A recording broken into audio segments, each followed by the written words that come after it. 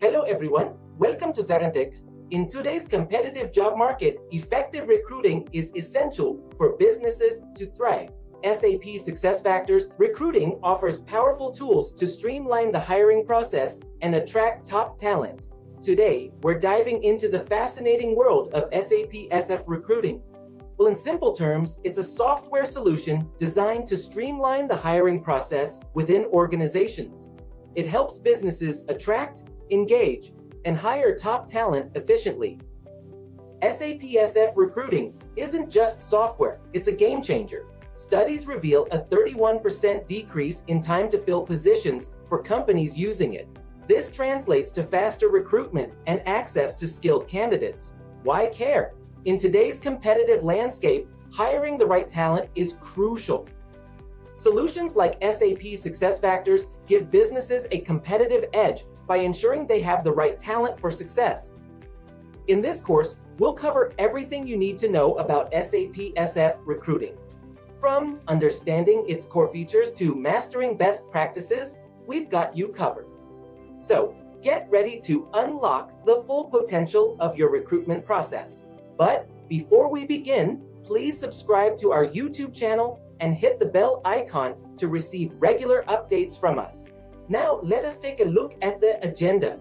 Agenda 1. Recruitment process diagrams. 2. Workbooks. 3. Job requisitions. 4. Recruiting posting. 5. Business rules. Let's dive in. Now we will be going and seeing about a few more. Maybe I said we will create one rule. Okay. Maybe what I can do is I'll write some cases. Okay. I'll write some rule requirement cases that I'll be telling to you. Okay. Keep remember of that thing. Let me open, because in the workbooks and all we will not have these rules and all, but we will just see here the rule here. The first point would be first point would be the requirement here is for this rule, how to construct this rule is when we are on hold, we can, when we put the requisition is on hold, we can move the status from hold to open only. Okay, not with any of the statuses, any of the status. The second rule here is I want to put it. The first rule here is when we put the requisition on hold. Okay, any requisition, if we put it on hold, when we can bring back the status, or we can bring back the status from hold to open, not with any of the status. If the second condition is if we try to move to any status from hold to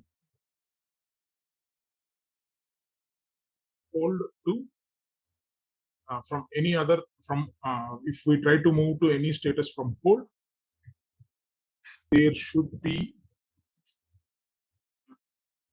trigger an error message. Okay, an error message. It should trigger an error message, and it should trigger an error message, and it should trigger an error message. Okay, like that. This is the second condition. Third condition is automatically after once they click OK on the error message, it should directly go back to open only. Okay, go back to open. From hold to open, we have it. From hold to open, we first condition is like when we put the requisition on hold, when we can bring back the status from hold to open, not with any of the statuses. So it will not. It will throw an error message, and it directly go back to open stage only. Okay, or default or directly defaulted to open status. Okay, so that way we want to write it open status. So whether now we will go and write the status, we will write one business rule. So this just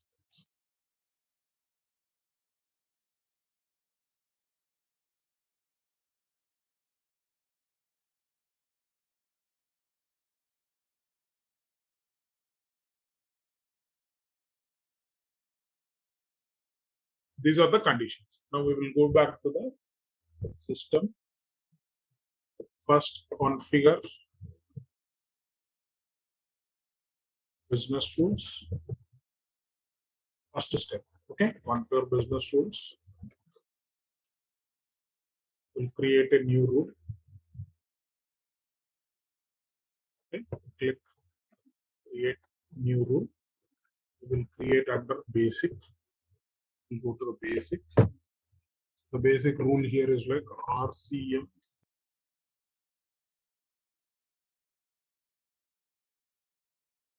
hold status. Okay, hold status. You can have it. Next, the description.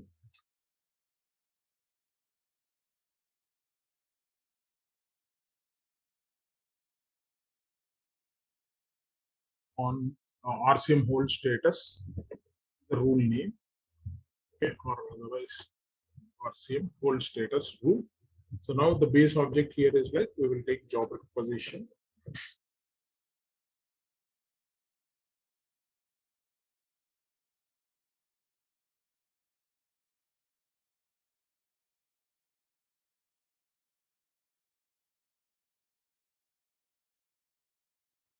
Okay.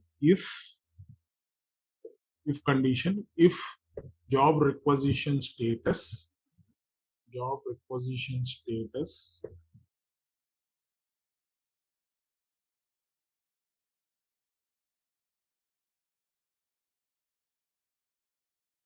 is equal to hold, then set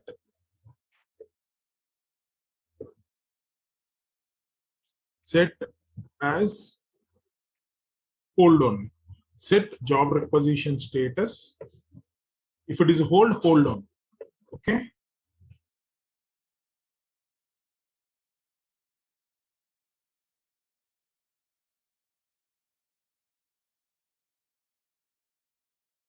To be value is like hold. Okay. So the next condition is like add else set if condition again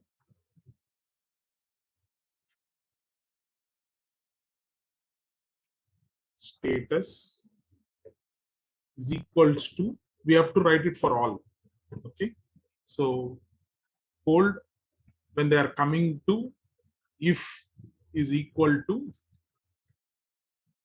during this time it should come, right, when they are coming back from hold to, then set hold, and here we will write it one more tag here.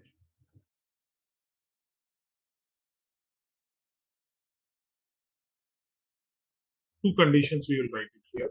So the conditions here is like, we'll remove this one, need not the stage. Okay, the first condition is like hold to hold, else if is equal to any value,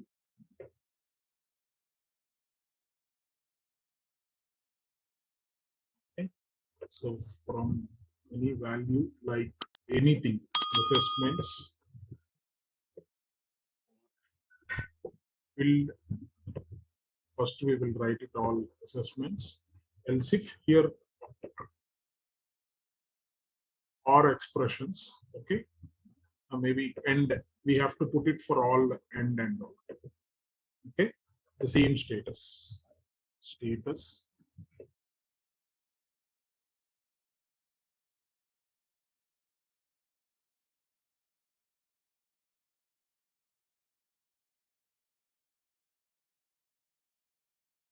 Okay, then when this should be, that is what I'm telling. If here the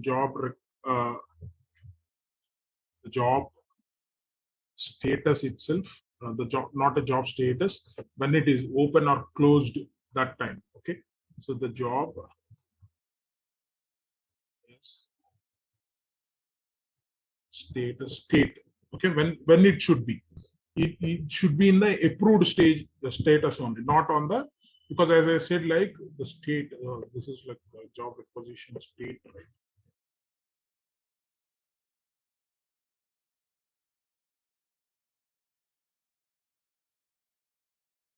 The system status is equal to approved only, not at the time of pre-approved or approved or closed. At the time of approved only. Okay, so now the condition here is like this should go up.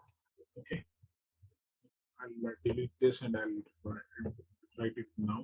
Post this. See, first condition what we are telling is like this can be happen at the approved status time only, not at the pre-approved or not at the closed system status.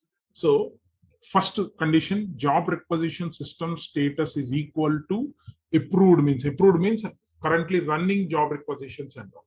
Okay, at that time, if the job requisition status is equal to hold, then the statement should be hold. Else, if you want to make any changes to any of the other things, assessments or filled, we will remove about the field. We can excuse for field also. Otherwise, any other status, if we want to bring it to interview, okay. And the other condition here, job requisition status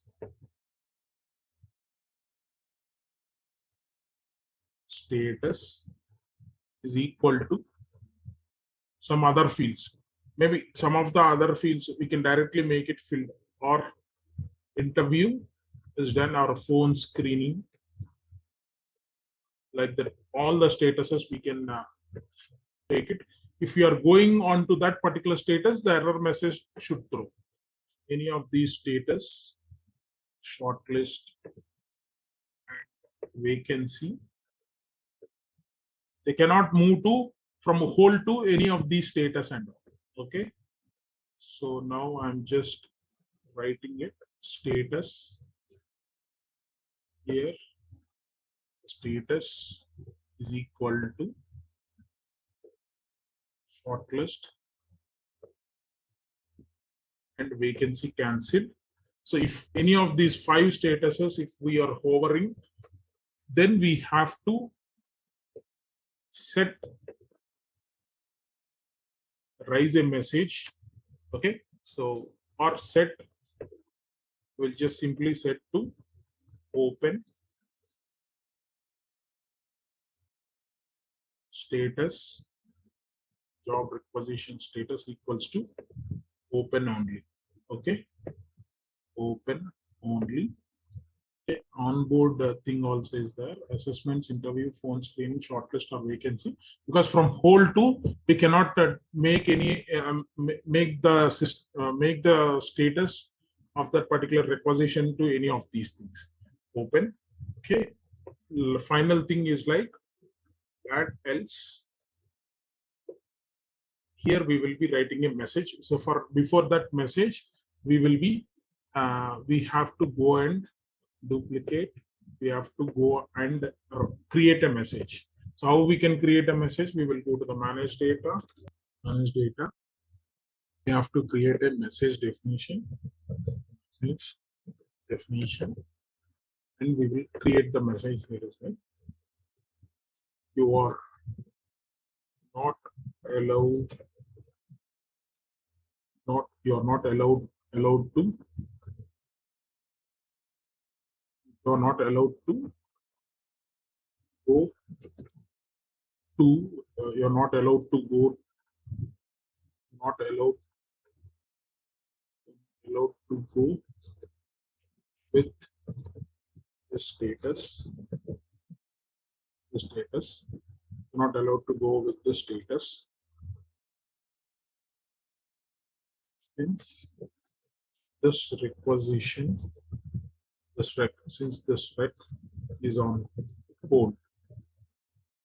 Since this rec is on hold, we cannot go to, since this rec is on hold, it will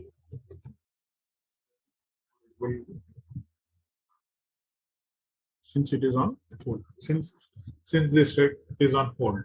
Okay, so you cannot move to any of the other statuses also, since this rec is on hold. So like this you can have it. If you want, you can have the code. Some code would be like message, the name also.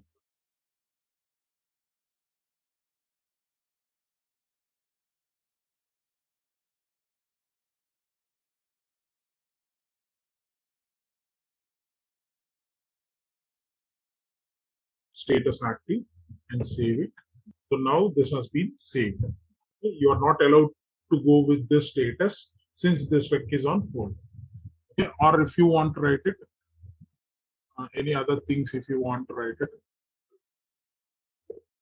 you are not allowed to go with this status since this rec is on hold. It will direct to, or otherwise you have to choose only, open. Okay, so now I'm giving like this. Okay, let's see what will. So now this is the status, and now we'll go to the then else set the rise message. What is the message is like hold MSD. CVRT is like error. Okay, so like this, since the okay, we did not save it, we have to choose only open.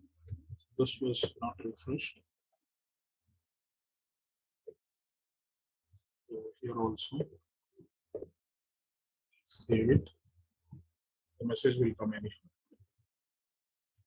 Okay, so now this is the things we have written. Okay, so the we have now the first condition we have done it. Okay, all the things should be equal to open. The second error message is there, but we did not write defaulted to third condition. We did not went. Okay, so the third condition is like, if I go to the third, once they click OK on the error message, it should directly default it to open. That we have not written. Okay, now we will see how it will happen. Okay.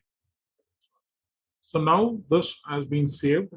So now what we have to do is like we have to go to recruiting rules, maybe rules in recruiting, the managed rules in recruiting. We have to go to managed rules in recruiting, and for what all the objects that we want to do it. Okay, so we want to set up for job requisition, and this should be for standard job requisitions. And what is the field level? Both the places we have to do it, template level and field level. So the first rule here is like the template status part. What is the rule? RCM hold status. Template level also initialize at status rec status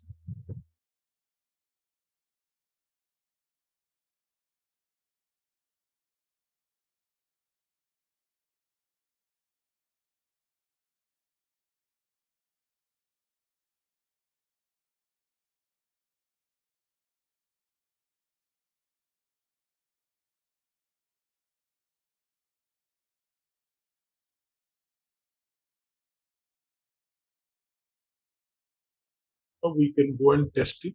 See now as Tessa Goldwalker. Tessa Goldwalker.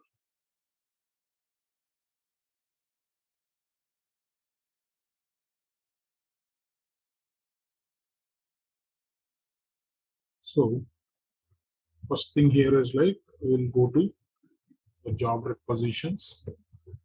We will put any of the requisitions on hold first. Okay, recruiting.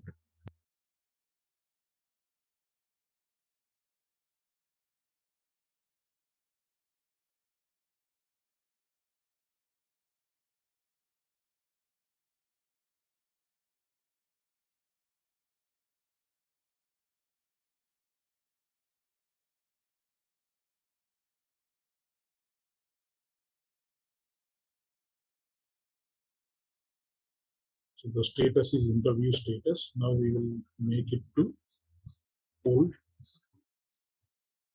Save the changes.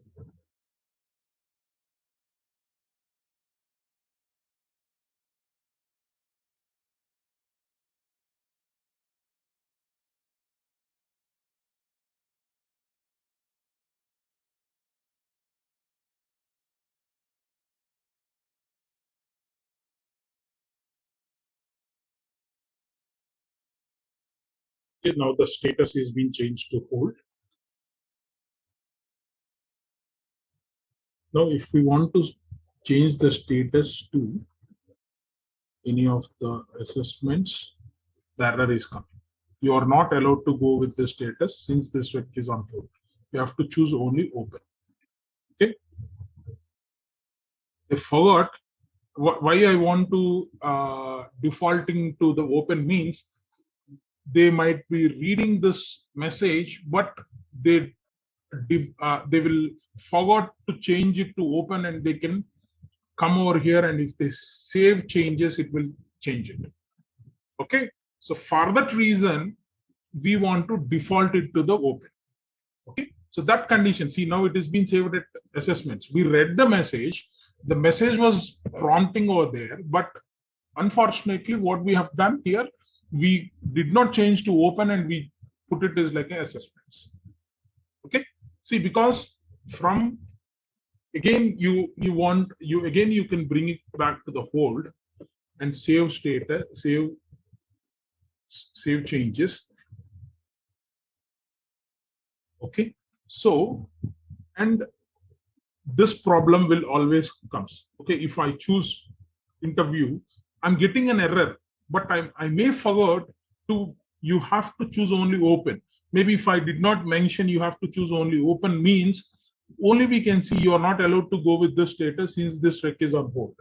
Okay, so you will not getting of this. For that reason, what we can do is like we can default it to open.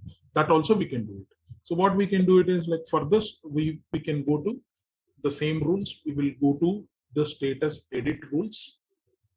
The edit rule, what we have to put it over here is like we will make correction and set here at the else statement we will add an expression set job requisition status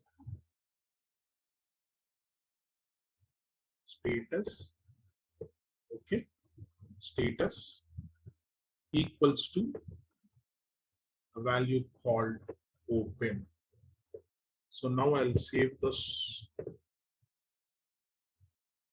thing. Now I saved it. I'll close. And I'll just once again I'll save all here. Now I'll try what we can see the error message and the other things what we can see we'll observe. So now it is being saved. Now we will go back to the job repository here. Once we choose any of the phone screening, for example, the error message is thrown okay, and we can say okay, but it will default it to open. So now we don't worry about it. We need not because what will happen, sometimes it will happen in the regular procedures. Maybe recruiters might forward from hold to any of the other status they are bringing. They might forward to change it to open, and they will do it. So we made it default to open. Okay, so this is the rules that we will generally write it. So any of the, because any of the things like during this time automatically we can do it, anything we want it, we can do it. Okay, got it? So this is the ways for the things here we can do it.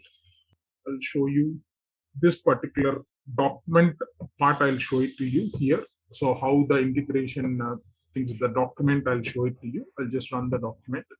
Okay, so this is the document I'll run. After that, I'll come back to the recruiting posting. Okay, so we are done. Once we're done with this recruiting posting, we're done with the RCM. Then we can move to the onboarding 1.1 and 2.1. All right, let's test your knowledge. Here's a question for you. What is the purpose of the SAP SuccessFactors Recruiting module? Option A, to manage employee performance reviews. Option B, to handle payroll processing. Option C, to automate the recruitment and hiring process. Option D, to track employee learning and development. Take a moment to think, and when you're ready, choose the correct option. Remember, each choice holds a key to unlocking the answer. Good luck. Type the correct answer in the comment section. Hey there, ready to become a master at recruiting with SAP SF? Our course is here to guide you through it. You can go through it at your own pace on our platform. In this course, you'll dive into SAP SF Recruiting, which is like a super handy toolkit for finding the right people for the job and getting them onboarded smoothly. We cover everything from the basics to some nifty advanced techniques, all taught by experts who know their stuff. Your instructors are seasoned pros who've been in the field for years. They're here to make sure you understand everything and are always ready to answer your questions. And guess what? Our students love this course. Folks just like you have found it incredibly useful. The best part? It's incredibly affordable, so you won't have to break the bank to become a SAP SF Recruiting Pro. Ready to take your recruiting game to the next level? Sign up now on our page. And for more details, hop on over to ZaranTech's website. So today we will see about the business rules. And so we have completed with HR master data and recruiting. And this is new. Because the system's still unstable on this particular part, I need to do some specific things because I've raised a request with SAP to get access for this particular demo system. We'll see, otherwise I'll show it from the other system. Okay, now we will see today, because the system is available for business rules, so we can continue with the business rules concept. So I'll show you a couple of business rules, how to set the business, what exactly the business rules is all about. So the rules, whenever you are doing any process or any procedures, see for example, if we want basing on this particular field, the other fields need to be populated in the job requisitions, or basing on this particular, see for example, now the business rule that what we want to write it here is like basing on this particular field. Okay, so the error message, we have to get it. We have to get one particular error message. So if I choose this particular field when I'm creating my job requisition, it should throw an error message to me. Why? Because for example, you are doing some changes to your, see for example, what examples I can tell it, and parallel we will create one business rule. We will write the business rule for 3 or 4, maximum 2 or 3 we can write it. The first thing what we have to do is like, we want to set the currency field based on the country of that job field value. Okay, so first thing what we have to do is like whether we have those fields are there in our requisition, we have to just check it. Okay, so for this what we have to do is like, we will in our admin center, we will generally we select a set of job board options. We have make sure that Canada Mexico and United States are enabled or not, first thing we have to do it. So we have already enabled that thing.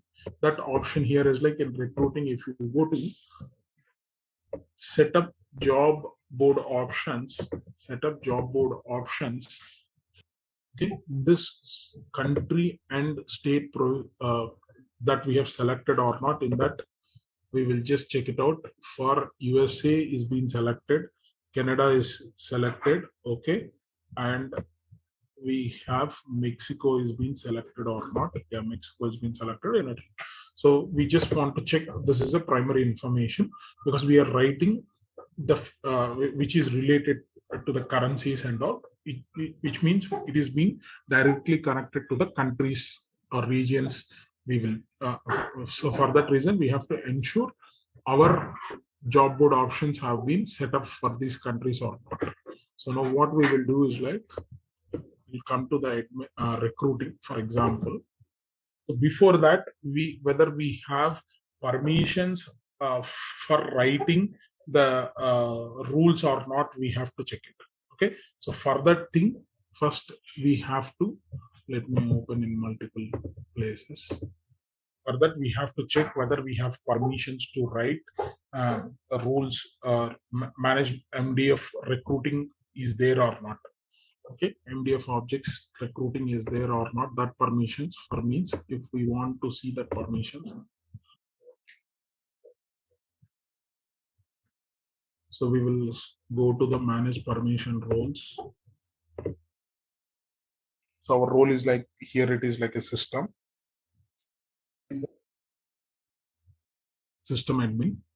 So for system admin or recruiter also we can see it.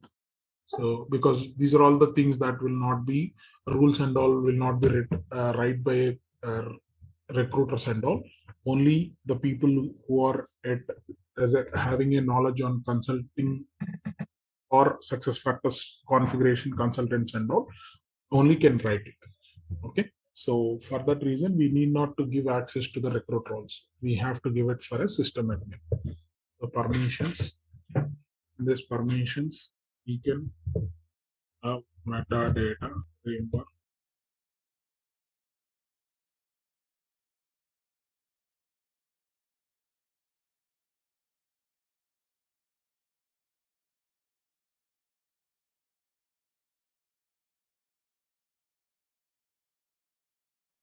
So we can have metadata framework. So generally we can have it here. First permissions, we can have it. Manage recruiting objects.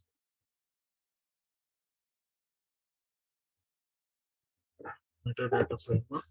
We will have metadata framework. In this, we have all the permissions or not. We can just check it. After that, because these are all employee central related ones, but being a recruiting system, if you are a recruiting configuration consultant, we should have these permissions also. Along with that, MDF recruiting will be there. Here MDF recruiting objects.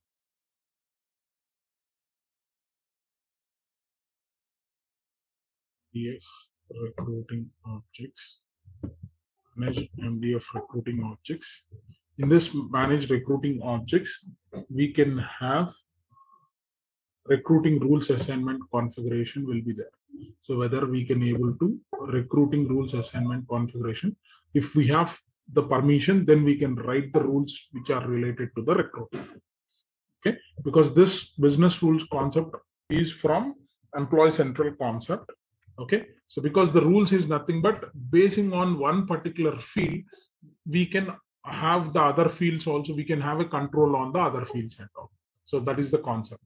Okay, or if any permissions, if we change it, okay, so if any values that we have opted for that particular value, there is error message if you want to throw error messages. So like that we can write the business rules. Okay, or any calculations if we want to do it. So that kind of things also we can write it. So now, yeah, permissions are there. That's well and good. After that, what we will do is like we will just go to and just check it. whether we have this particular values, we have it or not. Okay, we have to see it. Okay, because this particular country we have to, if it is any job related field, job field value, country of a job field value, if we choose that, then the currency field should be like this. For example, if you choose a country of that particular job would be like USA, means automatically the currency should be in USD. Okay, so if you say Mexico or if you say Canada means Canada dollar should be there. Okay, so like that we wanted that currency, we want to create it that particular currency. Okay, it means whenever you choose that particular countries, automatically the currency field should be populated with USD automatically. So that is the reason we want to write the rules. We want to write that rule and all. Okay, so for that, what we can see here is like, we will just go to, for example, we will go to the requisitions. Let's see whether we have that field or not. If I go to job country,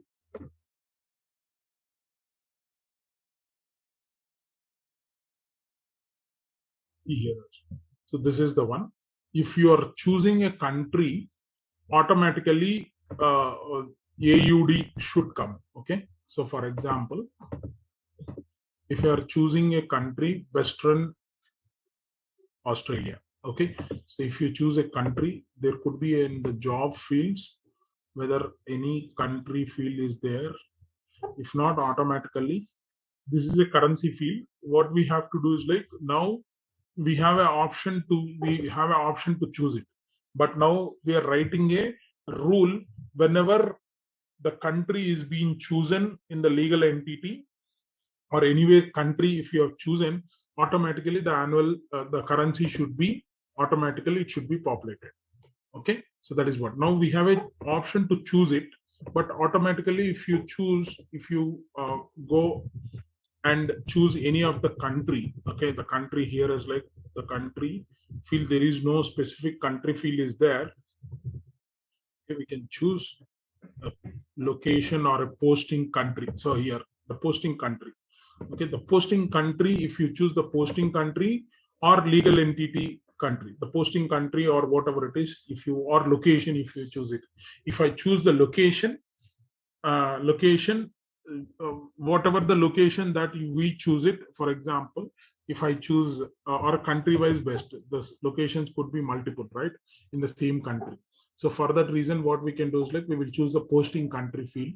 If I choose posting country, United States, automatically, if I choose posting country, automatically the currency field automatically it should be changed to USA. So that kind of rule that we want to write it now. So this is the scenario. This is the scenario, or a customer requested us to do, write it this one. So for that, what we have to do is like, first we have to create a rule. Okay, or otherwise add a warning. We can add a warning message also. Okay, so for now, what we can do is like, we will just go to create. First, we will write the business rule in the admin center. Okay, so first, how you can write the business rules here is like, we will go to configure business rules, or we can scroll down admin center. The main settings will be in the company settings. You can have it. Scroll down. You can go to the company settings.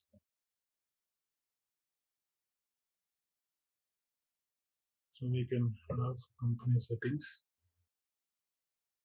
This company settings will have configure business rules. Okay, this is the one. I'll make star this one. Configure business rules. This business rules, we will go and create a new rule from basic. Create a new rule.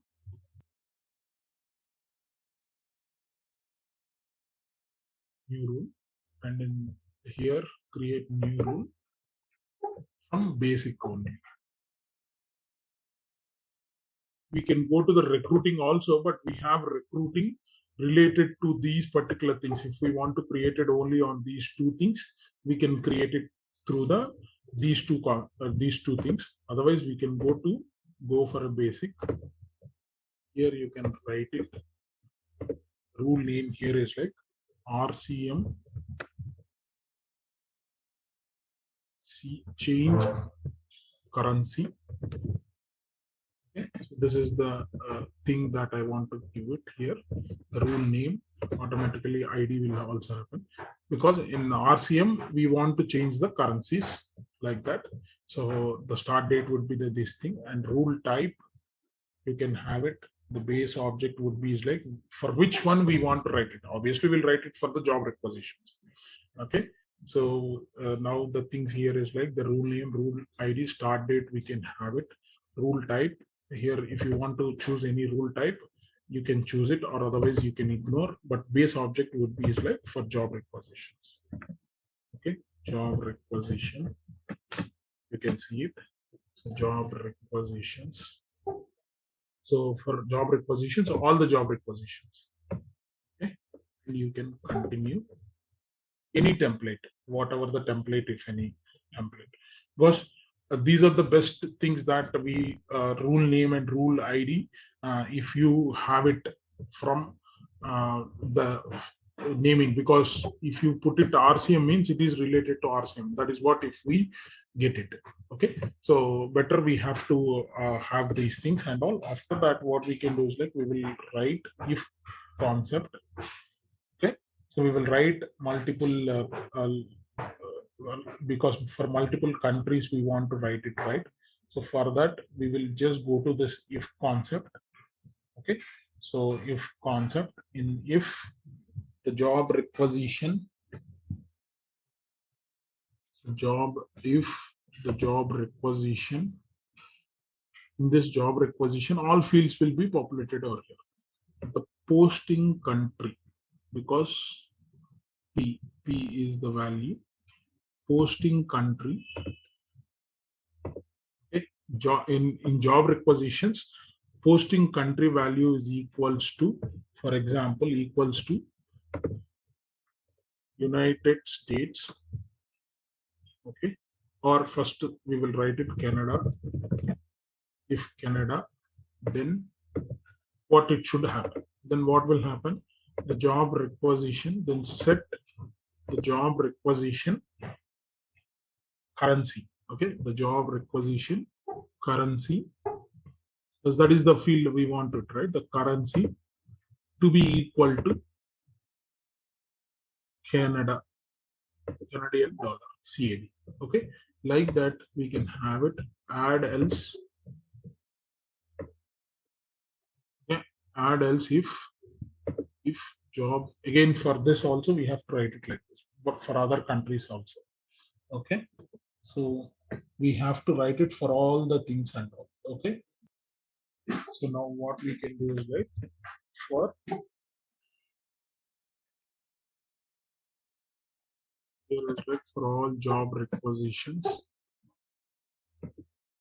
here also is equal to, or you can also write it for specific also, you can write it.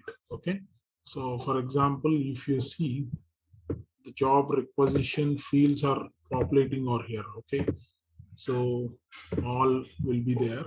So, and if you want to have job requisitions here, requisition IDs. Okay, job requisition ID also you can write it, or here you can see the requisitions. If requisition, go on here itself, if the requisition ID, for that particular requisition ID only you want to do it for means, because for this the job requisition ID is equals to any of the ID, like that also you can write it. Now for what we are doing, job requisition posting country value we are choosing it. So but whatever the field, if that particular requisition ID is there, so that way also you can write it. So now first what we can do is like, so next job requisition all. Now obviously the posting country is equals to Mexico. So what we can write it here is like United States, because in this field what it is happening, the full length of the values are there under the posting country.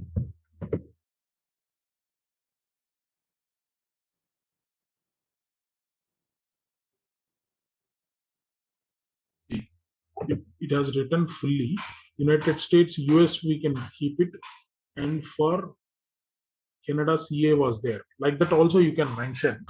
Okay. So, but if you want to have US, then obviously set job requisition all currency to be equal to, so here is like US, if I put it, is equal to a value United. Here we can have it also posting country. Okay. Here we have chosen a value. So if the posting country is above, also we can change it, then is to be equals to USD. Okay. And this is like posting country. Instead of choosing a value, we can directly choose a posting country. Because we instead of giving it from our side, so here is like Canada, obviously CAD, and for United States USD. And like this we can add else if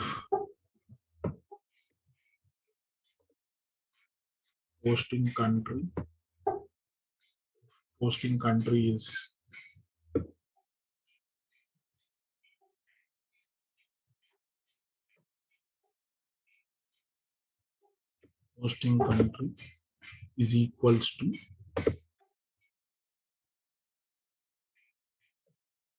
equals to Germany, means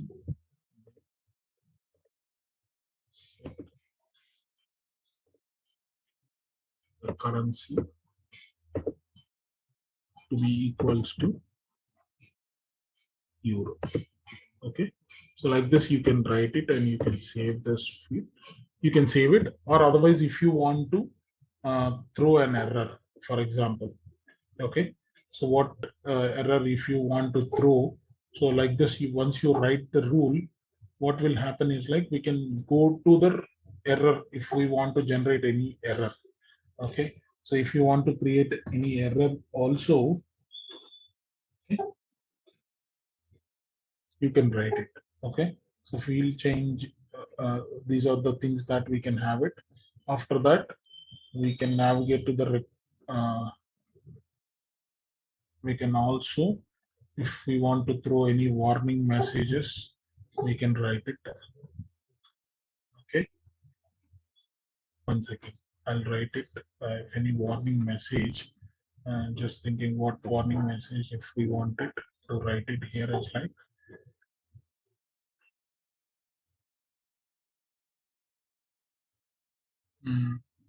first we have to create a message definition. What kind of rule? Okay, I'll first we will observe this change and then we'll go to the message definition also. Okay, so now what we can do is like because we have to create it the message definition and all.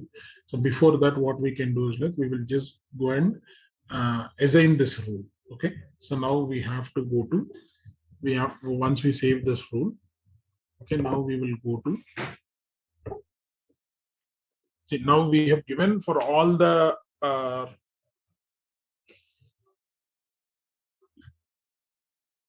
tools and all, or if you want to give it only for specific, this is the rule we have created for across. So now what will happen, we will just go and test it this way, first thing. Okay, so we have given a rule for all the requisitions. Okay, so if you want to give it, this rule should be applied for all the things. Okay, so what we can do is like, so the new rule we have given it. So if I choose if I choose United States. So whether the rule is applying or not, I can just come over here. No, it is not refreshed. But anyway, we have to give it for which job requisitions this should be happen. So for that reason, we have to go to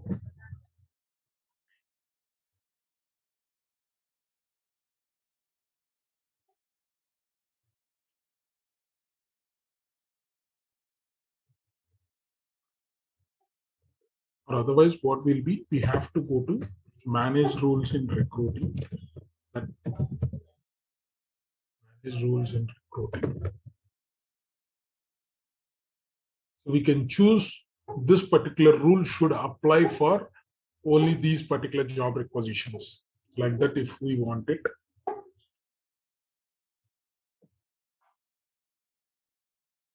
Okay. So this is here, these are the standard and this should be happen for standard job requisition template. And what are the fields here?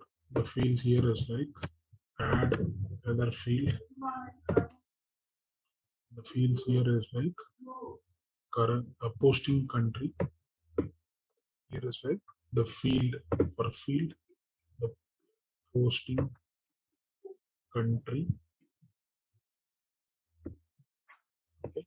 And what is the rule it should apply? The rule here is like RCM CH currency. Okay. Even the template level, if you want this field change rules, and template wise, if you want to do it, you can have it. After that, what you can do is like you can save this. So this is the part where we can have it.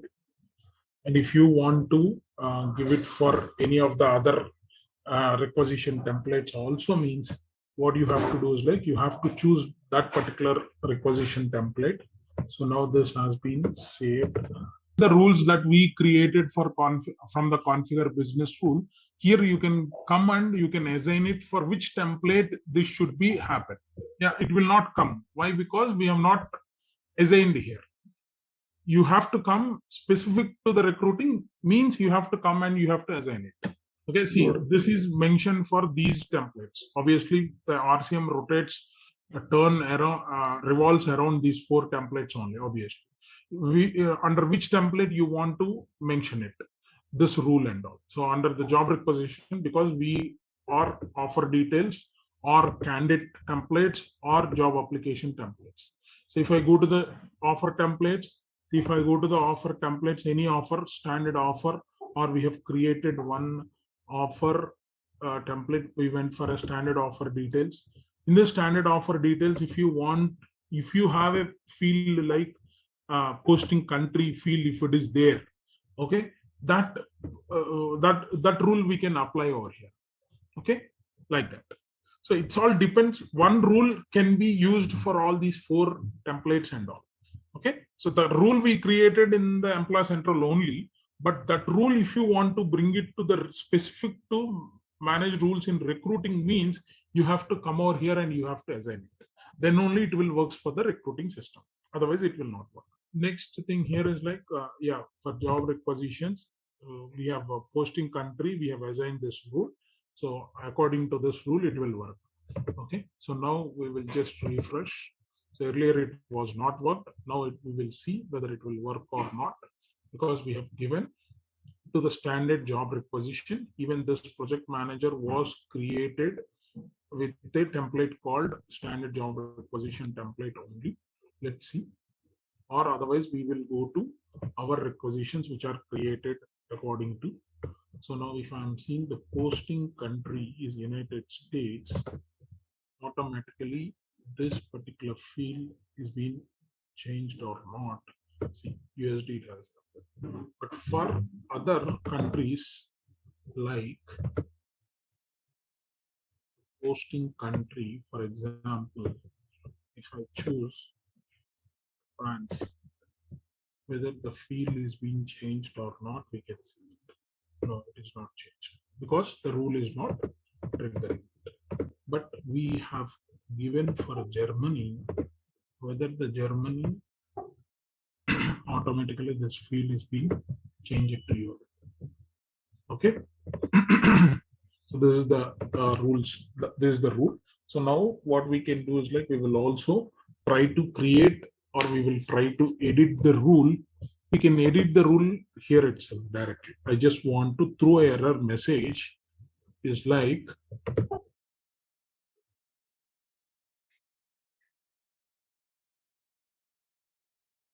so the rule will open here and edit, take action, make correction here, else, add, else, job, set. Okay, first we have to set a message, right?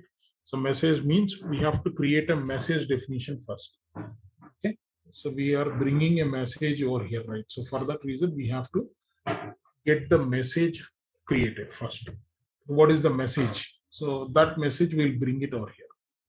Okay, so for that, what we have to do is like we will go for a we have to add a warning message to your business rules and all. Means we have to create a message first. So how to create a message? Message we will be creating it in message we will be creating in. So I'm just duplicating it. We'll create in Employee Central only. So the Employee Central, where we can create it from the managed data. Okay, there is a concept called where we can create all the records and all in that. Okay, I'll go to that managed data. So here in managed data, if I go to managed data, in managed data, we'll create one message definition. So there is a called message definition. Okay, so this is the place where we can have it. Message definition is like, what is the message definition?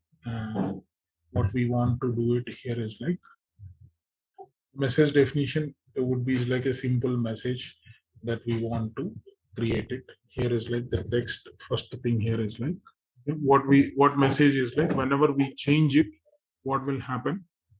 We are telling that because we are changing for only 3 countries. Okay, so when we are changing, when automatically USD is coming means we have to validate the other fields and all which are related to finance, whether finance in the sense here, for example, if we are changing it here, there could be one financial annual salary, whether we have to change that annual salary, because we have not written to change that also. It should all, because we just change the currency only. When the posting country Germany is there, automatically we have chosen euros. Okay, so if the annual salary, if other fields also, just go and check it whether the field is being changed to euro, the label is being changed to euros or the employment type. So that kind of message we want to give it here is like the text here is like, please check other fields which are related to country / or currency. Okay? currency because these fields have been changed. Okay? So that is the reason we want to give it. Please check what I have written is like, please check other fields, other financial, other financial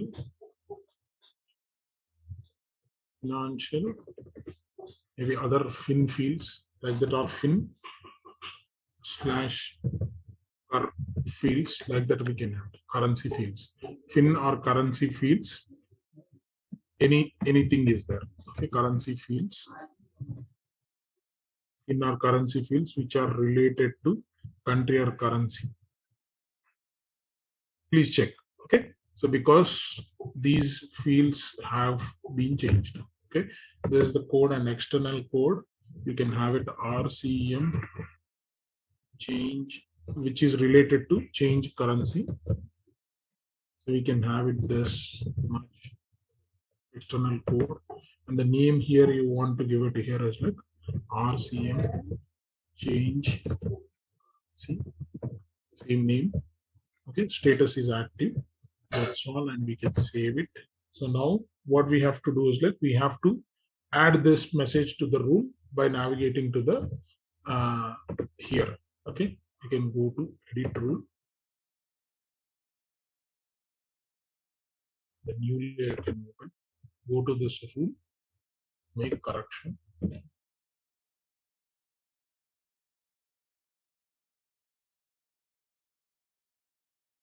So from first then statement, okay, from first then statement, we can add an expression. Select here, raise message. What is the message? The message name here is like RCM,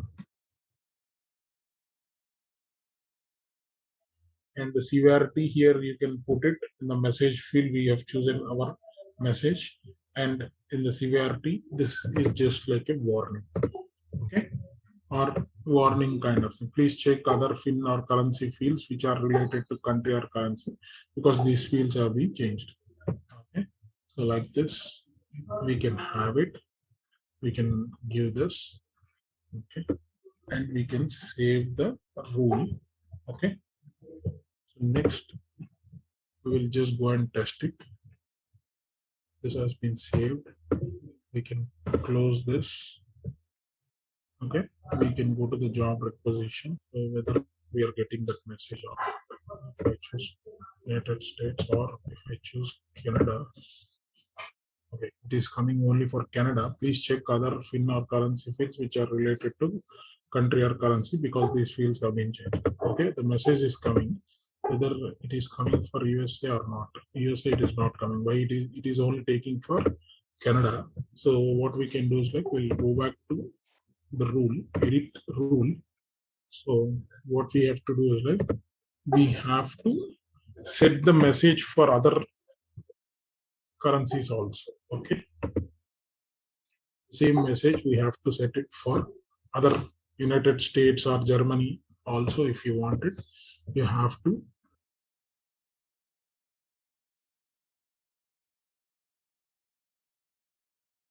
this message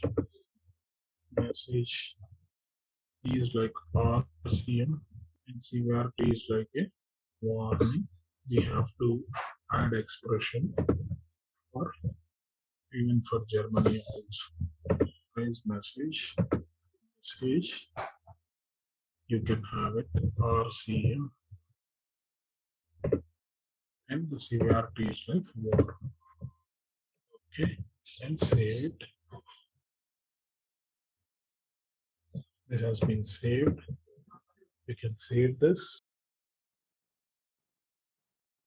I just check it whether it is coming for Canada. It is coming. United States, it is coming.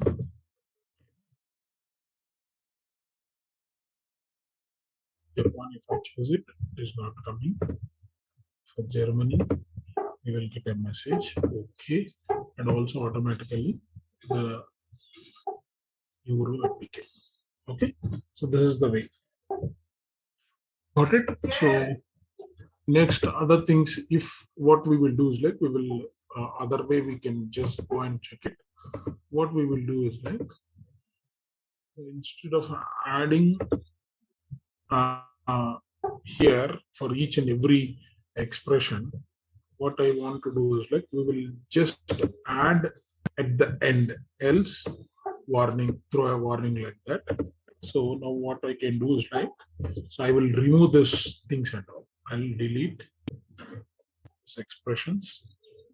Okay, even here also I'll delete it. We'll observe how it is coming if I give it at the end for all the three. At the end means else change it, or else throw a error, throw a raise message. Message is like RCM, message RCM. The severity is like a warning. So we will see how it will.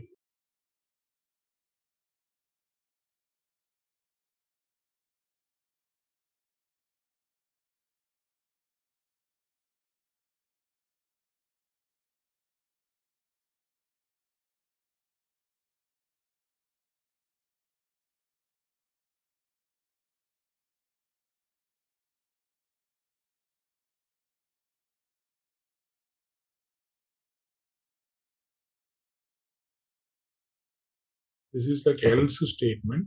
So what I can do is like, again, I'll go to edit, because anyhow, the first action is happening. Then it has to throw an error. No, we have mentioned it as a wrongly. Take action, make correction. So we have to keep this as it is. Expressions, then statements, expression, set. What I can use that for all, it should means this is not coming. Or what I can do is like, just want to refresh this. Just freshly I'll close and I'll try it. Okay, duplicate.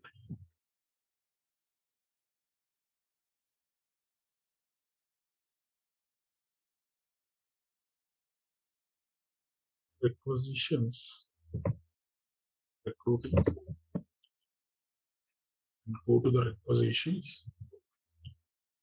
Just refreshing that. Maybe it whether that what happening to that rule, why it is not throwing any error message, but it is taking only the first condition, right?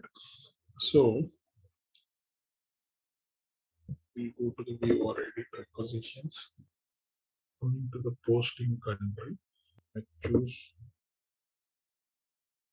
the one we are getting it, but for Germany, cannot get it. Choose Brazil. It means we are telling that please validate other fields and all like that. Okay, so this is working if we give it at the end. So what it is happening, it is we for Brazil and all, we have to go and change the currency field and annual salary, even the other financial things and all, we have to check it. So for that is the where it is going as a else.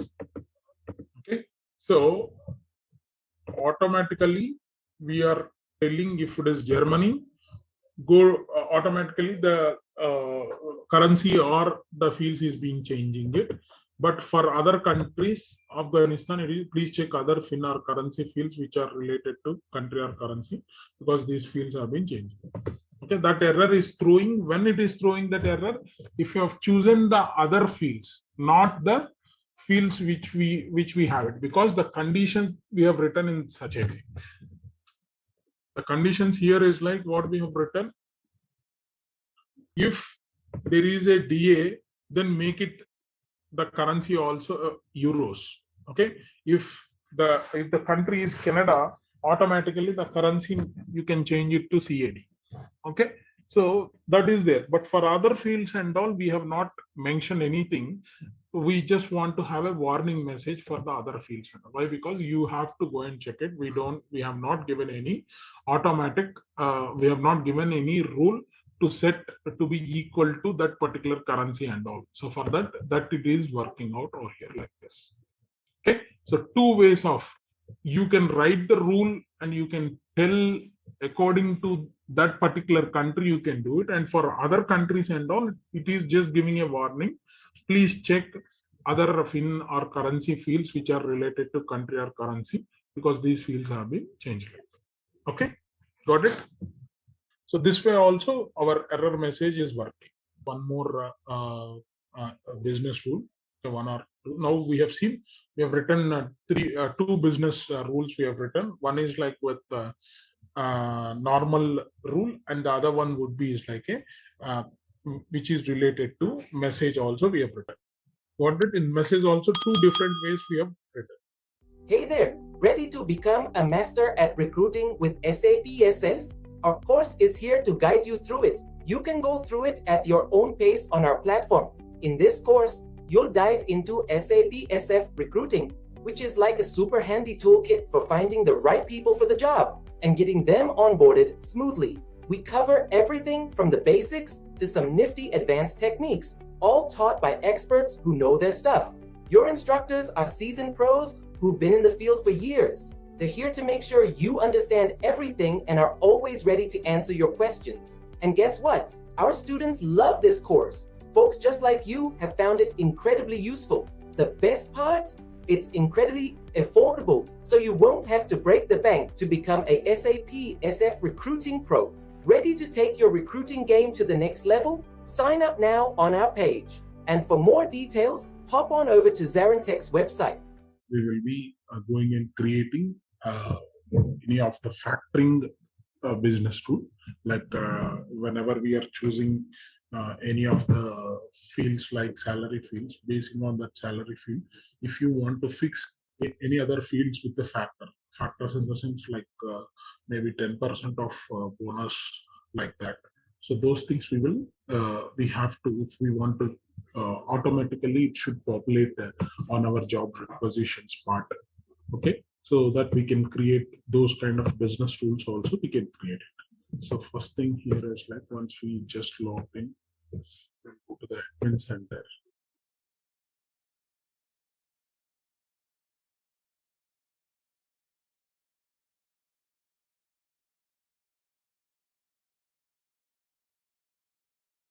Just we will go to the scenario here is like, we will just duplicate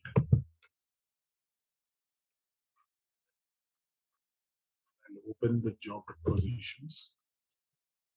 So there are some fields are there.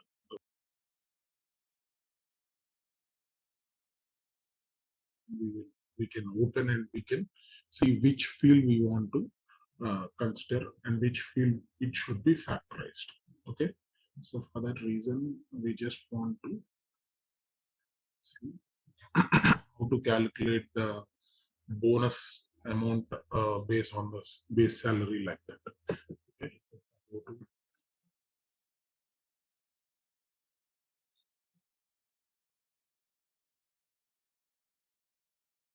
We have to check is like, obviously we can do the formulas or whatever it is, but whether we have the fields or not there, we have to check it. So obviously the fields are there. So what we can do is here, there should be two fields, should be.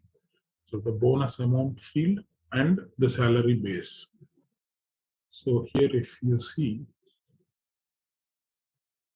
your annual salary is there. Okay, and also the target bonus amount is already there. Okay, so for this, the formula was already there. So what we can do is like, we can increase the number, or commission we can do it. Okay, so maybe for commission, this is going to, or a stock package and a commission also you can define it. Okay, so already target bonus amount was already defined. So either what we can do is like, we can go and change it, because if you, whatever the amount that you are giving it, this bonus amount is auto calculated or not. No, it is not auto calculated. Let's see, we will have auto calculation, we can have it. Okay, so if I'm giving it, so this is like the auto calculated, or we can enter anything that we can enter anything. So what we can do is like, we can have auto calculated procedure we can follow. Okay, so for this annual salary, automatically we can play with this. We will write three formulas or three rules. We can write it for a target bonus amount, or for a commission, or if commission we can have it, or we can have the percentage of the bonus amounts we can have it. Okay, so first, what are the steps that we have to do is like, first we have to write the business rule from the configure business rules. After that, we can link the rule to the template. We can test the rule also. Okay, so that is what we can see it. The first thing here is like, how we can write the rules here is like, first we will go to the configure business rules. The first step here is like, configure business rules. Configure business rules. We will go and create the business rule. Even we can write, I'll show it to you now. For requisition side, we were creating it. So on the requisitions template channel, if it is an offer side also, we can mention, we can also create it. So we can create a new rule. We can choose a basic rule. We will open a rule name. We can open job.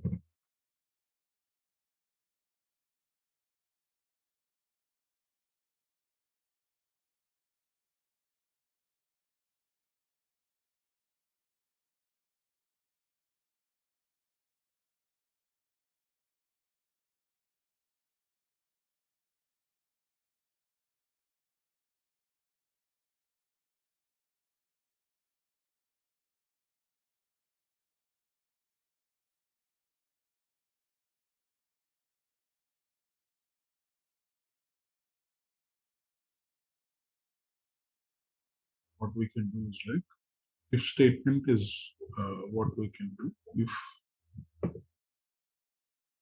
object position salary, we can what we can do is like why we don't want to have this thing here is like obviously whenever we are because always true we can put it because to populate only the then statement only we want to write it.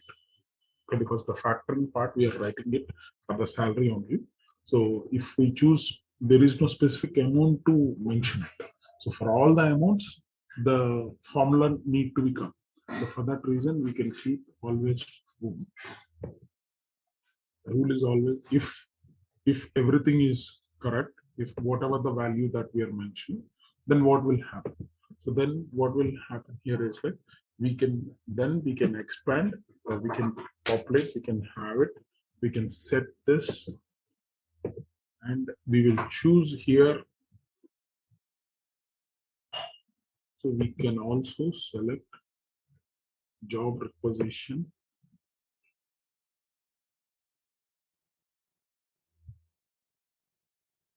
Okay, job requisition salary. What is the value here? What is the annual salary? Job requisition annual salary.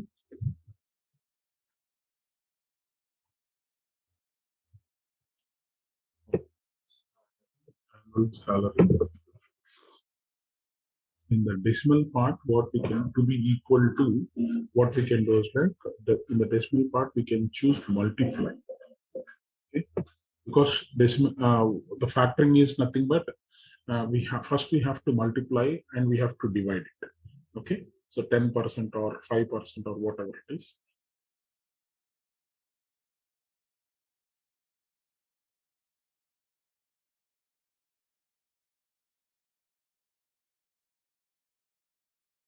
From here you can take it, multiply the annual salary, multiply, get the values. Okay, first the value would be is like for value decimal, the value annual salary if you choose. Okay. Factoring here is like for the factor, we can take the factor number, we can mention it here. The 10% means you can mention the value with 0.10 or 15% means 0.15 or 20% is like 0.20 like that we can mention. So now what we can do is like I want to give it 15%, 0.50. Okay. So this we can have it and we can save this rule. What will happen? The calculate result equals to here equals to you might be seeing it, the formula itself here. Make correction. If you see result, the calculate the result equal to value, whatever the value into that particular, because 15% means we are giving 0.15. So $1 lakh into 15% means 15,000 it will come. Okay, the value will come and the value will come over here with the 15% for the bonus. Then we can not the annual salary. We have to select the bonus because we are calculating for the salary itself. So for that reason, the bonus amount B, total bonus. That is field name here as well. Target bonus.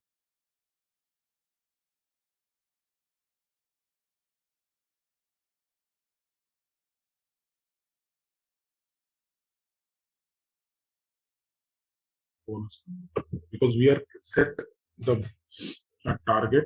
Next, we can have it here as multiply.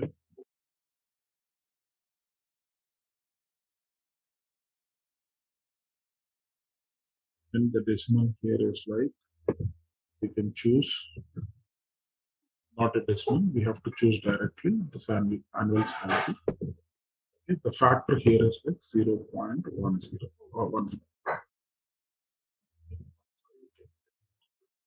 So this is a simple way of factoring. So we can have it in this way, and then we can just save it. Okay, target bonus amount, save it.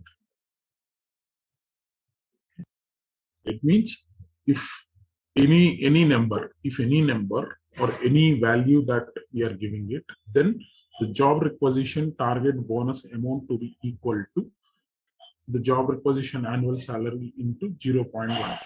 It means the value that whatever the salary that we are giving it, so that value should be equal to this much. Okay. So for that reason, we can write it this way. We can write it. After that, we will link the rule to the job requisition template. So for that, what we have to do is like, obviously, we will go to the manage rules in recruiting.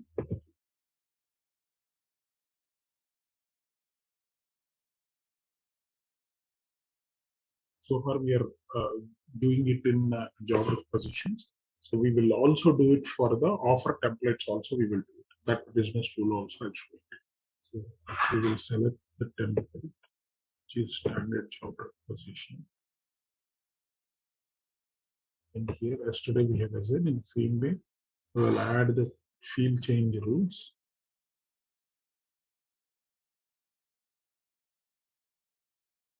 Here we can choose target bonus amount.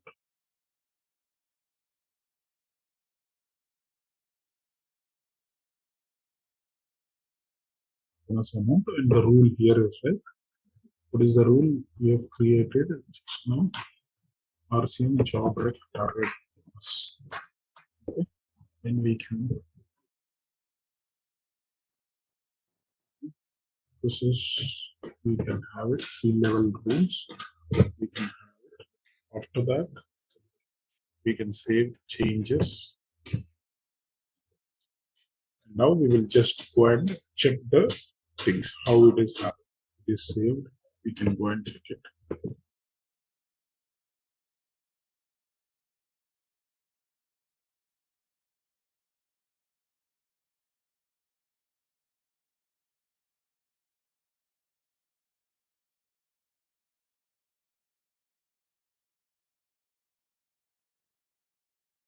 We think that it is saved, and we will go back to admin center. And now we will go to, or otherwise we will just proxy now as test our.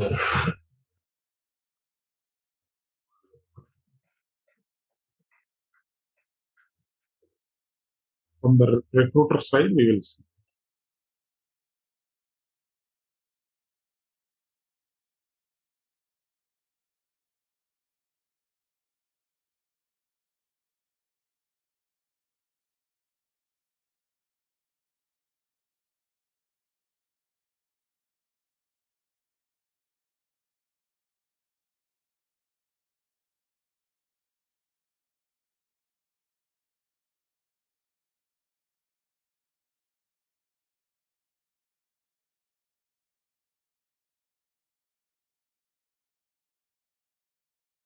If I take any job description,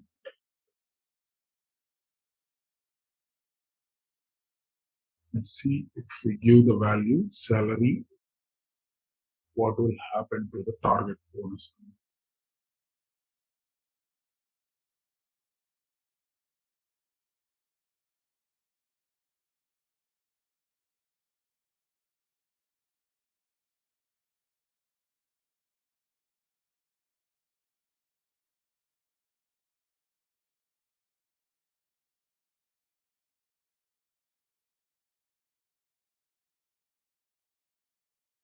We'll just go and check is that rule have been changed or not. Otherwise, what we can do is like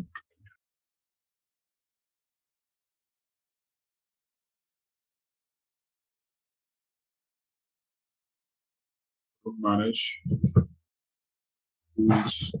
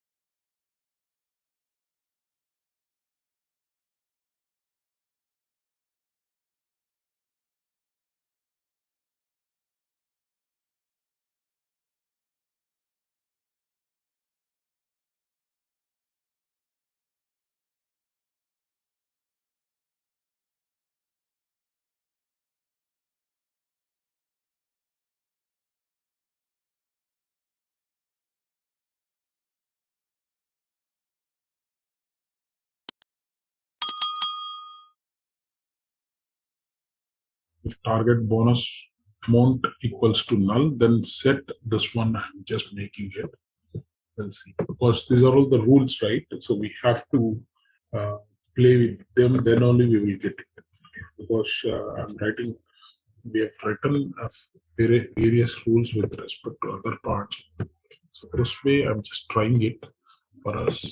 So we will see how it will work, how it will come. If I just choose standard job requisition, create a new job requisition, we can copy from existing.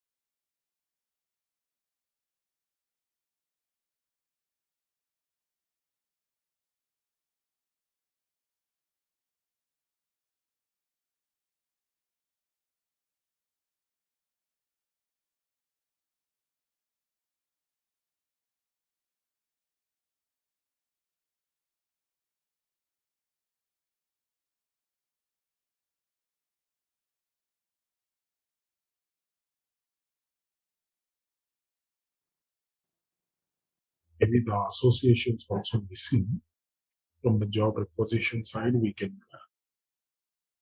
have to give it the association. Whenever we have choose annual salary, automatically the target bonus amount should be populated.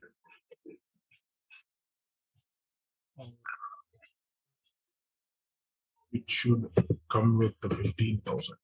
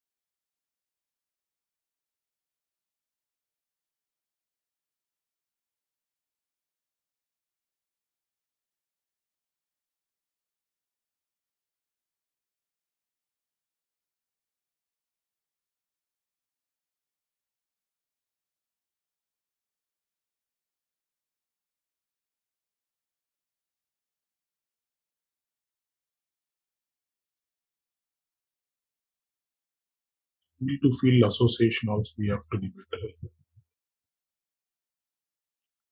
So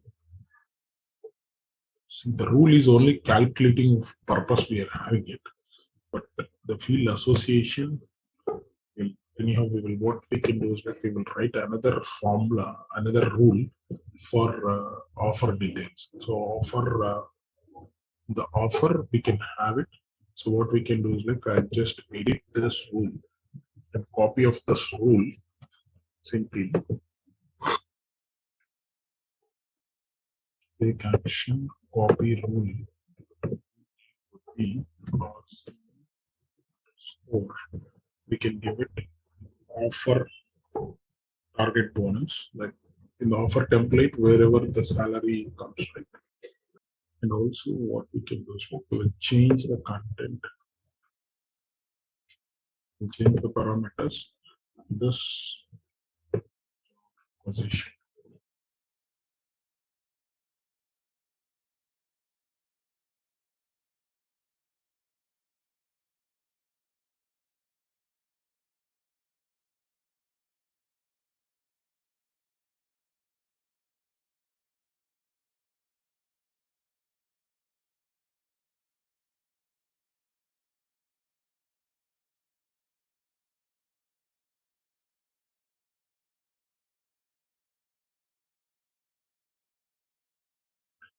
Here we choose offer template.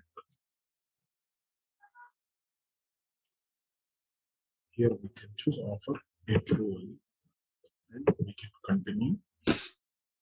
This we will always true. Then we will write it here.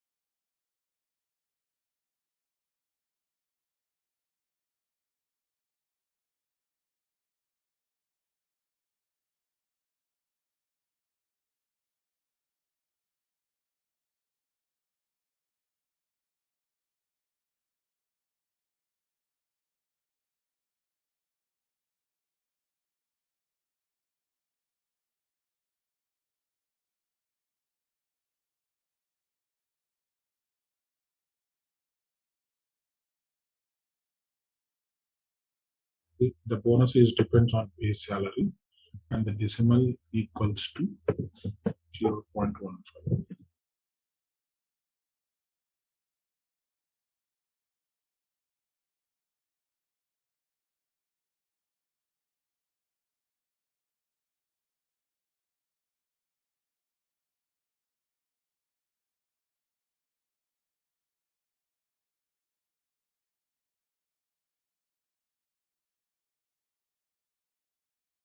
So here what we can do is like we will assign it to from the initialized rules, not on a field part. Here we can give it RCM offer target bonus. Okay, so we can save it. Why? Because we are entire template need to be template level rules that I'm fixing it. So save changes, not on a field wise. Yeah, in earlier cases, field to field changes, if it is there, we can use it the fields. But the entire template level that if we wanted, we can use it the template level rules, because the change should happen for entire the template, any fields, because there are a couple of base salary fields are there. So bonus is there. If multiple times the fields are there, we will use a template level rules. So now we can save this.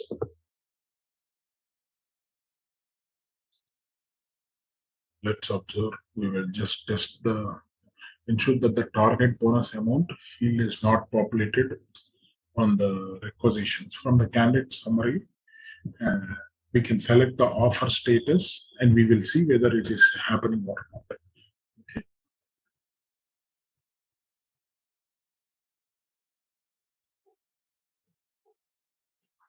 It's been saved. When you go to the job,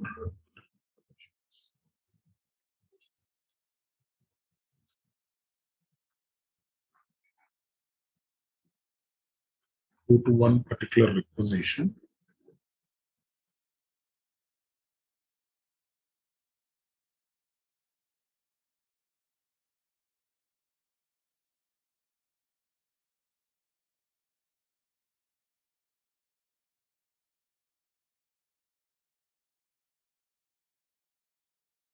So any candidate, if we want to go and offer for that guy,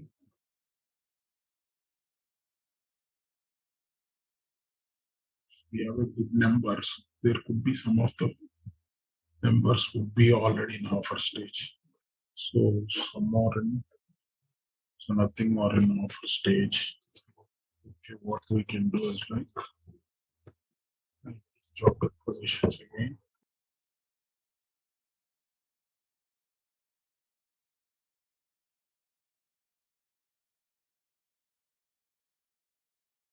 This one we will take it. At least if you are an offer, we will we will select offer things.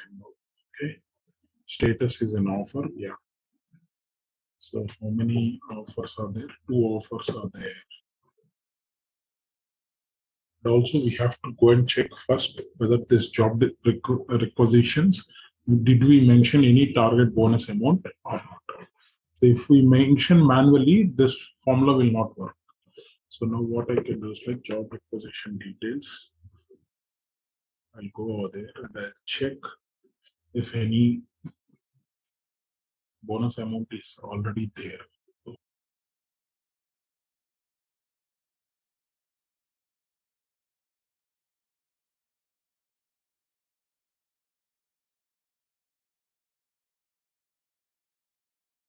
You want it. So 122, 625, 10%. We have given that. That is the one in the rule, right? 10 or 15 we have given. 0.15 we have given, right? Okay. 15% we have given. Okay. It should be 15%. So we can remove this.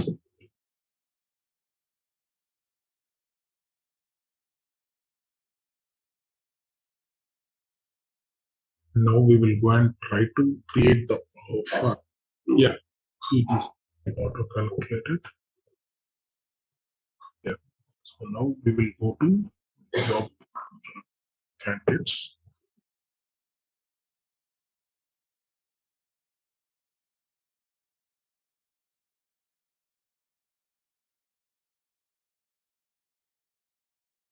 This is offer approved. This is ready to hire.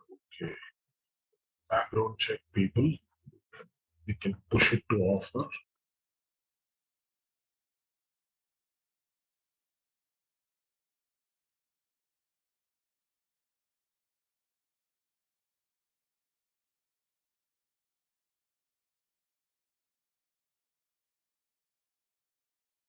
Now we will go and try to create. Required fields must be filled by the candidates or other operators before proceeding it. It's a conviction response, and for this guy also conviction response.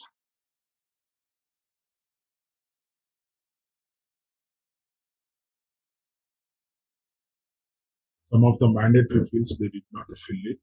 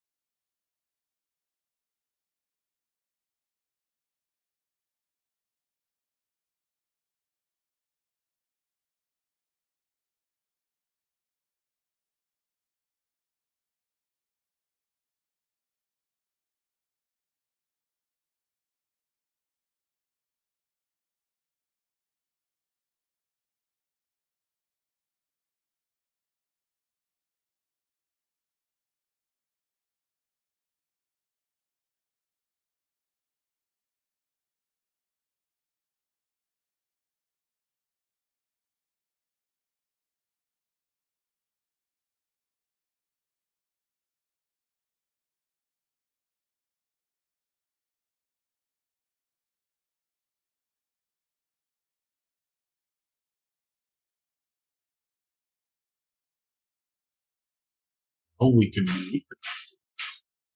Then we can change the things for also sort of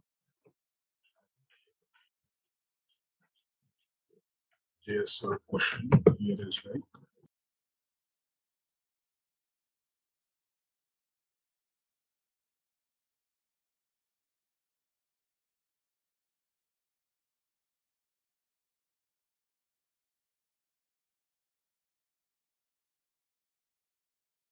So now both the details have been filled correctly.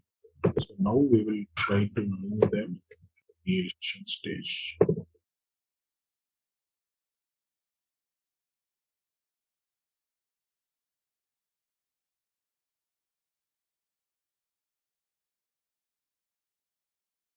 Creating the offer.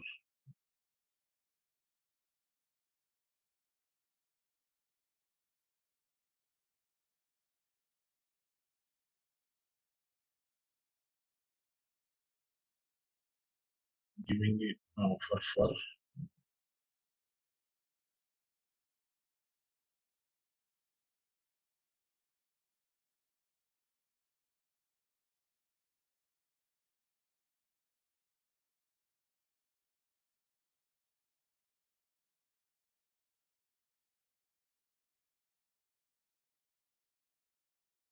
so I choose what is our template. We have done the changes for standard offer details.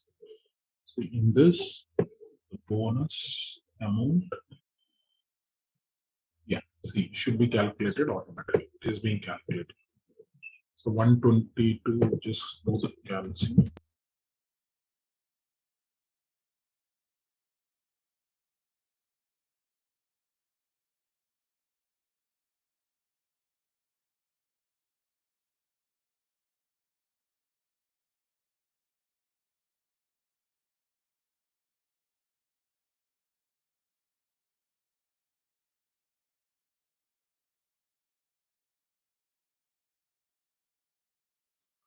the value has been calculated with the rule. Basing on the rule, it has been calculated.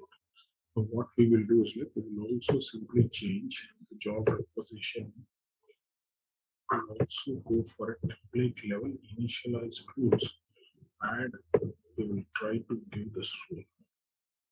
On a template level, if we try, we will see whether the associations can happen or not.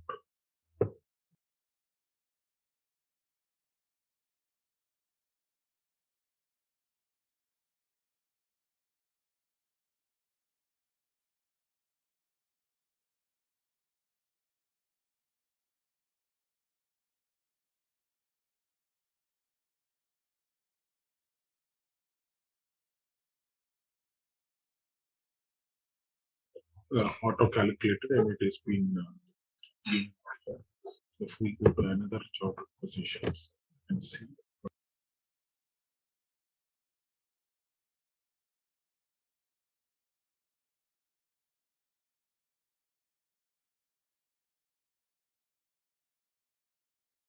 %15% of 90. Then what will happen whenever you are giving assign in this rule assignment, that only will happen. If for the same target bonus amount, if you apply two rules, nothing will the rule will not be applied for any of them. The confusion will come to the system. See, you can give multiple rules for various fields and all. You can give it for one field. Only one rule should be applied. Okay. If you want to edit the bonus from 15 to 20%, you can come to that rule only and you can change it. Any other one, or otherwise, whatever it is. Otherwise, if you create any new rule, remove this rule and opt for that particular rule. Yeah, it will show target bonus amount. It will show again. Again, what will happen? The things will not come in place. If I give another target bonus 1, if I give it, what will happen?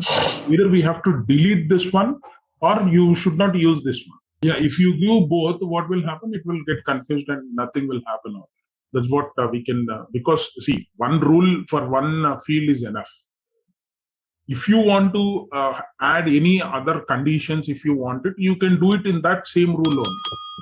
Go to that edit rule, and if you want to give any other conditions, if you want it, or if you want to change the percentage amount, if you want to change it, you can change it. But also, if you want to have any error message. So, for example, what error message is like? If we want to, you can insert the error message over here, make correction, or you can write add expression. If you want to set a warning, price message, so some message you can take it up. Some message, I don't know what message it is. So 1, 2, 3. If you are married, sorry. So you like this, if you want to give any error messages, you can give it.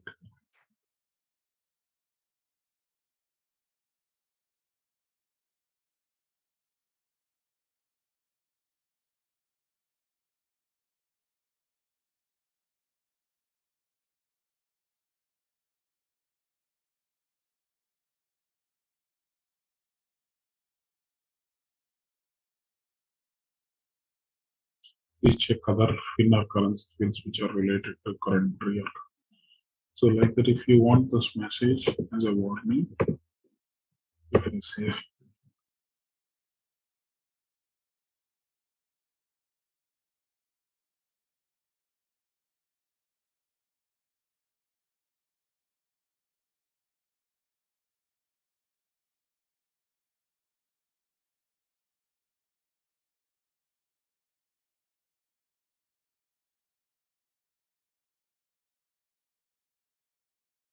whether we can get the message or not.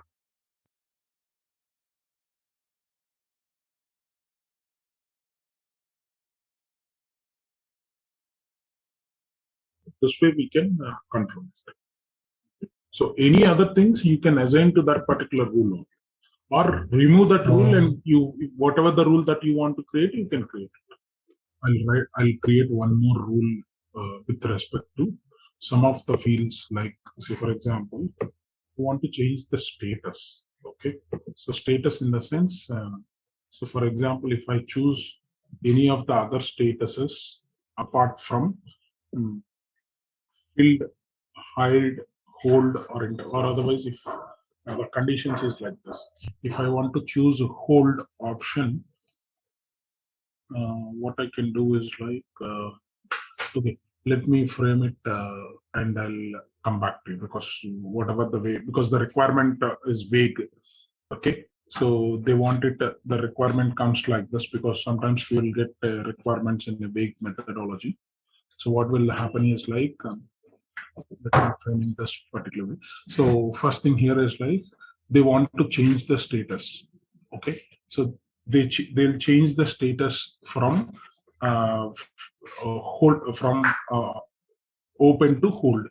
So when they put hold, what will happen? Some of the fields should be logged, okay, or non-editable way it should go. And when this particular hold status, if they are on hold, they should not move from hold to any other statuses only to open status. From hold to open only it should happen. Okay, it should not happen to any of the other. For example, when the requisition is on hold, if they want to go to filled means, it should throw an error. Okay, so what kind of error? Please, we will not allow you, we are not allowing you to move to this particular status. Please move to open status only, like that, or directly defaulting to open. Okay, so whatever the other field, if you choose it will default to the open stage. Okay, from hold to open. When if the job requisition status is on hold, then the job requisition will be more, maybe otherwise, if on hold, then we can move it to the open, or we can write it the rule in such a way. Okay, so maybe we can see that rule. Okay, and we can jump on to the posting part also. I'm just working on that posting part, recruiting posting part. So once we can done with the recruiting part also, and I'll show you at least, otherwise what I can do is like on the integration part. So at least I'll show you some documents, the flow of the documents, how the integration, what is the logic behind the integrations. I'll show it. Okay, with SAP HCM and RCM.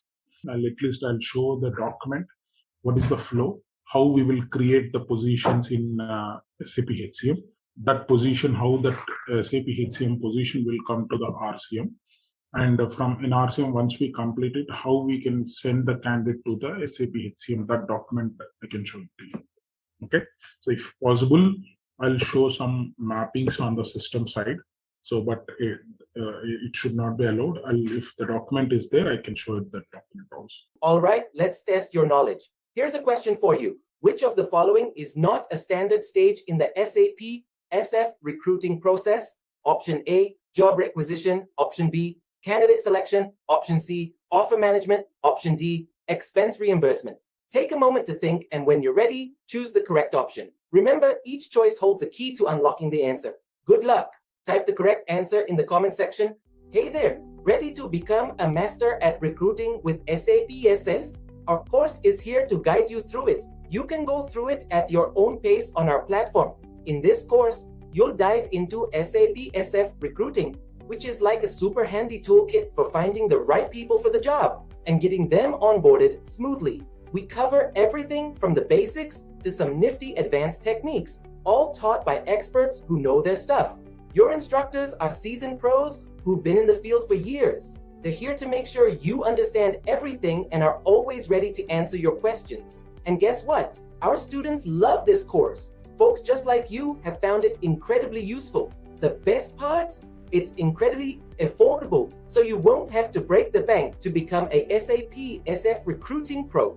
Ready to take your recruiting game to the next level? Sign up now on our page. And for more details, hop on over to ZaranTech's website. If any fields, whatever the new fields that if we want to get a report, because we will generally run the reports, age of requisition report, or how many requisitions are there, So like that, we will, if we want to run any report with respect to any kind. Okay. So if you're doing in that way, see, for example, I'm just showing it to you. So in the meanwhile, I'll open the document and I'll share it. So let me show it to you. See, first, when you go over here, if you just go to the reporting, what will happen? General reporting, this is, if you don't have a workforce analytics. So if you go to any report center, okay, so this is the report center, and you can see a plenty of reports. And if you want to create any new report, SW, or see, one of the batch we have discussed about this SW or recruiting report. So if we want to create any new reports, okay, once we just click it, so we have to get those fields into our recruiting system. Okay, so how it will come, those things we have to see. You see, for example, if there are 4 kinds of reports we can have it.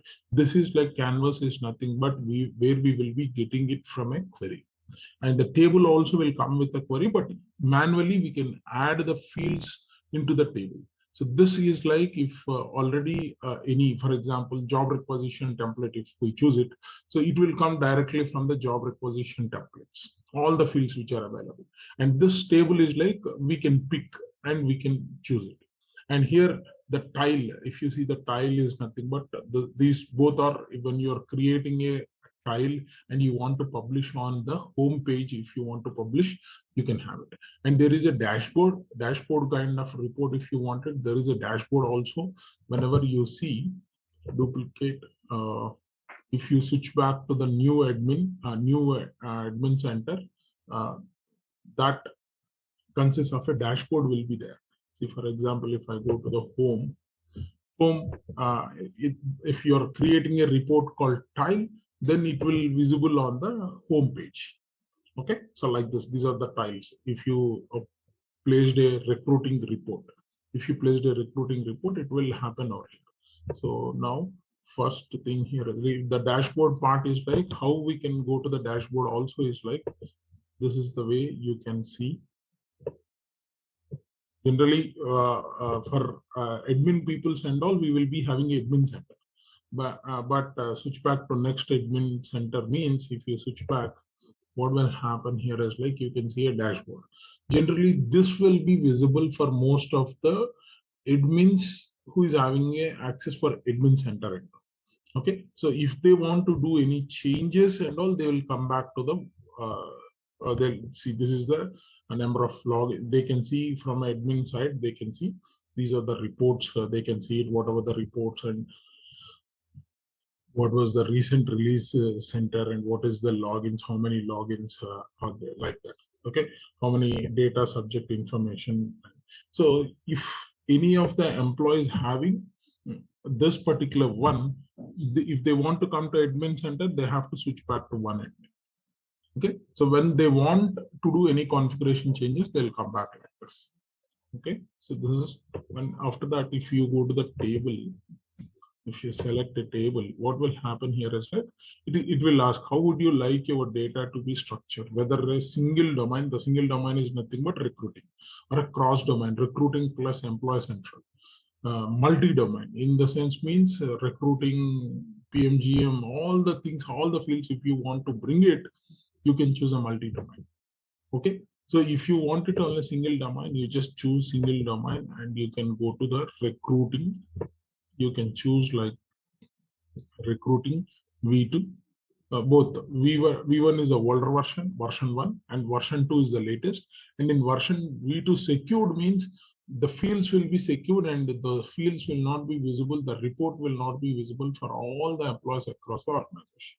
So generally we take it recruiting V2, and if we select it, so for that also we have to come to the provisioning, and we have to activate it for the V2 and all.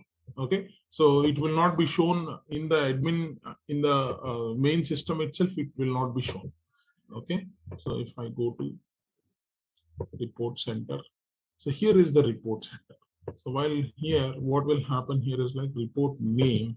If you are creating report name, new recruiting account report.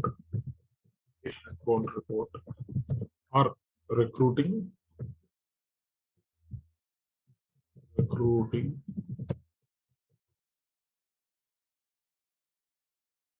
maybe generally what will it? Recruiting open report, open positions report. For example, if you new recruiting open positions report, and if you go to the preview, the next, this is the naming we can give it. After that, if you want, copy that and paste it in the description also, that is the one. After that, what you can do is like while creating report. So next, go to the columns. So here, if you see select columns, we want to bring the columns with respect to all the things. Okay, these are all application columns. Okay, for example, in application, if you search for our EJ or SW, maybe ours is like now JSR is not available. Why it is not available? Though our field is like a custom field, but it is not available in application. It is not available, and in the job requisitions, if you just go and check it, JSR is there or not. If you see JSR is not there, it is not there. Why it is not there? So how we can configure, how we have to get that particular field, because customer is asking that field should be available in my reports also. So what we have to do? For that, we have to go to the provisioning first. Okay, we will log in into the provisioning. We can go and do some small configuration setup over there. Okay, so then only it will come. So for that reason, what we can do is here, just logging into this, we can take it up, scroll down. Usually what we were doing, we were download the job requisition templates here and all like this. In the same way, you can also see configure reportable custom fields. You can see it, this one, configure reportable custom fields. So what we have to do, we come over here and we have to place any of our EJR text box over here. Okay, sorry, JSR text thing, we have to keep it. So what is our JSR thing? Whatever the JSR things that we created in our job requisitions is like, just go and we have to copy that field ID, whatever the field ID that we created. Okay, so manage templates, under manage template, if we go,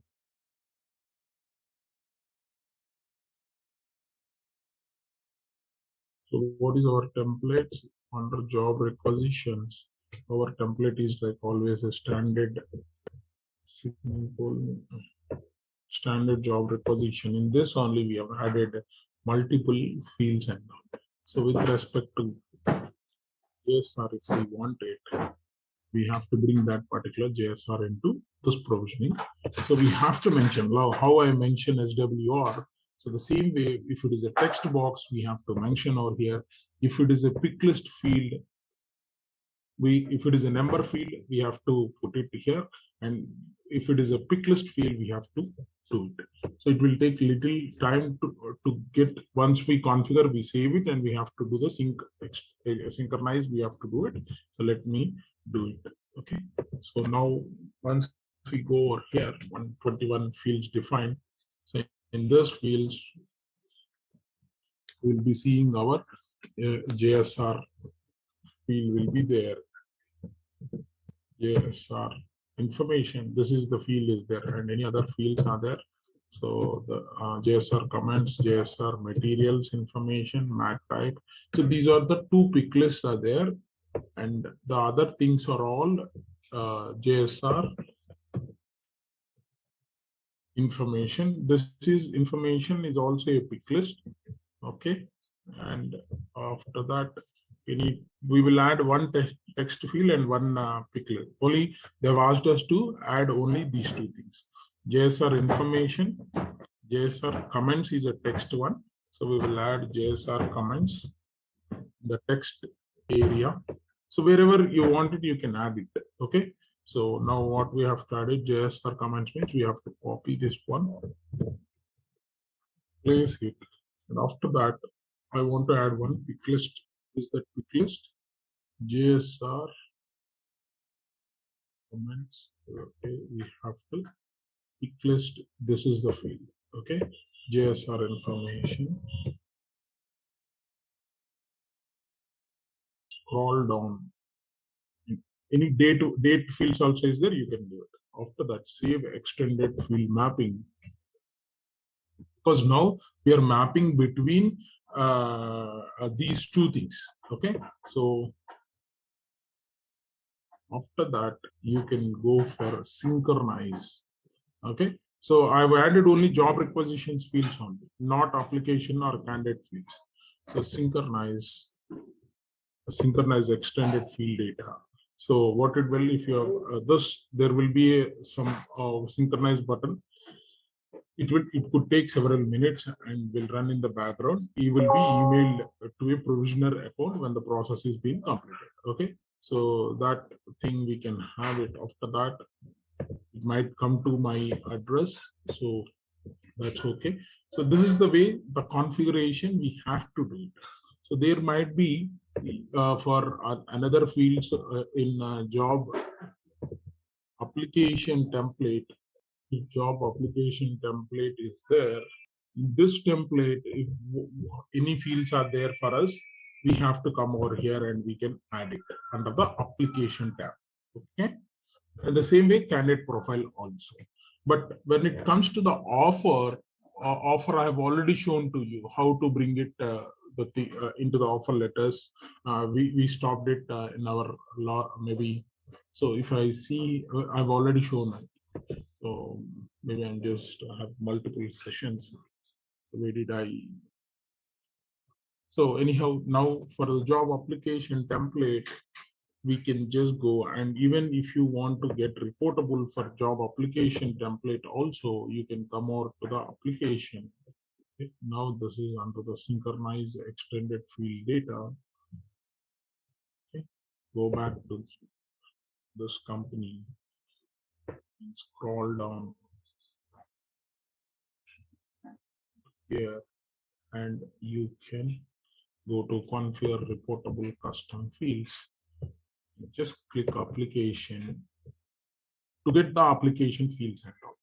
Okay, so what are there? Maybe if it is any JSR is there, we can look for it. If not there, we can leave it. A JSR quotient is there. Yeah, this is the mandatory field we put it required. Okay, okay. So this is like a JSR quotient is like a text area.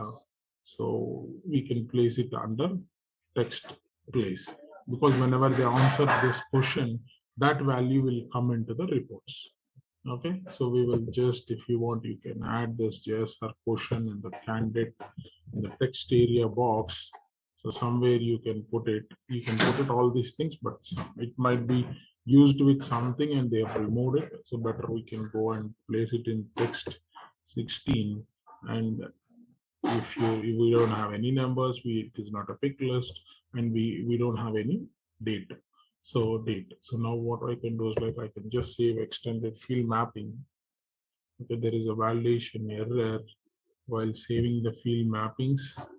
So all these are all the some errors it has happened. So okay, leave it because these are all clearing of these. These are all not related to our job requisition template.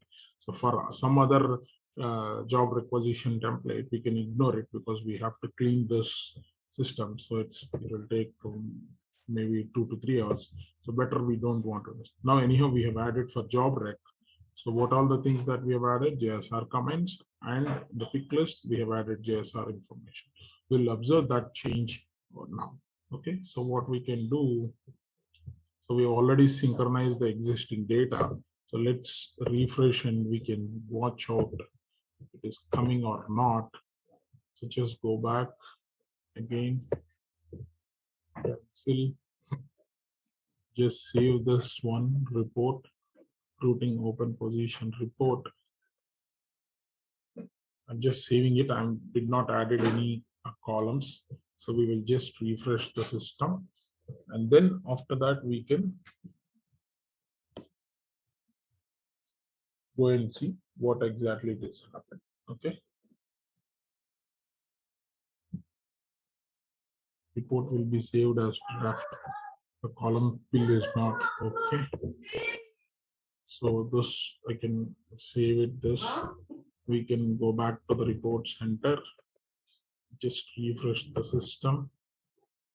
So sometimes it will come immediately, sometimes it will take little time. So we will see. This is the way the reporting, generic reporting structures. Okay, so most of the clients, how to configure the reports means we have to configure. This is the way.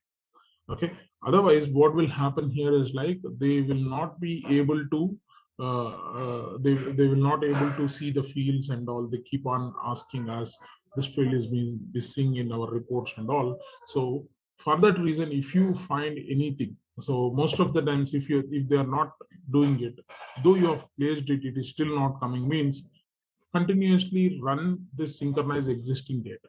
Okay, so keep a couple of times use the synchronize extended field data, do the sync job. Okay, what will happen, it will get sync, because from recruiting to reporting it should come. Okay, reporting is another module. So recruiting to reporting, the connection between recruiting fields to the report fields, we have to do with this. Once you configure the custom fields, after that, if still it is not coming, do the couple of times synchronize existing field. Maybe because what will happen here is like inside, these all things will happen in the inside part, because we'll be having the jobs will be there with respect to provision. Under the provisioning only, you can see scheduled jobs. Okay, so if you see manage scheduled jobs will be there at one place here. See, manage job schedules. So if you go and monitor jobs, you can find the all the jobs, you can find it. Okay, so these jobs which are related to recruiting, which are related to employee central, all those things. If you want to create any jobs that you want to create it, if you want to trigger anything, you can come on over here and you can trigger the jobs over here. Okay, so that's entirely job part. We will be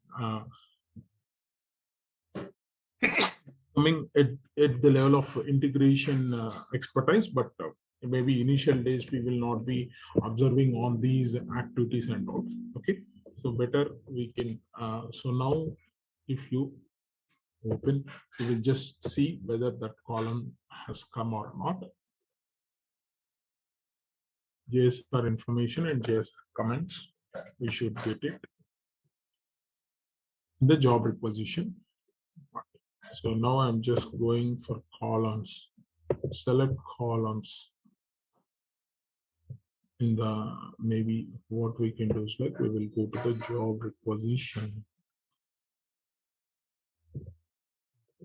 In this, you can just go for J.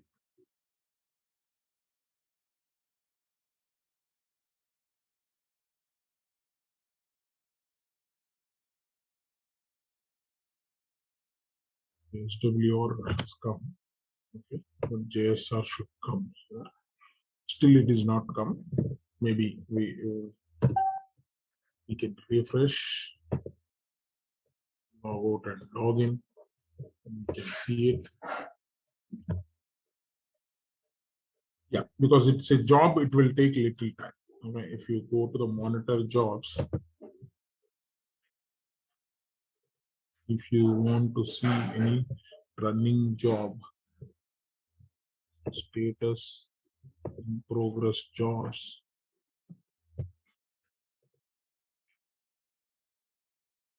nothing is there or started. You have to give the date also. So anyhow, we will see for all naming convention, but it is a inside things and all. We have to learn up to how to add the fields into the system. It will come. I'll show it to you anyhow. So what we can do is like, yeah. So maybe I would have discussed with you about the offer letter templates. Okay, so just go to the offer letter. So if we have added or included any of the offer detail or offer template. This is like offer templates and all. If I go to the standard offer templates, offer details, this if we have added any fields, so what will happen to that fields? Even if that fields need to come, okay. So maybe you would have been added. So how these fields will come? Okay, for example, any JSR is there. JSR is not there. Okay. So for example, any field that you want to see that particular field, for example, if you take it candidate justification, okay, this is a text area. If this field, if you want to get it, this is like a job application custom field. For example, if you want to get this field on our offer letter template, okay, if we want to get it on offer letter template on the if you want to get it, because this is going to be field IDs like candidate just, okay. So this is like a job application custom field. We have placed it. So if this is the one, if you want to get it, whether it is getting or not, you can just go and check it. Here is like duplicate this, whether the standard justification is coming in offer approval template, okay. So or offer letter templates, if any field that you want to bring it to the offer letter templates and all, what we have to do is like we will go to the recruiting, the admin center. We have to go to the recruiting. Okay, there we can have manage offer letter templates. This is offer letter.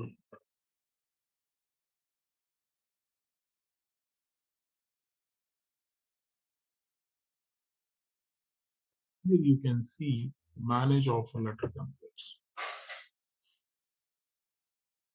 Because when you are creating this, any of the offer letters, okay, for example, JSR offer letter template, maybe I would have explained to you if I created this one, then I would have been explained to you.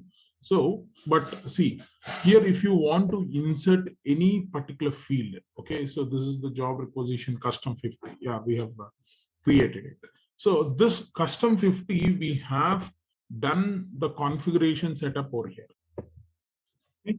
So if I go to the back, custom 50, if you did not mention the token or in the provisioning system, it will not come. The same way we have to mention for the reportable fields also. Okay, so in job rec, whether it is job rec, no, offer letter detail, job offer detail, there could be a custom 50. Okay, so or otherwise what we can say is like, what is that field custom 50? If I go insert, so what is the custom 50 field? So what is like job requisition custom 50? It means job rec. Under job rec, if you go and see, the custom 50 would be is like JSR information. You want to get that. That is the reason you configured in your configure tokens. So if you configure in the same way for the reporting also, we have configured like that one. If you place it, then only it will come. Okay, so that is what the understanding. So you can just close this one. Even this also we can close it. So now we will see in the reports whether it is coming or not. We'll just check it out. The columns, we select columns first. If you go to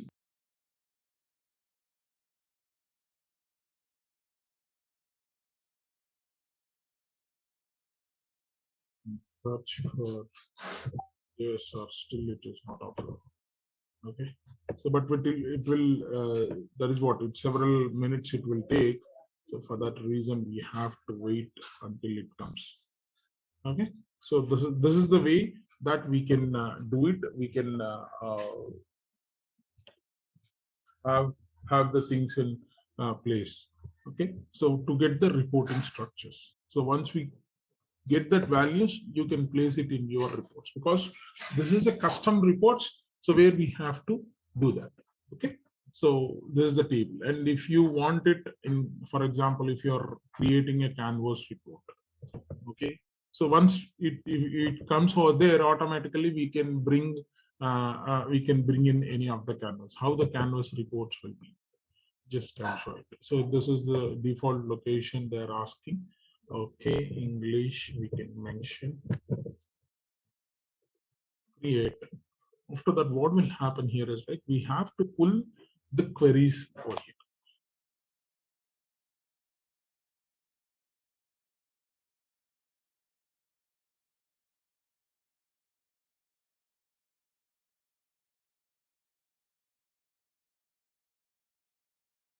How this will be, this report, how we can do it. I'm just telling you.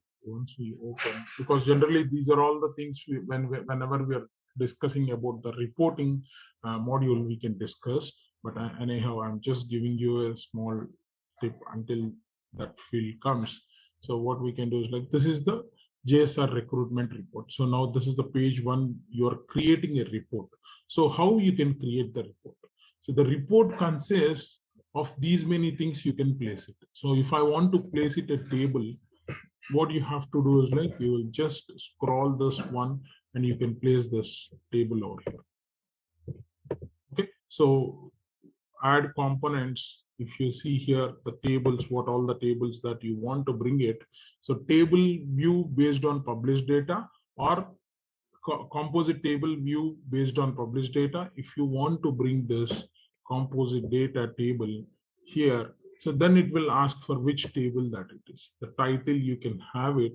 After that, the title, if you just choose any of the title here is like test. Okay, and after that, if you want to show column, row, all these things, and you can go to the table part. Okay, so this is the table part is done. Edit page properties is designer properties. If you want it or whatever it is, you can do it. After that, we will go to the query. Okay, so edit component. So this composite data, you have it, and after that you can just edit this component. The composite query table will open. So here you can see options, right click on the segments to add and all. So preview. Okay, so this is the one. After that, what we can do is like we'll validate the page.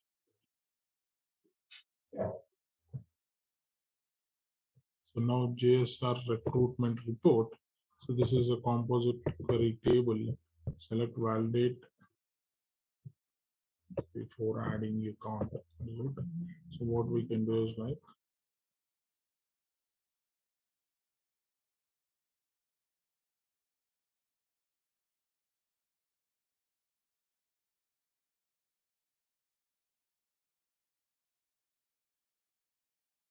query.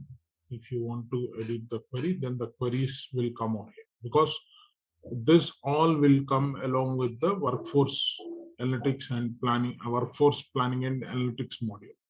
Okay, if I go to the folders, so these are the some folders are created to get the queries and all. Okay, so if you want drag and drop and folders to change locations, you can do it. Or if you want to have a new query, so you just click new query here. See, it will go to analytics demo2 dot, like that it will go. Because all the tables, what all the tables that are required, they will be doing it custom calculations. So whatever the way that we want it, we can place it. Rows and columns or filters. Which one we want to put it, we can put it. So custom all, custom configurations are there. These are measures and dimensions. So the data should come from.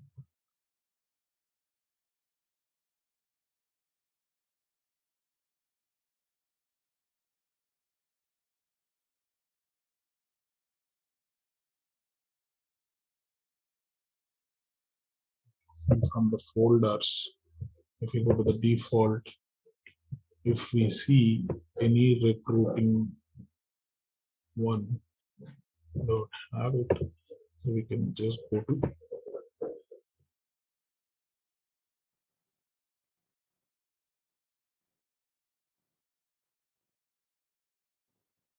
external hire rate, termination rate. So like some of the folders, because these are all created ones that we brought it here. So to tell how these things are coming, to tell this, we have to go to analytics part and all. So if you can just choose it, what are the available queries we have it, you can choose any of the queries so that it will come. So for example, if you wanted head count for this particular organization, you can choose that one. Okay. So you can, what you can do is like, you can select that particular one. So please edit this component again, edit query. You can drag and drop it.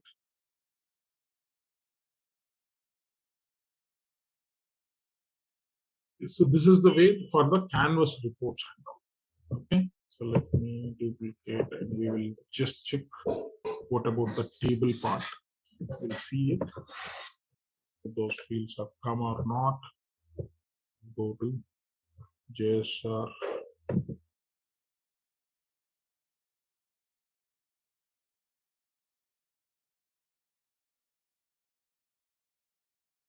If we go to the columns, select columns, position.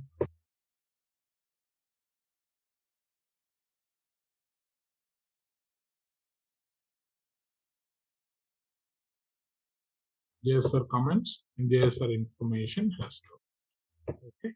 So this is the same procedure. If I just click it done, and if I go and see the table, only columns have written, 2 tables only. And if I want to see the preview of these 2 values, so what all the information we get it, we can see it. Okay. So this is the information that we asked for. Yes, our comments is like, it is a niche requirement.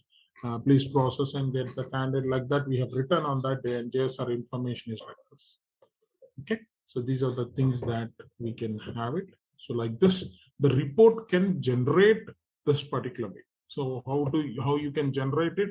So if you want any rec ID, if you want it, you place it for this requisition, job requisition. If you want all the fields in job requisition, with all the details, it will come. If you select all the things will come. And if you want some near, if you swap it, or it will see, if you see the template, rec ID will be there somewhere, requisition status, and like this we can have it. So these are all the fields will be there, and you can say done, save it. Let's go to the configuration. So if you want to have data type configurations, anything that you want to show value ID things. So if it is, after that filters will be there. If you want to filter it, anything. After that you can generate. You can see the table. If you want to see the table in any format, if you want it CSV or Excel, if you want it, you can get the report out here. If I want it Excel, first the report will display out here. After that it will be in Excel. Click it Excel, automatically it will download in a Excel format. So report recruiting status, if you just click it, you can see the labels. So what is the first itself, we have placed it these things. After that, okay, so the latest ones will be on the top. Okay, so this is the latest ones we have created for the requisitions. Okay, like this the reports can be generated. Okay, if the reporting defaultly the reporting center will come, but this also we have to request SAP to get it. Okay, so this is the way that we can have it. So this is the things that we can create it under the report part. Okay, so this is mainly we have to go to the provisioning system, and there only you have to add configure custom fields and all. Okay, so how we have configured for custom tokens and all. Okay, under managing recruiting, you can see configure reportable custom fields. Okay, so this is the exercise that we have to do it for custom reportable fields. So tomorrow we can catch up and we can see the document. I'll show it to you. Okay, so all the other modules also, all the modules they have to depend on report center. Okay, so what will happen if, because generally what will happen, he will be giving as a free of package. If you are taking recruiting, report center will be given as a package to us. Okay, but in sales recommendations or whatever it is, automatically if the report center is come to us, then what we have to do is, like, if any custom fields were added, so those custom fields, if you want to get it in your reports, then you have to do this report center, with which will come along with only the creation. To create only the report center will come to create with the tables, it will come. If workforce analytics and workforce planning is module is there, then you can open and you can see the canvas also. Hey there, ready to become a master at recruiting with SAP SF? Our course is here to guide you through it. You can go through it at your own pace on our platform.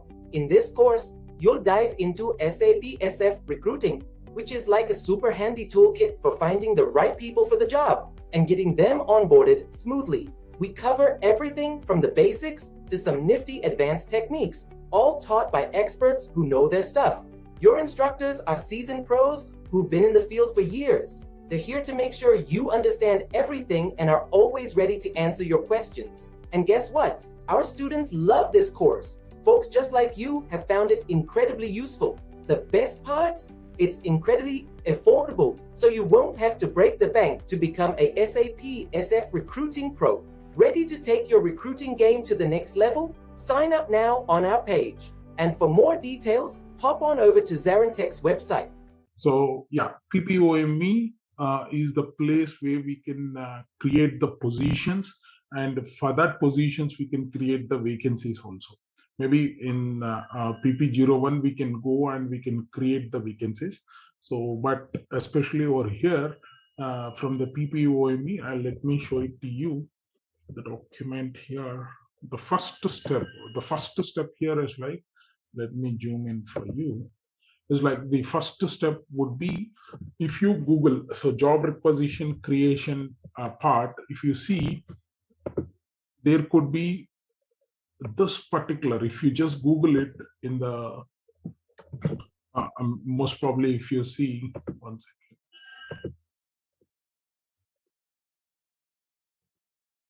if you go and Google it, this is a standard RH_SFI trigger job requisition. Because what will happen when we logged into SAP and we go to the this PPOME transaction, and we can create the positions over here. Okay, once the position is being created, because that for that particular position we want to hire an employee for this particular position. It is nothing but how we create the job requisition,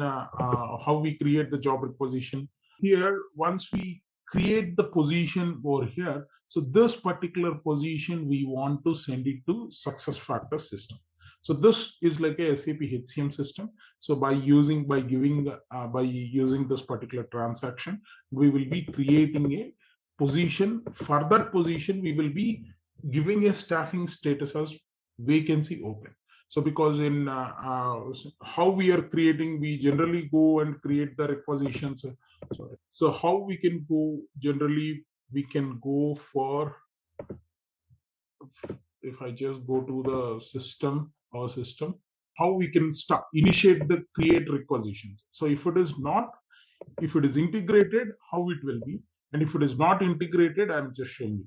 If it is integrated with SAP HCM, whenever we want to create any requisition, we will be creating from a SAP HCM system. So like how we can create it, we will be going to PPOME and we will be creating the PPOME. We will create this particular position for this particular organization unit, and we can say we will be giving a staffing status as vacancy open. Okay, so once after giving this, what will happen, if you observe, this option will, this under PPOME, you can see change vacancy. So the vacancy will be open. Okay, So the vacancy will get open, and there could be two options where we can create vacancy and the vacancy filled, open and vacancy filled. Because we have multiple hold or like that also we can create, because but to create these radio buttons we should be taking a help of ABAPers in SAP HCM. So we will not be creating. So in our general system, how we will go? So we will go to the recruiting and we'll create a requisition. From there we can do it. Okay, but in SAP HCM, we have to do it in that particular step. Okay, so once after done this, what will happen? We can create a job, this particular job. So RHSFI trigger job requisition, simple job selection. If you do this, what will happen? On this, you can see some notes over the internet also.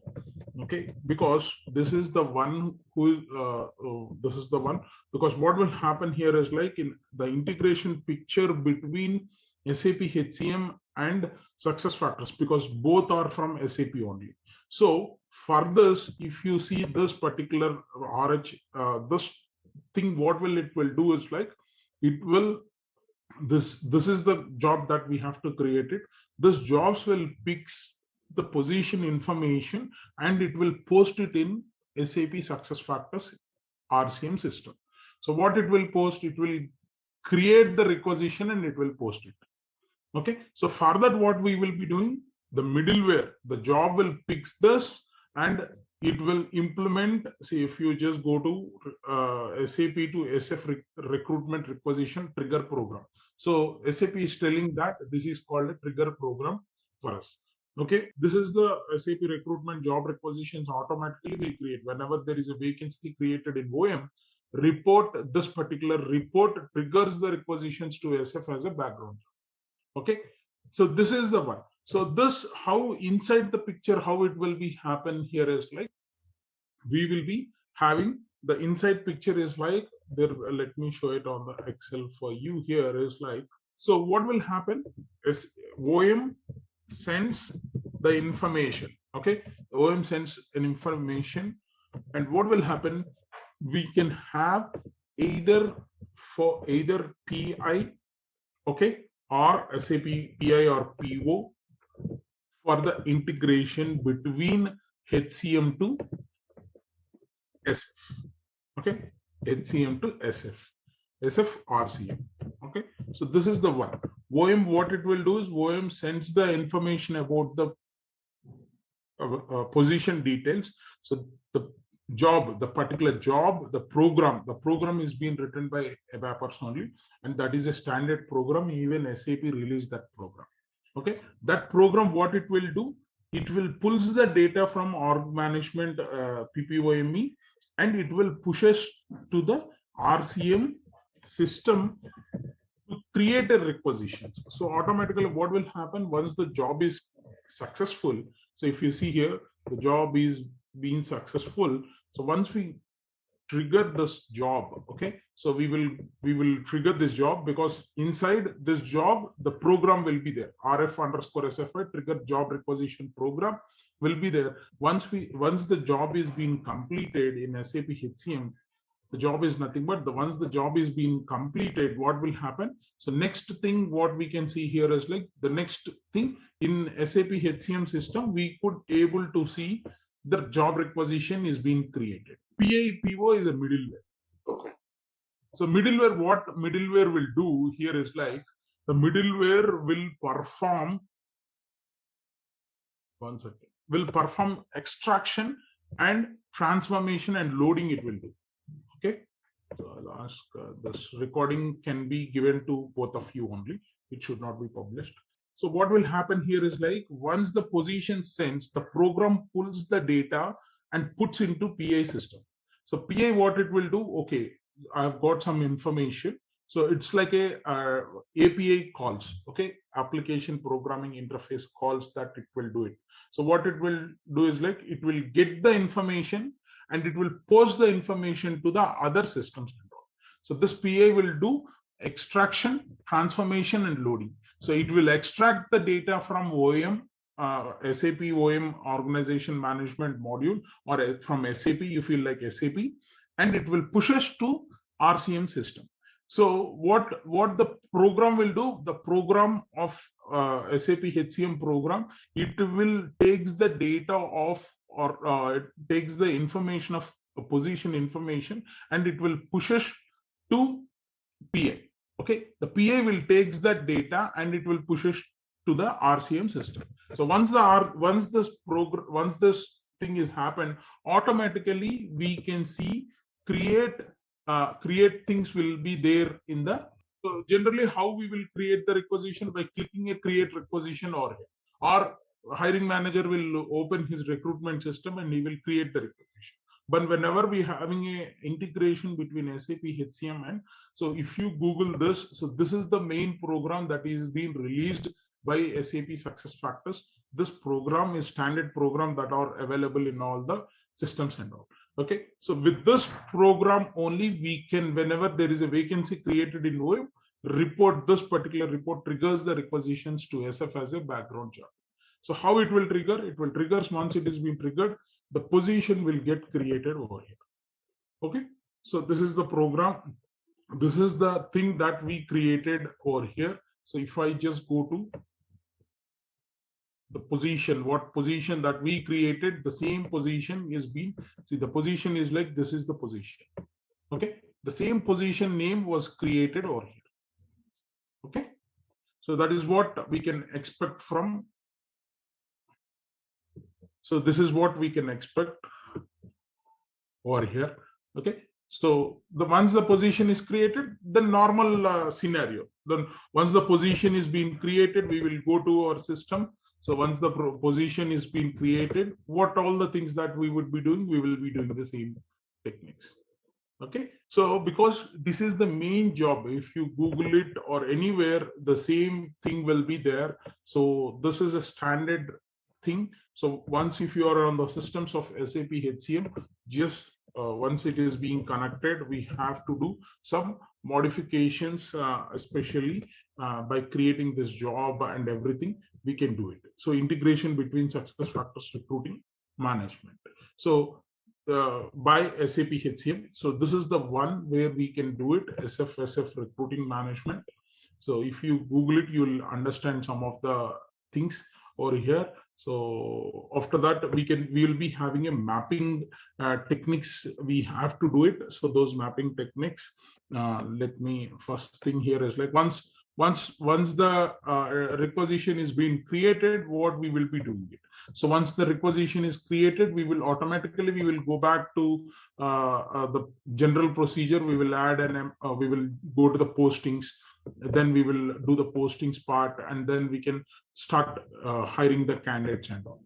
Okay, so if I just go to any requisitions, the next steps, all the correspondence steps, whatever the correspondence steps that we are performing it, so those steps we will be doing it on this particular requisitions and all. So that is the reason. The first step here is like whether we have to check that particular program RH_SF5 job requisitions program is being triggered or not, and we have been connected to SAP PI or PO is a middleware technology. So process integration or process we can call, now these days we are calling it as a PO, or we are calling it like we can call it like XI also, we can call it. So that is what we can see it. And there is a integration scenarios. For example, if our system already having if for example, if Employee Central is not there, this scenario will be there. Okay, if Employee Central is there in RCM system, so what will do it, SAP HCM will get integrated with Employee Central, not with the RCM system. Because so now what methodology we have done, we need not to go for a Employee Central implementation also whenever you are having a SAP HCM system, because what will happen is like SAP HCM system was existed since 45 years in the world. Okay, so most of the companies, they're using SAP HCM and they might be having a data of 40 years of data. So suddenly they will not migrate to Employee Central all the way. but how they want to use the other modules of SuccessFactors. So this is the technique they want to use it. For that reason, they'll take the help of SAP PI and PO. SAP PI, what it will do? SAP PI will do a small job. Only what job? It will extract, it will get the data, okay, API techniques, get the data, set the data, and post it to the other, whatever the systems, because source to destination. So source is like get the data from the source system, and it will post the data to, it will transforms the data and post the data to target systems and all. Okay, so source and target systems will be there. So with that source and target systems, the data it will collect and it will post it to the RCM system. So for this reason, in SAP PI, so to push to SAP PI or PO, the standard job, or the standard program is called this is the program. Okay, so this, with the help of this particular program only, we can push to the PO system whatever the details. In the PO, nothing will be there. It's like a token. Okay, so we have received one token. In PO systems, it will think like in their bucket they got one request. So that request we have to push it to the other target system. That's all. Okay, so from the source system we got, even in the same way, we got the some details from target system. We will get the target system and we will push it back to the source system. So that is what they will do it, especially on this. So once we've done this entire cycle, okay, so what it will do? So once we're done with this entire cycle, again, we are not using SAP HCM for our hiring purpose. Okay, so we are not doing any activities over here. See, once the candidate is being hired, so either we will send it to the onboarding. If onboarding also we are using means, then the onboarding we can have it. Okay, and onboarding to SAP HCM, if we want to do it, so directly we can do it. What we can do is like, see, once the offer is being released, we can transfer to SAP. Okay, so instead of onboarding module, if it is onboarding module is not there, okay, even onboarding to SAP HCM also we can integrate it. Okay, so but if onboarding is not there, directly from here, if you want to send it, we can integrate, transfer to SAP. So that kind of stage we can create it and we can transfer it. So how you can see is like, you can just go to, so like this, once we apply a candidate, recruiting candidate, import testing, so candidate apply part, we all the same techniques that we can follow, and we can apply for it. Okay, by giving all the information. Once the candidate is there, so we will do all the correspondence, whatever the correspondence that we have done it. Okay, once the correspondence is done, so we can log in into SAP and check the status of the job. There could be another job that what we have to do is like, once we send to SAP, okay, once we send to SAP option, we will be having a status. We will create that status, send to SAP. What will happen? There will be one more job to import from the target system to the source system. So this is called a target system. So with that target system, once the data is being finished perfectly, what we have to do is like, we can see it in SAP HCM, the data will get transferred onto the workbench. Okay, so once the workbench, the SAP workbench, this would be the list of transferred job applications. You can see it, and you can start hiring action. Normal hiring action we can do it, transfer to SAP, and after that it will be go to the hide in SAP option. We can say transfer to SAP. Once we done the hiring procedure in, so hiring procedure is done in SAP HCM. The hiring procedure, these are the hiring procedures. Once we hire the candidate through PA 40 transaction only, it will be happen. So to run the PA 40 transaction, once it is done, the status we can see it is like hide in SAP. Okay, so this is the integrations is working perfectly, and you can see this particular guy will be in the holder stage in SAP HCM. It means that particular guy has been hired into SAP HCM. So this is what we can perform with the integrations, but only 3 things what we have to do here is like, first, job requisition, trigger job requisition program is there, and importing program is there, and sync program is there or not, we have to check it. After that, once it is done, the PA will act as a middleware. The PA, what it activities it will do is like, it will just takes the data, it will gets the data, and it will post it. Even from, see the how it will be there, from source it will get the data and it will post to the target system. Even from the target, it will get the data and it will post to the sources system. So this is what happens with the PA concept. The PA will do only that particular activities it will be doing it. Okay, so that is what we can perform it whenever we have been integrated with any of the SAP HCM system. If onboarding is there, another technique for onboarding here is like onboarding to SuccessFactors, onboarding to SAP HCM will be taken care in another aspects. Okay, so for now, what we can see is like, so like this, we have here, if I want to explain to you. So if you want to integrate with SAP HCM with Employee Central, means we will be using a middleware called BIB. BIB is nothing but Business Integration Builder. Okay, for any of the other modules like from SAP HCM to RCM, we'll be using PI or PO. Okay, so even with goal management also. Okay, so any one module, see, for example, if you are doing RCM, then the data will push us to the RCM. From RCM, we can use it for PMGM or whatever it is. Okay, but integration, we can have it from SAP HCM to RCM, PMGM, we can do it with PA and PO. Okay, so but if you want to do it SAP HCM to Employee Central, earlier we used to have through PIPO only, but to get a feasibility, to get a better things and all, we can do it with the BAB.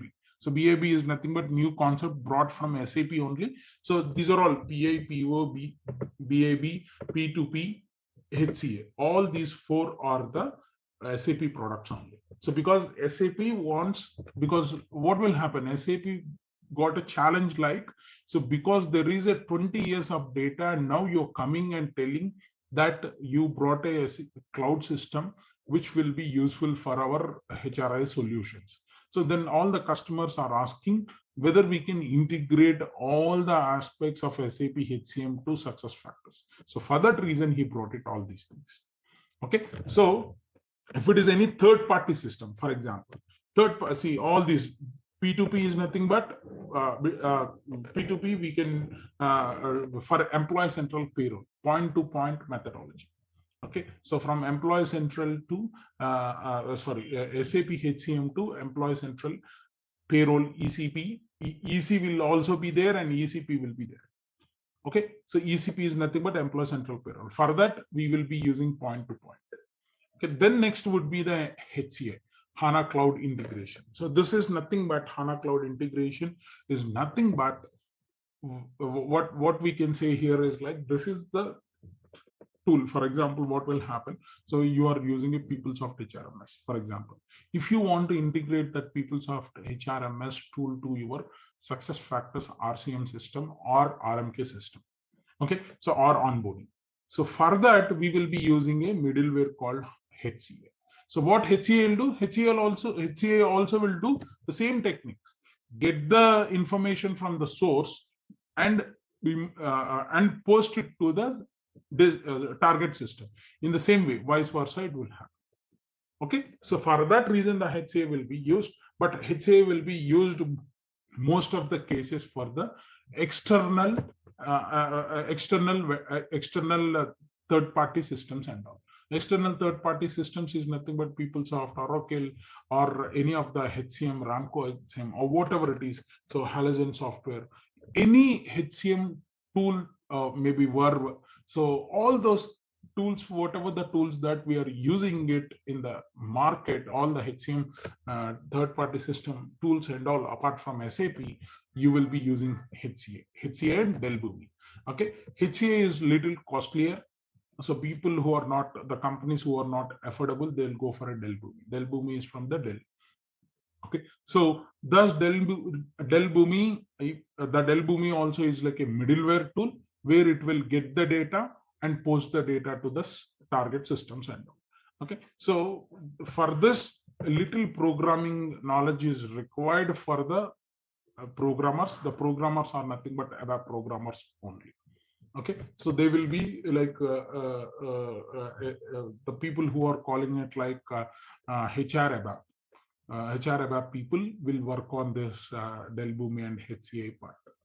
Okay, so because being a SuccessFactors consultant, at least we should be having a knowledge on these 3 criteria. Okay, leave about these 2 because this is a very bigger picture when we are doing a third-party systems integrations part. Okay, but for this we should be knowing of what it will do, what PA will do, what PA platform will do it. So PA will do it with a XML messages. Okay, the data will send to the data, get the data as an XML message from SAP HCM and post the data to the RCM system as a XML messages. Why? Means RCM or SuccessFactors will read only XML messages. It will not read with any of the other programming techniques. It will read the data with XML only, extensible markup language. Means how we have created. So how we have created the fields like this, because if any field that is coming from SAP HCM, for example, this field is coming SS type. So this means it will convert, that PI will convert the data, whatever the data that comes from SAP HCM, and it will convert it as a XML message and it will push it to the RCM system. So that is the reason XML messages it will be read. But whereas whenever you take a scenario of a third-party system, how the third party, like PeopleSoft HRMS, how it will send it. The PeopleSoft HRMS sends with the Java scripting. Okay, that Java scripting we have to convert into XML. For that reason, HANA cloud integration is required. Okay, or CI also, cloud integration we can see. Because SAP PeopleSoft HRMS is like a premise system, and premise to cloud means automatically cloud integration is required. So SF will read only XML messages. Okay, so whatever the things that it is getting it XML inbound messages or outbound messages, it will takes the XML messages and it will push us to other systems also XML. For that reason, we should require an intermediary or a middleware technologies like this PIPO or BIB or P2P will read, and it will convert these things will convert. These middlewares will convert, because B2B, BIB and P2P are not, we need not to call them as a middlewares also, because there are the products inbuilt in SAP HCM actually. Okay, so even BIB is a straightforward configuration, even anyone can do it, BIB configurations and all. Okay, so that BIB is only useful for SAP HCM to Employee Central, no other modules. Okay, so P2P also is being dedicated to SAP HCM to Employee Central payroll system. But SAP PIPO can be integrated between SAP HCM to any other modules like RCM or like PMGM or like compensation or like onboarding. For anything, it will be used the PIPO, because that PIPO has the techniques to convert the normal messages to XML messages. Okay, so that is what we can see it on the integration between SAP HCM and RCM. I've just shown it to you. The flow of this particular document, and the entire flow was covered. Okay, the mappings part, maybe I should not show it, because that is mapping part is there in my customer system only. So we should not open the customer system and we should not show it. But the mappings here is like, so let me Google it. It will be there on the Google also, or otherwise any document that I downloaded. Steps to deploy. We have to make one field. So in a SAP RCM, we have one field called veteran status. Okay, so this field, how we can configure this particular field. Okay, so how we can map this particular field. So there is a table in SAP HCM. So this P77SFI_SFO_FLDS, So this particular field, so we have to check this particular field, whether this particular field is having any open fields or not there. So let me zoom it for you. In this, for example, in this particular mapping modes, fields and mapping modes overview will be there. If you go to the SAP HCM system and go to personal management, in that personal management, there is a tab called integration. Maybe are you having SAP system by any chance, Jahnavi? Sorry. No, I don't actually. Okay, so maybe you know personal management, right? Personal administration and personal management. If you go, maybe personal administration, if you go ahead, you can see integration with SuccessFactors BizX tab will be there in the map, in that particular map and all. Okay, so that it will be a tree structured, maybe for you, Sriram. In SAP HCM, whatever the configurations that we have to do it, we will go with one particular transaction, which we can call it like SP or O transaction. So there will be a transaction bar. This is the transaction bar, where if you enter SP or O transaction, it will enter into SP or O transaction. Okay, if you enter that SP or O transaction, so it will take us to a tree structure. Okay, in that tree structure, there will be a personal administration. Once you open, you'll be seeing an integration with SuccessFactors BizX platform. So in that, you will be seeing a recruiting. Okay, once you click that recruiting data, so you could able to see it, fields and mapping modes will be there. So once you click that fields and mapping, or you can see a field mapping mode or whatever, it will be there. So now what we have to do is, like, once you log in into that, once you come over here, so there will be three techniques will be there. If it is a PO system, so three techniques will be there: mapped via baddie, mapped via table, and not individually mapped. Okay, if you map it via baddie means the baddie is nothing but a program which will be written by SAP ABAPers. Okay, what it will, so how you can map it, because this is one particular value, because whatever the value I'm talking, veteran status is like a pick list value, pick list 46. Okay, so because that veteran status, how the veteran status we can see, we can go to the for example, application page. Okay, if you go to the applications, so for example, if I'm going on the application, for example, if any application here on this application, we will be having one field called veteran status. So that veteran status is using a pick list 46. Okay, the number pick list 46 number. Okay, the pick list 46 name would be veteran status only. So, but the pick list there, that the list to pick they're using is like a number called 46 number. So that 46 number we have to map here. Okay, so the mapping, if you're using via baddie means, if it is a dynamic, then we'll use a baddie. Dynamic in the sense, whatever the value, if you change it right now, okay, what will happen? Immediately it should get triggered in SAP HCM. Okay, so within a seconds, if it can be changed, then we can call it like a dynamic. So that actions and all we have to tell to SAP system. In a RCM system, we changed it there dynamically, automatically it will be changed it in SAP HCM only. For that reason, the ABAPers will write a baddie system, baddie program.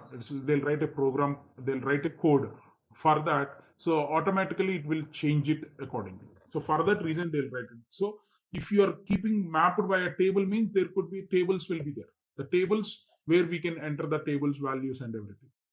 Okay, so this is the values. You see, these are the baddies that they will be implementing. This field is mapping, because what will happen here is like each and every field. See, for example, personal information of SAP SAP RCM information will be stored in 001 info type. Okay, maybe you know, Jahnavi, you know all the info types and all. So this veteran will be stored in this 77 info type, even disability. So for that reason, we are making the field mapping between SAP HCM info type to SAP SuccessFactors fields. So that baddie we are writing over here. Okay, so this we can add. At least we should tell which is the info type we have to tell to the developer. So for that reason, we have to know about the info types in SAP HCM. Okay, got it? So that is the reason. If you want it, you can do it. This particular mapping, you can do it. Okay, so we have to do this particular parts. So these are the information. See, that is what I'm saying. This is the IMG structure. When you click SPRO, this display will be there, and this is a tree structure. You can see it. Okay, got it? In that tree structure we'll be having, and if it is a table, there is a specific, if you click this, if you just click it, this particular button, it will open one more window over here. In that window, this pick list 46 should be mapped. There will be two options will be there. On the top, SF fields will be there. In the bottom, SAP HCM fields will be there. You have to choose. If you are choosing veteran status over here, and here you have to choose in 77 veteran status info type. So that would be the scenario over there. All right, let's test your knowledge. Here's a question for you. What is the purpose of the job requisition in SAP SF Recruiting? Option A, to create and define job openings. Option B, to evaluate and rank candidates. Option C, to extend job offers to candidates. Option D, to onboard new hires. Take a moment to think, and when you're ready, choose the correct option. Remember, each choice holds a key to unlocking the answer. Good luck. Type the correct answer in the comment section. Hey there, ready to become a master at recruiting with SAP SF? Our course is here to guide you through it. You can go through it at your own pace on our platform. In this course, you'll dive into SAP SF Recruiting, which is like a super handy toolkit for finding the right people for the job and getting them onboarded smoothly. We cover everything from the basics to some nifty advanced techniques, all taught by experts who know their stuff. Your instructors are seasoned pros who've been in the field for years. They're here to make sure you understand everything and are always ready to answer your questions. And guess what? Our students love this course. Folks just like you have found it incredibly useful. The best part? It's incredibly affordable, so you won't have to break the bank to become a SAP SF Recruiting Pro. Ready to take your recruiting game to the next level? Sign up now on our page. And for more details, hop on over to ZaranTech's website. So when I click Manage Recruiting Posting from the recruiting button, so it will be like this. We have to do plenty of things to get it this one. So permissions parts and all we've already discussed. So anyhow, if we want to go ahead, because we have to enable recruiting posting settings in provisioning, I've already shown that thing. So we try to insert that links and all for the recruiting posting in our system, which is we are using this particular system. So and thus when we tried it, it was not triggering it by providing all the details, but still we have I went to SAP for this. I did not receive any response from it because this is being a demo system. So generally they will not respond to us. Okay. So because I've already placed, I'll make sure the recruiting posting base URL is set in our provisioning system. I've done it, all those things, but written, we did not find any happenings or on the instance, but still I went to this particular demo system. If I go to manage recruiting postings, you cannot find the data center associated to the company. I just asked them what exactly the data center for this particular system, because I've already shown the first task what we will be doing for this recruiting posting here is like we will navigate to the provisioning system, company settings, and enable recruiting postings and all. We have to do it. So which we have already done from the provisioning side. Okay, when we went to this particular company, we have done all the necessary things and all, we have done it. So anyhow, we will just once again, we will go and check it. If I go back, first step here is like we'll go to company settings and enable recruiting posting. Just search for it. So now here the enable posting.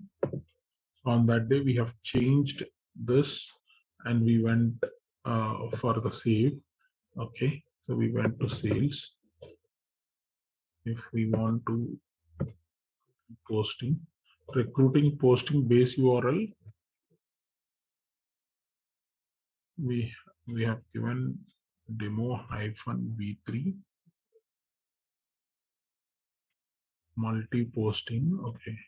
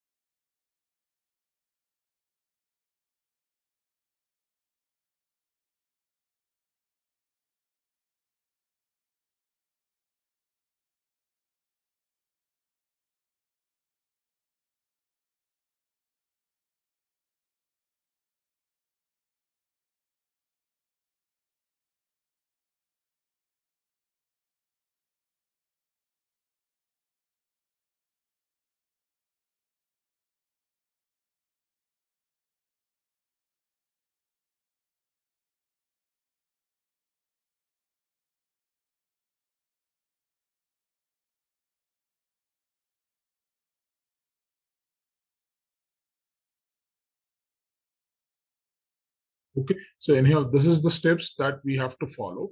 After that, once we done with this, we have to edit this URLs, both URLs, recruiting posting base URL and recruiting posting API base URL. So here is like the same thing demo, but we have to put it staging because these are all the staging systems.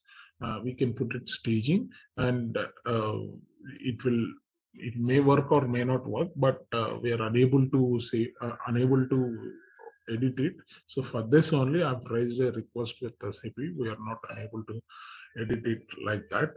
So, but still they did not reply for us. Anyhow, I'll ensure that. In the meantime, what I can do is like, I'll go and show it to you another system.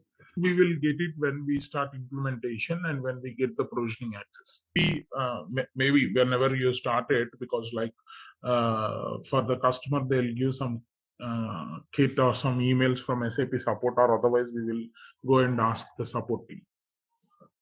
So there is a launch pad to raise the request and all. Okay, if you go to the Google, so we'll be having a launch pad for SAP. Launchpad.sap.com will be there. Or if you go to, so like this, it will be if you go and check with instance. Actually, if you're any of the here, we can go and report an instant like this. If you just click report an instant, what will happen? You can go and raise it. That like that only I've raised it. So for this particular system, so you can raise the things and you can select a customer. You have to select a customer. Here I went for a demo and I have given the customer name also, but still it was not respond. Like this, if you report, if you raise a request, what will happen? Obviously they will reply to us. So if you want any information also, you can raise it. They'll provide the information to us. Okay, what are the exact URL for? So, but for that reason, we have to give a proper system information, because we'll be knowing of our system information is nothing but our system ID. So whatever the system ID that we are following, this is the company ID we should give it like that. Okay. So after that, what we can do is like, we can just go to the permissions, whether we will be just checking out assign permissions in admin center. So we can set the permissions. Once we correct that URL, so once we done, we can go to set user permissions and we can go to the manage permission roles, where under manage recruiting, we can see manage recruiting posting also is been enabled or not. So it's already been enabled. I just want to ensure that.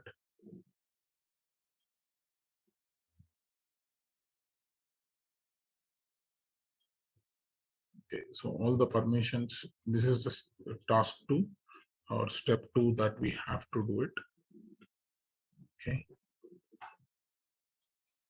After that, we have to create the posting profiles and groups. We have to create it. We have already created some of the groups for one of the offices.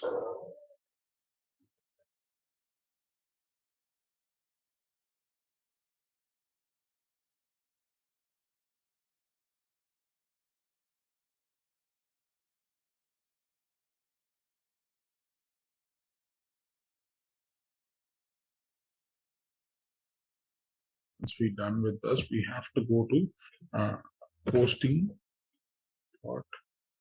We can go ahead with posting profiles and all we created last time. But anyhow, we will just ensure. So we will go to the permissions under the user permissions, putting permissions in this. We have to give all data part. Okay, because we have processed with some of the things. For that, we can save the changes. Already done. So we have to self-starting posting profile for any of the offices or whatever it is if we have to go. So what we have to do is like, so I'm just showing it to you from one of my other system, so which is this the one. Okay. So once after activating of all these things, we generally go to recruiting, admin center. In recruiting, we will be having this particular button, which is called manage recruiting posting. So once we click this, it will land it on this particular page. Okay. So manage recruiting postings. In this manage recruiting postings, we will be having, we'll be going and click manage posting profiles and groups. Okay. So that the one posting profiles and the groups. So there is already one particular group, manage posting profiles and groups. Once we click this, here we can have active posting profiles will be there. If you just click this one, so you can see this is the group, and for this particular group, so if you click company name on this particular part and you can click the plus sign. So what we can do is like the plus sign, we can have it and we can create a posting profile or a group. So how you can create the posting profile? You can select the posting profile.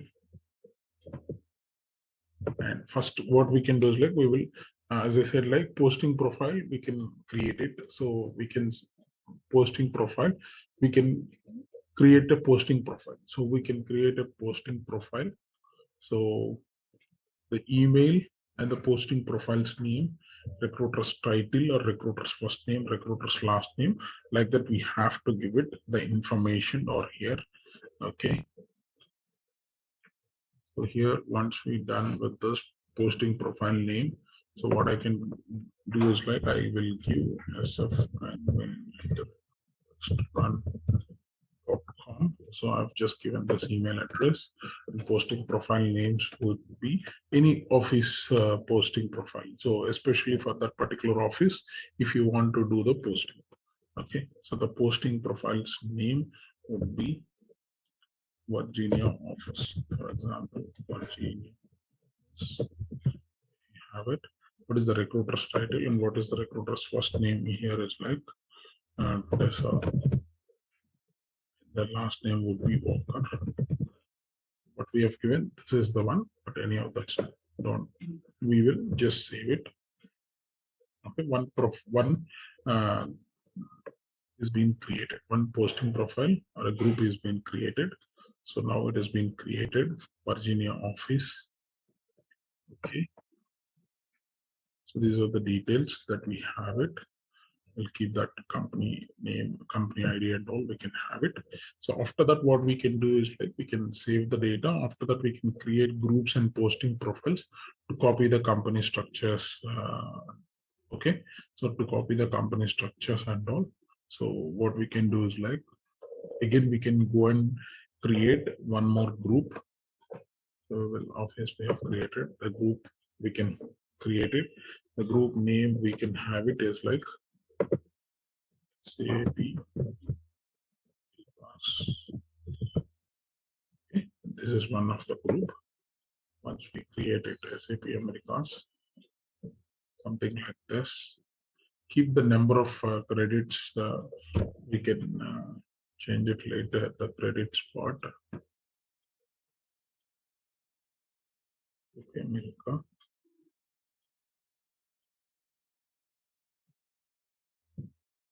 Specific description for any language, you can have it, and then you can save it. Okay, select a valid choice. Here the sector. So which industry that you want to have it. So I want to have it IT industry, IT services. We can have it and we can just save it. Okay. So next part we will go to in post profiles and groups. You can see two things. One is like SAP America's thing, Virginia office. Two things we can have it. Now what we can do is like once we save this, we will associate users to the posting profiles. So once after doing this, we will click associates to the posting profile. So there are three we have created. So once after doing users to posting profile associations, associate users to posting profiles. So I'm just associating first one of those user information. Okay.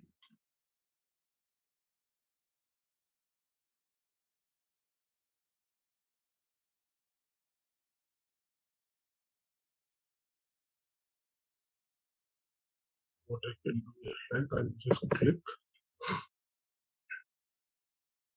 any of the employees or any HR coordinator like that, Govin Chandler or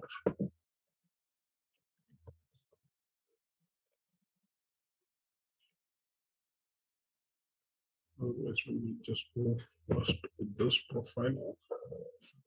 Profile consists of free or paid.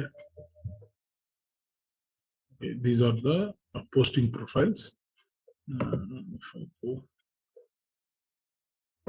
user information, this is the one.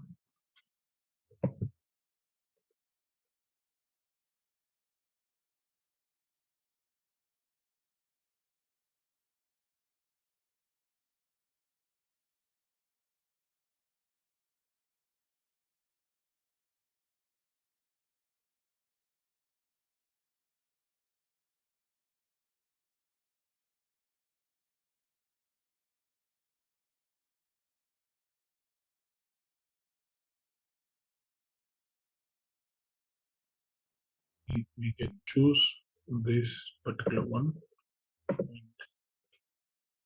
until we get this office address. So we can edit the posting profile. We can copy set of posting profiles, means a set of posting profiles of Christina Gales copied to this board. So you can just copy of it that way also, because she does not have anything.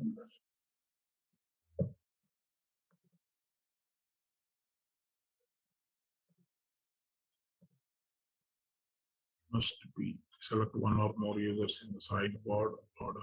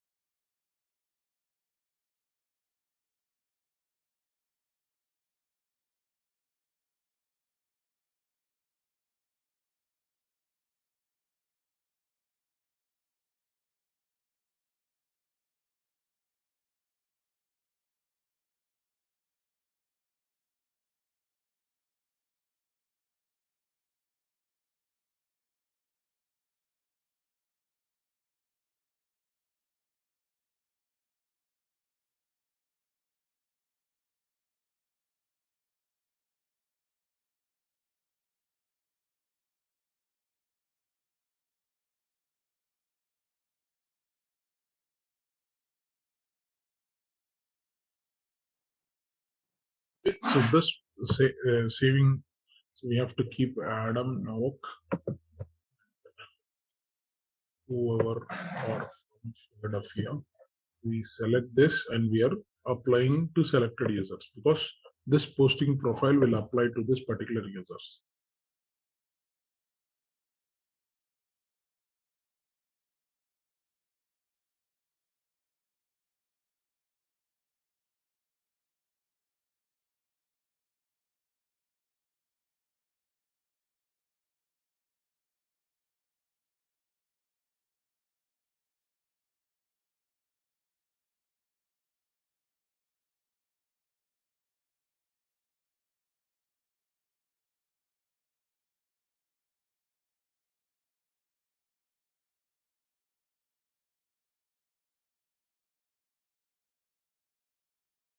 So now what we can do is like we will just go and enable job boards. Okay, so we will go to manage recruiting posting. So we will add a free job board. Okay, first thing.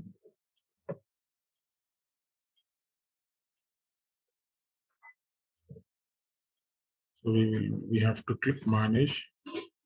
We can add job boards and school job boards. So we can add the job boards by clicking this manage my job boards. For this particular Arjuna, this is a free job board. So where we can create it like this. So after that, if this is a free job boards, we can see it over here. So this is free. This is also free. Recruit.net free. Provide free. Now I just click add the job board. Plus you to add new job boards to your account. Before you start adding job boards, please make sure that you have your account details in hand.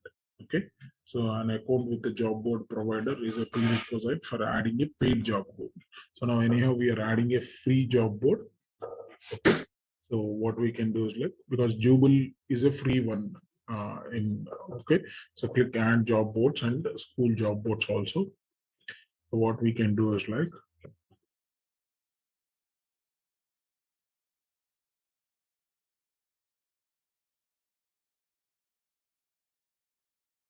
we can search this if we want to add, for example, free one APEC. If you want to add it, you can just click what you have. Once you search, either you can search it or because Jubal is already been added, so for that reason it is not coming. Okay, so what we can do is like we can just click this is the free one and this also is a free one. So if you just click it, job board, you are about to add APEC, but before adding this job board, please make sure that you have already contacted to open an account. Yes, we have agreed with them. So we can have account here is like, so it is for agency or enterprise one agency, and you can just click next. So this field is required, which is nothing but, otherwise what we can do is like get the recruiter's detail. So okay, now you will add it to, okay, your job board has been added successfully. Okay, now this, but monster, when we want to add a paid job board using this configuration, what we have to do is like the same way we have to come and we have to click add, select add board to your list. So we can just, if I want to add monster, same thing, if you agree and continue, and the login and password details we have to get it, because the following fields are not editable. They have been provided by Monster to activate and maintain your job posting field. Okay, so for that, but for free and all we don't have it. So for that reason we don't want, but how to add the paid ones and all, you can add it in that way, because we'll get a things over here. Because if you want to launch it onto the LinkedIn, for example, or posting, we have to agree once we log in, and we have to go to the LinkedIn profile. So we have to give all these necessary information and we can do it. This is the way. After that, once we see on our managed recruiting posting, which we have added earlier, it was 5. Now we can see the job boards, manage my job boards. You can see 6. APEC also is being added. Okay, so after that, manage recruiting posting. And if you want to add any manage my school job boards, okay, so we don't have any, please select a school and associate posting profiles and all. So first we have to we have to associate users to the posting profile. Then you can come and you can add the profiles over here. Okay, so that is what we can do it. So now if you add job boards and school job boards, if you click it, the same picture it will come. If you want it free, any of the job boards, because in especially what exactly the school job boards is nothing but it is specific in US, especially for the universities parts and all, we will be doing with the school job boards, because some of the job boards, they requires an access token, especially for the universities or for the bank companies need to enter into the job board configurations and all. So for that reason, we have to ensure all the job boards or need to be added, agree the things and all, we have to do it. Okay, so once after doing this, we will configure the posting profiles and groups tab. For these things, what we can do is like or otherwise we can go, we can add the school job boards. So how we can add it is like, because London, see for example, all these the examples, maybe Harvard University or London Business School, we can add those things for their school. If you are working, if your customer is like London Business School, so then how you can do it. So this is what we can do it. So especially after that, what you can do is like, we will just go to configure the contracts tab. If you click free, these are all the free jobs. And job boards, this is at schools. If you just click it, so these are the ones. And if you want to add these school job boards, just click it and give the login and passwords. It will come. Without login and passwords, anything is there. See, Agro Campus West. So CEFA Paris. Okay, these are all the schools. If I search for London Business School, one of our customers, they wanted London Business School. So, okay, basically college London. So like this, we can have London Business School if you want to add it.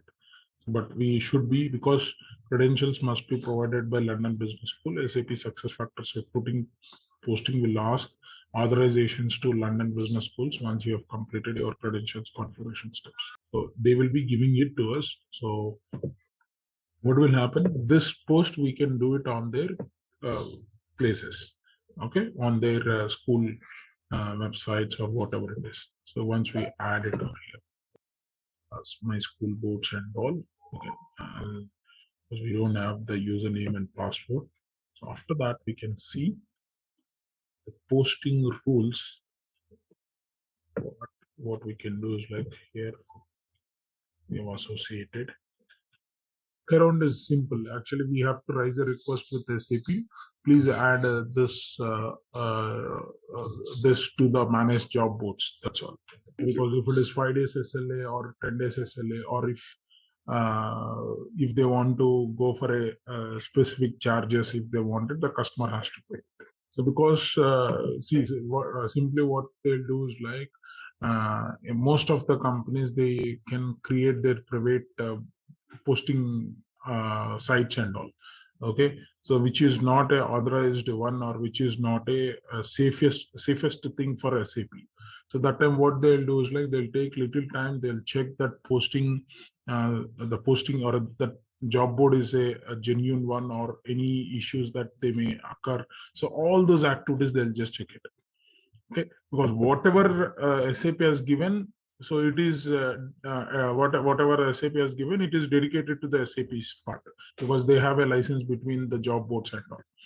Okay. So, but if it is a new thing which is not in the list of SAP, then SAP will take the call of it, permissions or authorizations. So what we are learning, being a recruiting consultant, how we can add which are available ones, so that we have to map to this job boards and all. So we can post the job to the selected job board, and also we will be checking out. So maybe we can just check it out tomorrow, maybe on the next Tuesday class. So did I explain to you about the rating scales and all? So now here, if you want to create any, but rating scale is like across the board, we can create and we can show it here. Anyhow, so if you want to delete any candidate, we have an option called delete. Okay, so you can just click the delete and find that particular candidate and you can delete it. And if you want to delete the requisition, means so you have that particular feature also. You can go to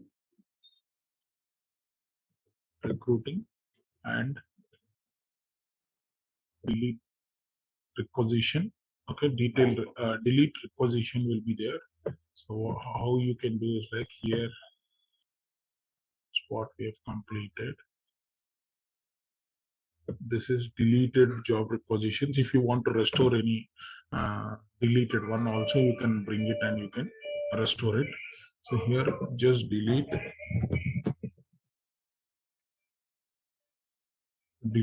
from mass deletion of job requisitions, you can do it. So if you want to delete or one or two recs and all, you can delete directly over here. So by selecting any of the things over here, and you can select it. For example, if I want to delete this one, so what you can do is like, so this is in pre-approved stage. Once you can delete it. So pre-approved stage, I'm just deleting it. Just click delete. So simple thing. But at the same time, if you want to restore that, so what you have to do is like, you have to click restore deleted job requisitions. You can search for hiring manager Joe. Search, you'll get one thing which is like, these are the things, the job requisitions or hiring manager, we will just search it. So this is the one just now we have deleted. So if you want to restore this one, you can restore. Simply it will restore. Okay. And again, if you want to go and check it, delete mass deletion of job requisitions. You can see that thing again.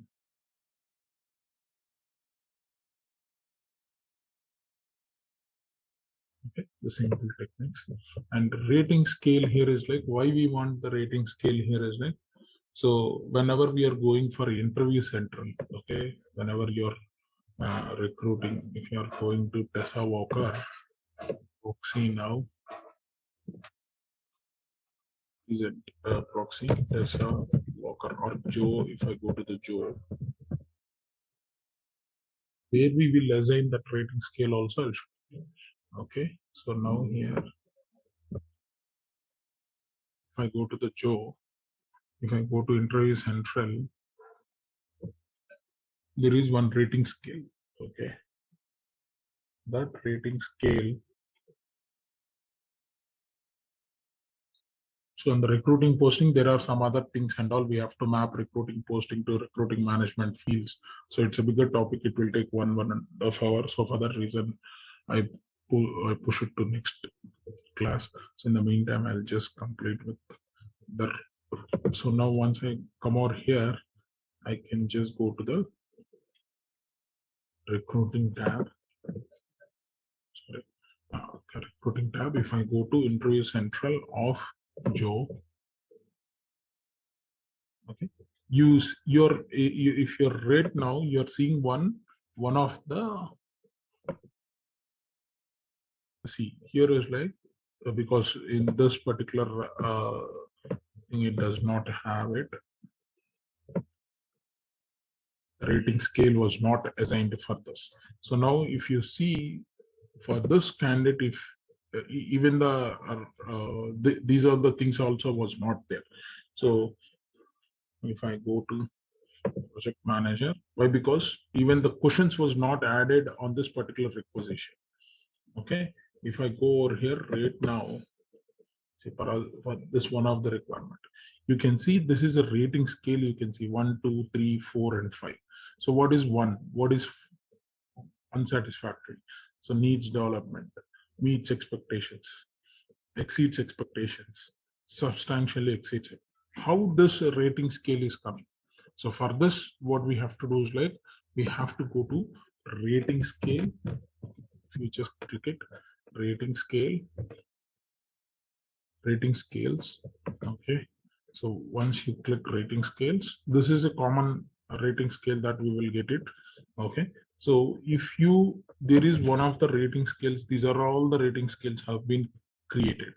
Okay, so for our requisitions, whatever the requisitions that we are using for project manager, okay, so what kind of rating scale, what kind of template that we are using it for a project manager? So we have to check first that thing. So if I go to the job requisition, the project manager is like 144 or 148, 144. So this is this job requisition was created with the standard job template only. Okay, so now what we have to do is like we have to go to manage templates. So now I'll become self. Once we click here, we can go to manage templates.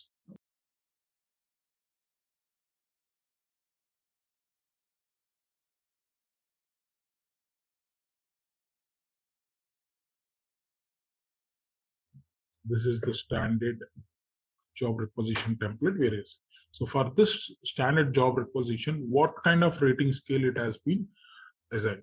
So either we can see it on the general settings, or we can go to the form template settings also. Okay, in the general settings, see assessment scale was SWR rating scale. If I observe SWR rating scale, what kind of scale it is? SWR rating scale. So this is the scale. Unsatisfactory, needs development, meets expectations, exceeds expectations. No, I don't want this rating scale. I wanted a new rating scale. So go to the rating scale designer. So create new rating scale and name it as like JSR rating scale.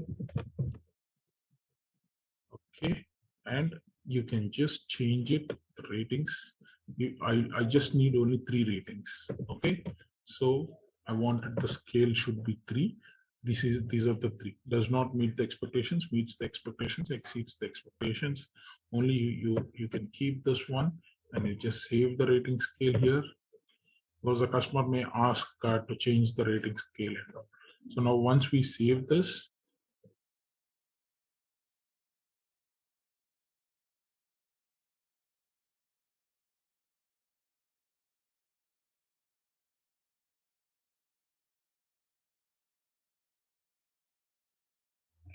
so this is the one.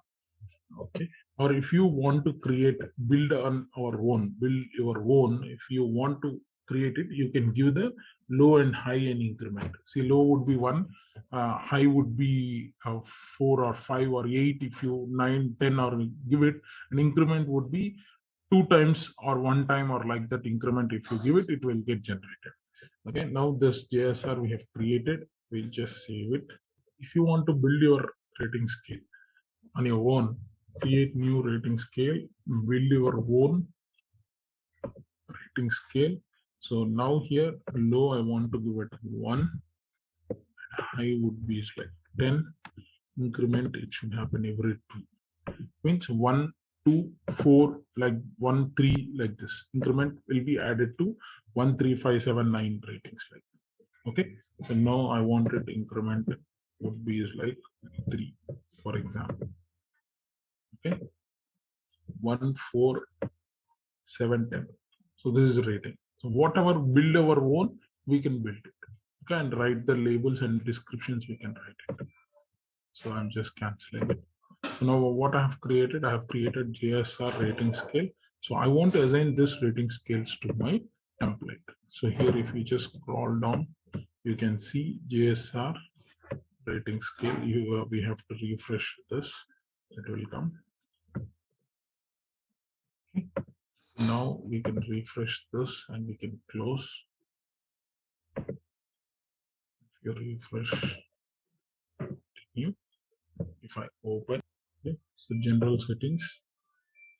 If I go to general settings, and here you can scroll down, you'll get our JSR ratings. So maybe I'll come back to manage templates. Again, if I open job requisition, scroll down, standard job requisition.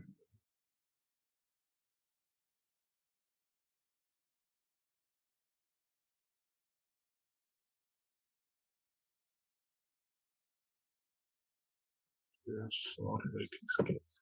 Okay, and you can save, publish directly. Okay, so JSR rating scale is there. Now I'll just go and refresh to the interview central. Once it has been saved, I'll do that. Let it be saved. Has been saved. Duplicate. Go to the recruiting. Otherwise, freshly we can log out and log in. Okay.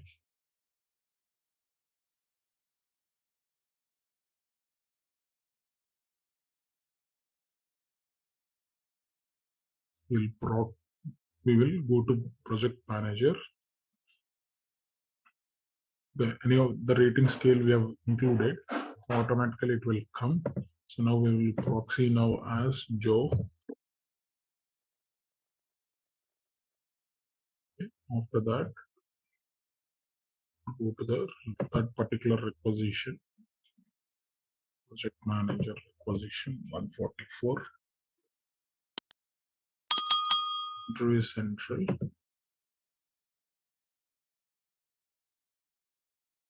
Manager. Now here, because we have already rated, the rating scale will change or not change. So it was not changed. Maybe for a refresh requisitions, it will change because we have already used that scale and all. So for example, if I create new job requisitions,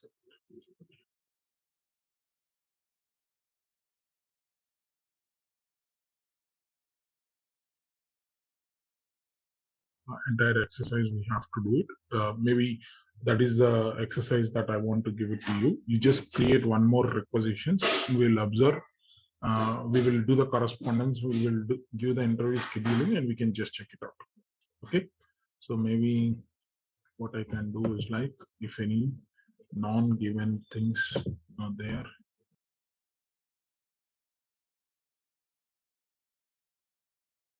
the competencies were not there. So we will try to add the competencies for this. Let's see. What is this job? Standard management office. Job requisitions. This is the one. Go to view edit.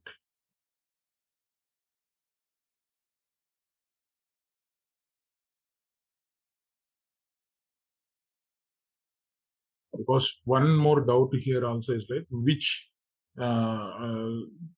requisition that we created, which template that we have used also is doubt.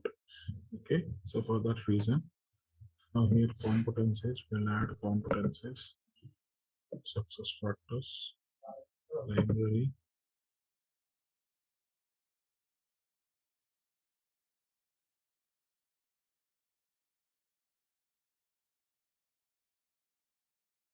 So I've given these many. Let's see. Okay, save changes. Okay. So our JSR comments are mandatory.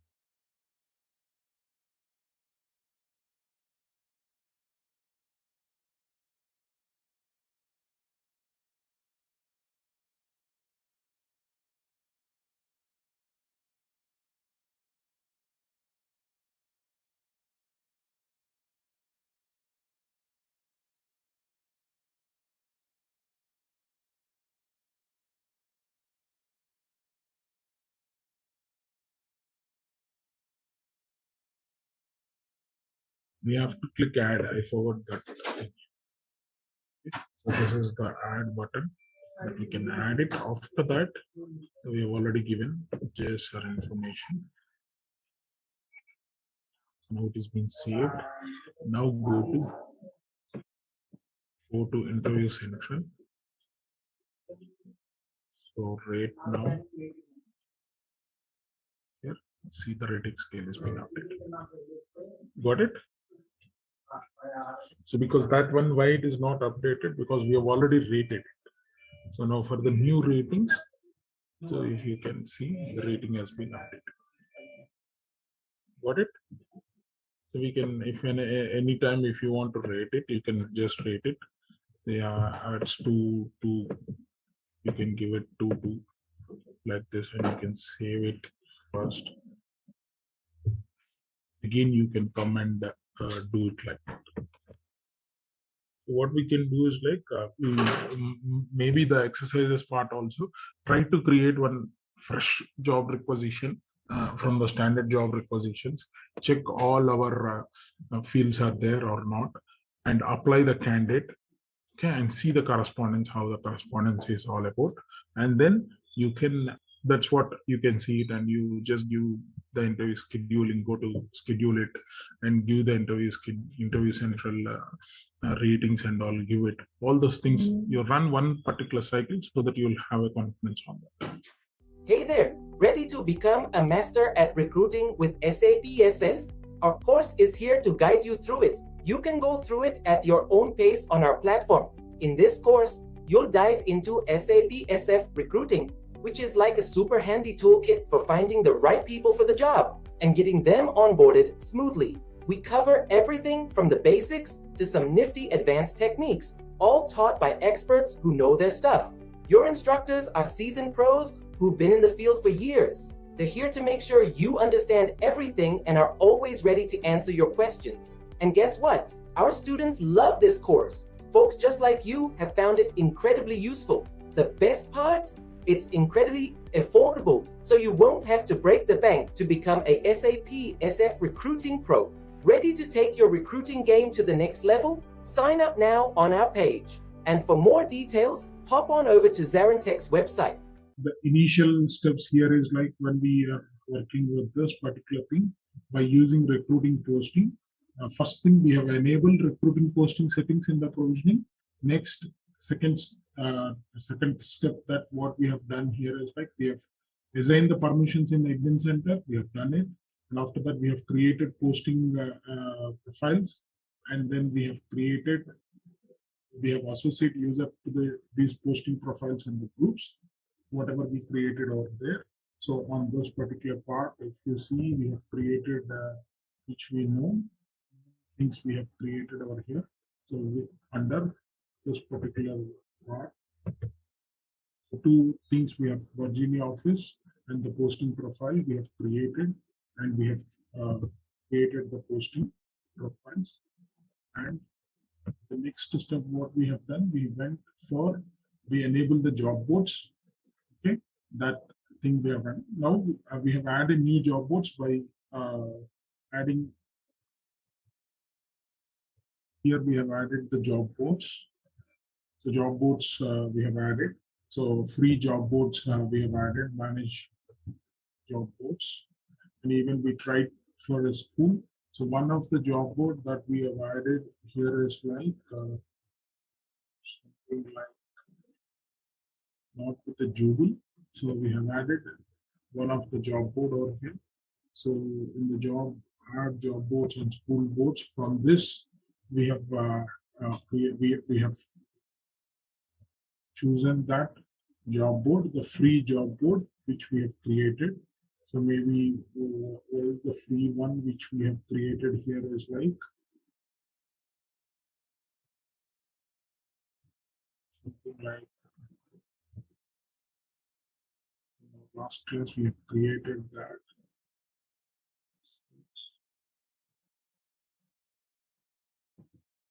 The step associates we have done it. So maybe APEC is the one that we created. Okay, connection established. If I just go to This is the posting profile. You can post jobs on the APC. So now what we have done, we have added a new job board by we have already added, and also posting profiles and groups we have did it. So now what we have to do is like we have add this. We did not add the school job boards because that is a paid job and it requires username and password. So generally we have to take the username and passwords while doing the postings and all. We will be getting it from the customer itself. So that we have to keep in mind. After that, we have to navigate to the admin center and we will click maps RP to RCM fields. So that thing we have to do it. So first, this is the eighth step that we have to follow. So which is like we will go to the manage recruiting posting.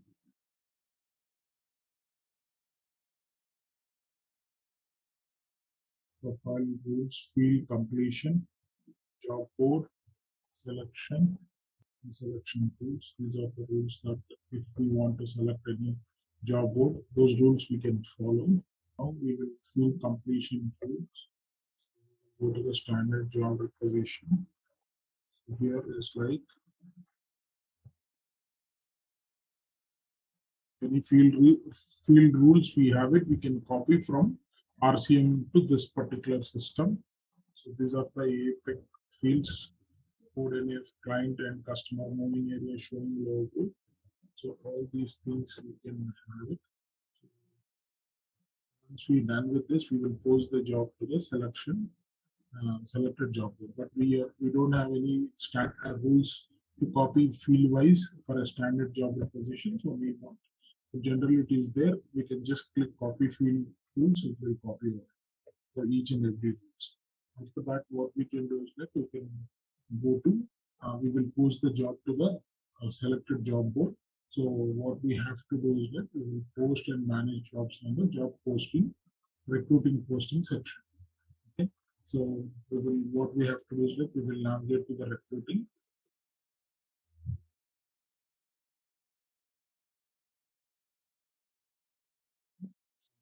We can do is like we will just complete the select job board section.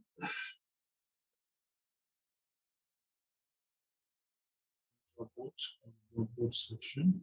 Manage my job boards.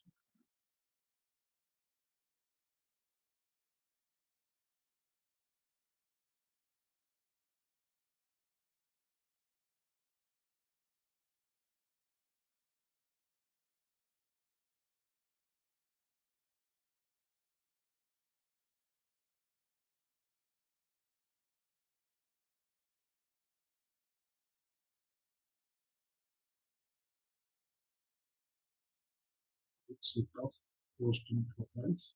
So the posting profile is like these two. Okay, save. So these are the ones.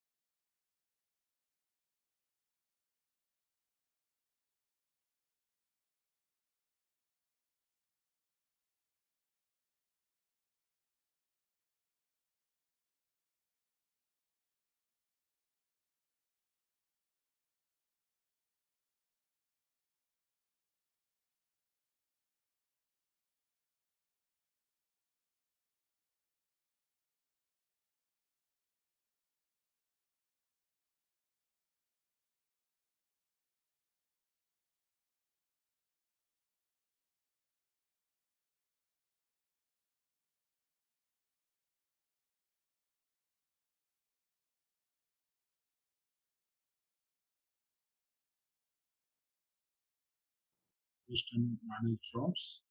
We have done all the settings correctly in the recruiting postings. After that, we can come out here.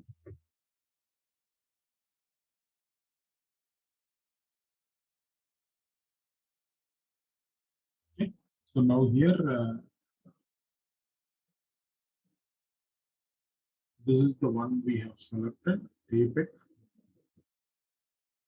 We can post this job, production director, any of the job boards. So now here you can see the general job boards, all other things are there. So this was not enabled. Job board information, you cannot select this job because there is no compatible language selected on your posting. Okay. So what we can do is like we will go to the posting, the language part we did not mention it seems. The language part and we'll come back over here.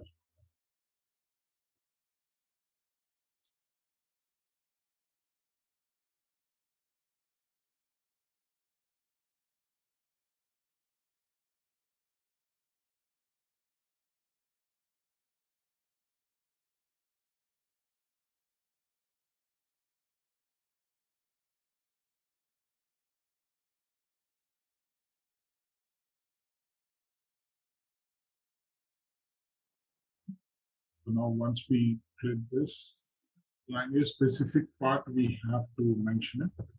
So putting posting.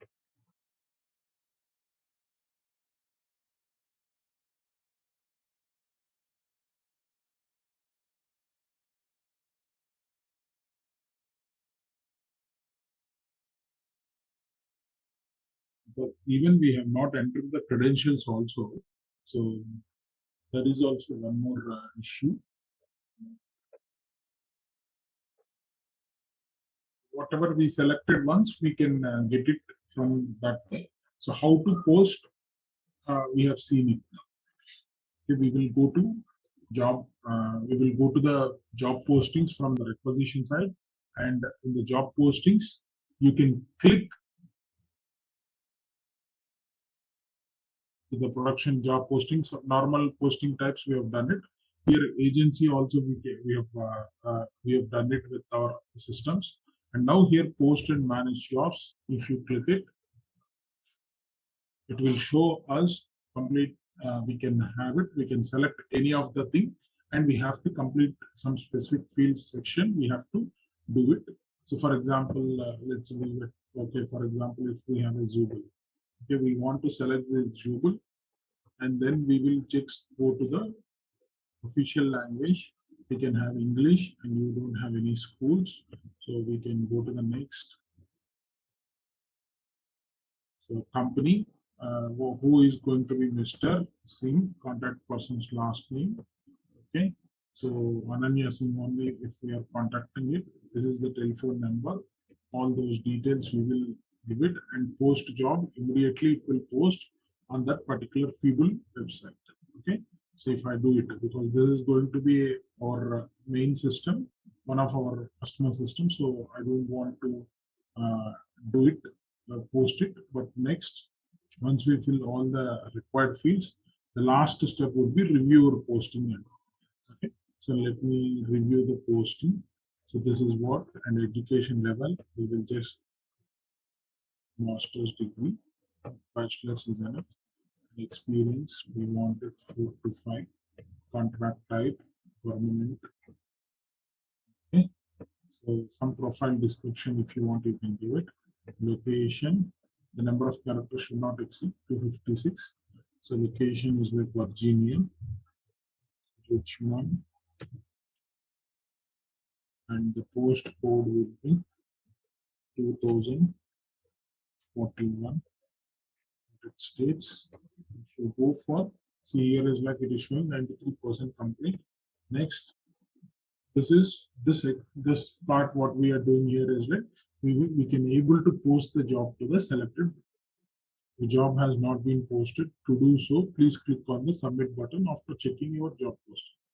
Okay, so this is we have chosen a Jubal profile and the common fields. These are the ones, all the things, and the education level and experience and the location. we can have it, like we can just check it out and we can submit it. Okay, in real-time scenario. So these are the steps that these are the 3 steps that we have to follow, and the other whatever the steps that we have discussed, all the 9 steps. The 9 steps is like, first we have to check the provisioning permissions, and next admin permissions, and then after that we can come onto the job boards. We can enable the job boards, we can associate users to the posting profiles, we can do that, and also we can we have assigned that posting profiles to that particular things, and after that we can have the final one would be like posting a job for any requisition. So for example, if any requisition, if I take it, so any requisitions, what we have to do is like, we see here, you're posting a job as this particular posting profile. Okay, so that is what we have to ensure, because that is the posting profile that we created, and for that posting profile we are doing it. So if I go to the job postings, so traditional postings, we have it. We will be releasing with this particular traditional posting, internal career site. But whenever we want to post it on any of the LinkedIn or any of the other things and all, you can do it with the post and manage jobs. So before that, we have to do manage recruiting posting steps. Okay, by creating the profiles, by choosing the job boards, by having a because if you want to post it from your recruitment site itself means, so you have to do it these things. Okay, so what will happen? So once you go back over here, so the LinkedIn was there or a monster was there. So if you want, you can select. Those are all paid things and all. So for that, if the customer is required and they want to establish, we will just go to manage job recruiting postings. We will do only last final posting step. Generally, the recruiters can take care of it, but in the postings, we have to set up the job boards and all. Okay, manage recruiting posting. First, what is the profile that we are posting profiles and the groups? Who is going to be manage posting profiles and the groups? Who are the associate users to the posting profiles? So because only these people can do. Okay, so we can have it almost all. We have the posting profile people and one or several users. We can have it, and after that, job board marketplace will be there. Add job boards and school job boards, so that if you add separately, it will come. So if you want to see all the LinkedIn is a paid one, post duration. If you want to add this one, we have to I agree like this. You can just click it, and we have to, before adding the job board, please make sure that you have already contacted to open an account. Okay, so we have to contact LinkedIn directly. We cannot. Okay, so if I go continue, it will ask for this particular company ID, which ID, and what is the contact ID, and what is the LinkedIn profile email. Those things we have to fill it. Okay, so which is even for the monster also. So even for all the, if you want to only see, if you want to post your job in only free sites, these are the free sites. Okay, so Facebook jobs is a free site. So for example, Facebook jobs, you can agree.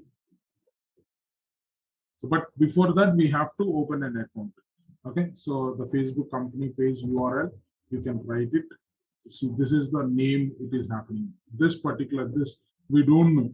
So this company, generally in our scenarios, Walmart at Facebook jobs, or Coca-Cola at the rate of Facebook jobs, or our company belongs to TCS at Facebook jobs, or Microsoft at Facebook jobs. Okay, so like that we have to name it, and you have to provide a photo URL of our logo and a Facebook company page URL. Okay, so we will be getting one company page URL. Facebook will create and give it to us, or if it is a free source, we can create one new Facebook company page URL. We can create and we can paste that over here. Okay, so once we pasted that, we can go to the next, and it will ask for you are about to add Facebook jobs to this particular add and close. If you add it, it will add it to us on the job boards. Okay, your job board has been added successfully. So now what we have to do, once coming onto the job boards, if you just refresh this on my job boards, if I come to my job boards, here you can see Facebook part also. Okay, let me refresh. This is my under recruiting posting. So we will go to recruiting. So now we have added a free Facebook jobs. We will see whether it has come. Okay. But we have to give those details, URL and all. Then only it will highlight it. Okay, if I go to job postings.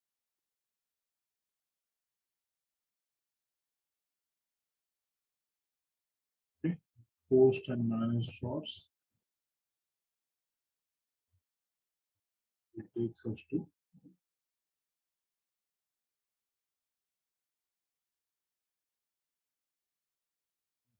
so now here Facebook jobs has come. Okay, just click like this. Next. But URL, where it will go and sits in the URL, it will go and sits. Okay. So, but we have not given any URL. Our own company's this SF sales 07872 company URL was not there. Okay. So for that reason, we don't have see the Facebook jobs. You can mention the salary, all those things. So top type and all most of the things you can put it for your postings. You can post it. Okay, do you understand how to post the jobs on the job boards? Okay. So this is the way that we can do it. So whether it is a LinkedIn or anything that we wanted, we can do it in such a way. Okay.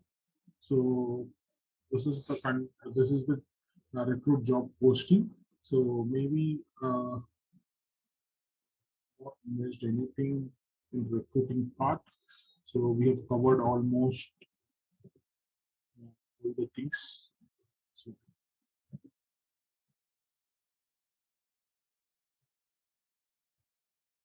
okay. So we have covered all these things.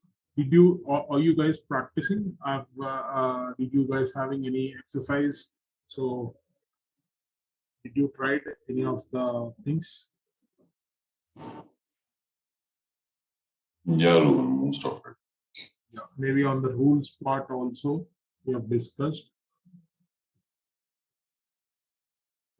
So now all recruiting posting also is being completed. So whatever the things that we wanted, we have completed. We have to keep all these 8 or 9 steps in mind. So whether it could be, so we can see the whatever once we posted, we can review the post. So for example, if we want to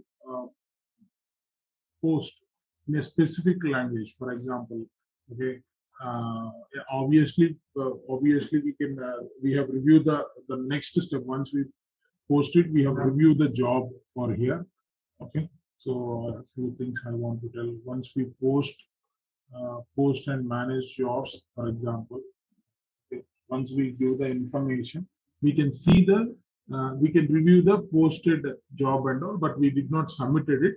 So anyhow, on the last page, we would able to see the review. We can see it, and if anything, for example, if we want to make sure that fields are translated in a language. So if you want to do it, so what we have to do is like we have to enable the language in the provisioning.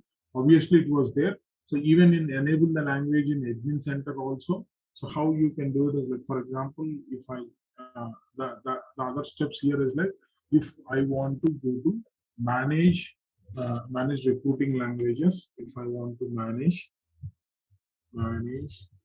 recruiting languages, if I type it like this, it will come, or we can go and search it in the search for the generally we can manage search, we can search thing, we can do it.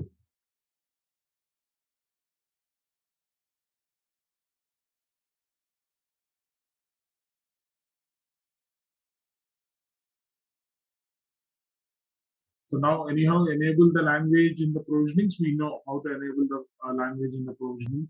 So go to the specific under the company settings. We will be having now we will be having all the language packs we can enable. Okay. So there you can enable. After that, what you can come here is like you can come to the admin center and just go to the recruiting.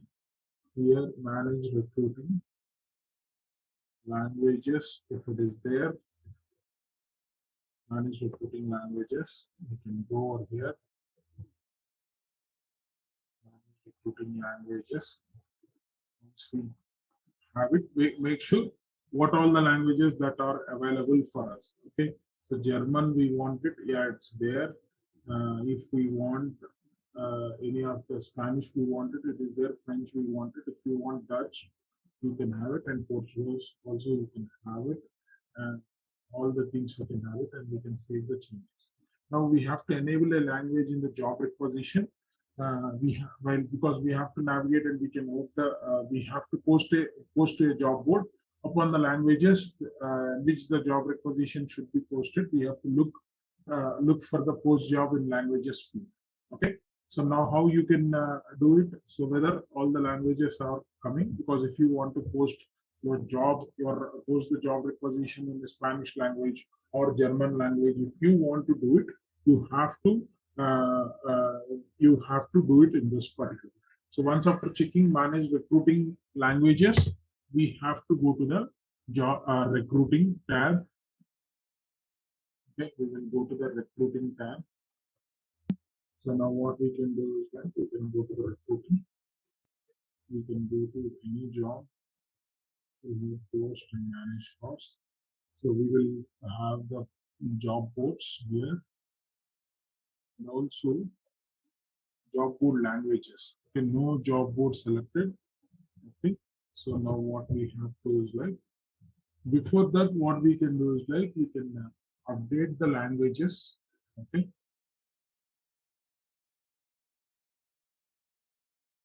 job board selected. So now here we will select Facebook jobs. Okay, here we will be having a language. Okay, so now here English, all the things have optional languages. We have it. Okay, if we go to any of the other job boards,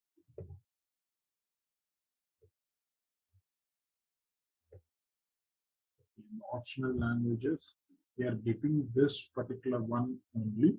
So what we have to do, if we want to do it, if we want to post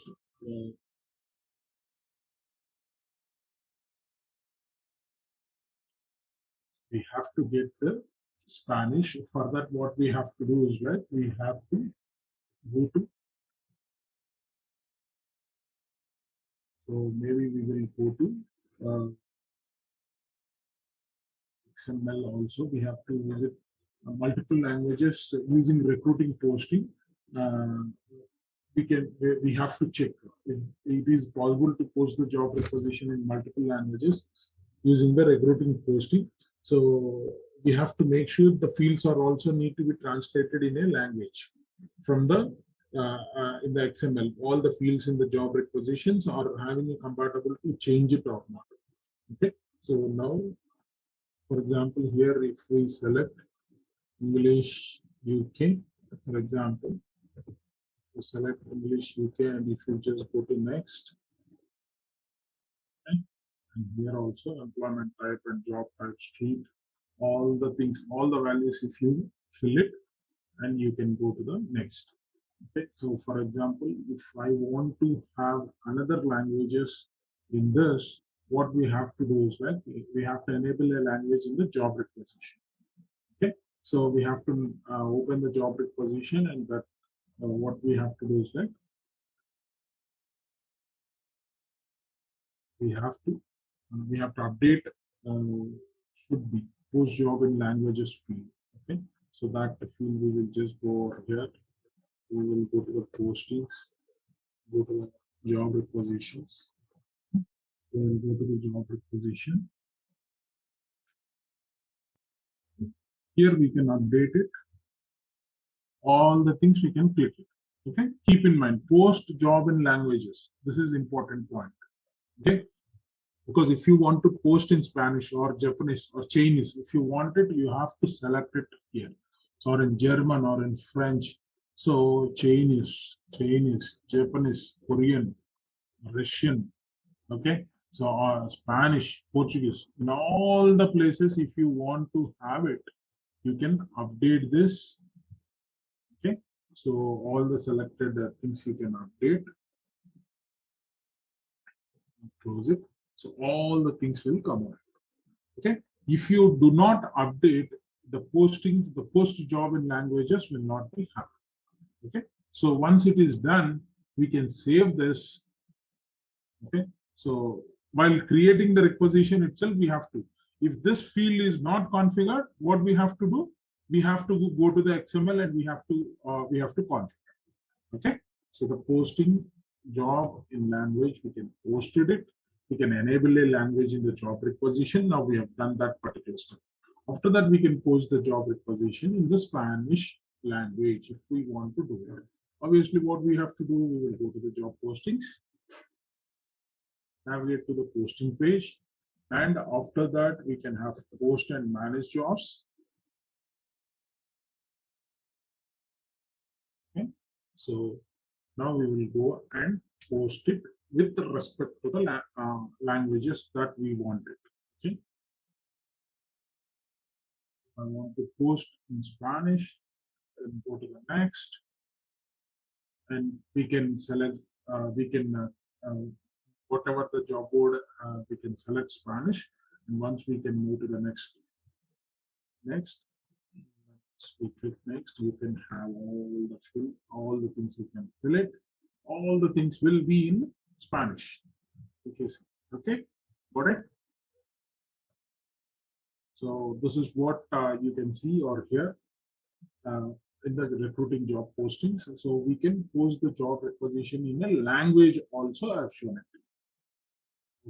So fine. So freshly, maybe I've completed almost all the recruiting related ones. So we'll see tomorrow. We can start onboarding, or if any missing outs or if any doubts that you come up, we can clarify and we can move on to onboarding 2.0. Okay, 1.0 and 2.0. What all the required 1.0, I'll explain to you. Okay. So almost all the things that we have covered up. So what we can do is like you just go through the system, okay, in our regular system only. So whenever you are doing a practice for this recruiting posting, anyhow, we should not go and post it. So at least you can how to post it, you got to know. So once we come over here, admin center. So you just go and you feel like if you want to learn here is like if anything or here there are some of the things which are related to onboarding. Those things I will explain to you here. Okay, so which is like this is manage and which are few of the features which are related to RMK. So which we are not that particular module we are not dealing now. So some of the features are belongs to onboarding and RMK also, like managed career site builder is belongs to RMK only. So all these like configure legal minimal obligation period. So configure standardized mapping, background check, which is related to onboarding. Okay. So some of the features which are there, which are related to recruiting, we have completed almost all the things. Generally, all the companies they will build their own career page. Okay. So from there to recruiting, whoever applies from that career page. So some problems we are getting it. So for that SAP, what they have done is like they only directly they are asking. They have given a feature like with our RCM or RCM, there is a separate module we have it which is called a RMK recruiting marketing. So whatever the career pages that you want to build it, you can build it from RMK system. Okay, so our RMK, because it would be very easy if they applied from our career site system and all. The career side we will design such a way according to the customer requirements only. Okay, the demand here is like RCM is the important one, and RMK it's all depends on a additional exposure, additional module that we have to learn. Okay, but because there is no everyone who is having a RCM experience should have a knowledge of RMK is not required. Okay, that it won't be any add-on. It's always an advantage for us, but it is not going to be a mandatory add-on for it. For my customer, I work for 3 or 4 implementation. 4 implementations. The 4th one is having only the RMK, but out of 4, 3 customers they are not using RMK. Okay, because it's a demandable one, but whenever the traditional we have it. After that, we have seen the postings that we can do the postings in. See, because most of the candidates, how we will get to the organizations, maximum on through the job boards only, right? So if there are 100 positions are there, out of 100 positions these days we are getting out of 100 positions these days we are getting 30 to 40 from the LinkedIn itself. So that the LinkedIn part we can do it from the RCM module.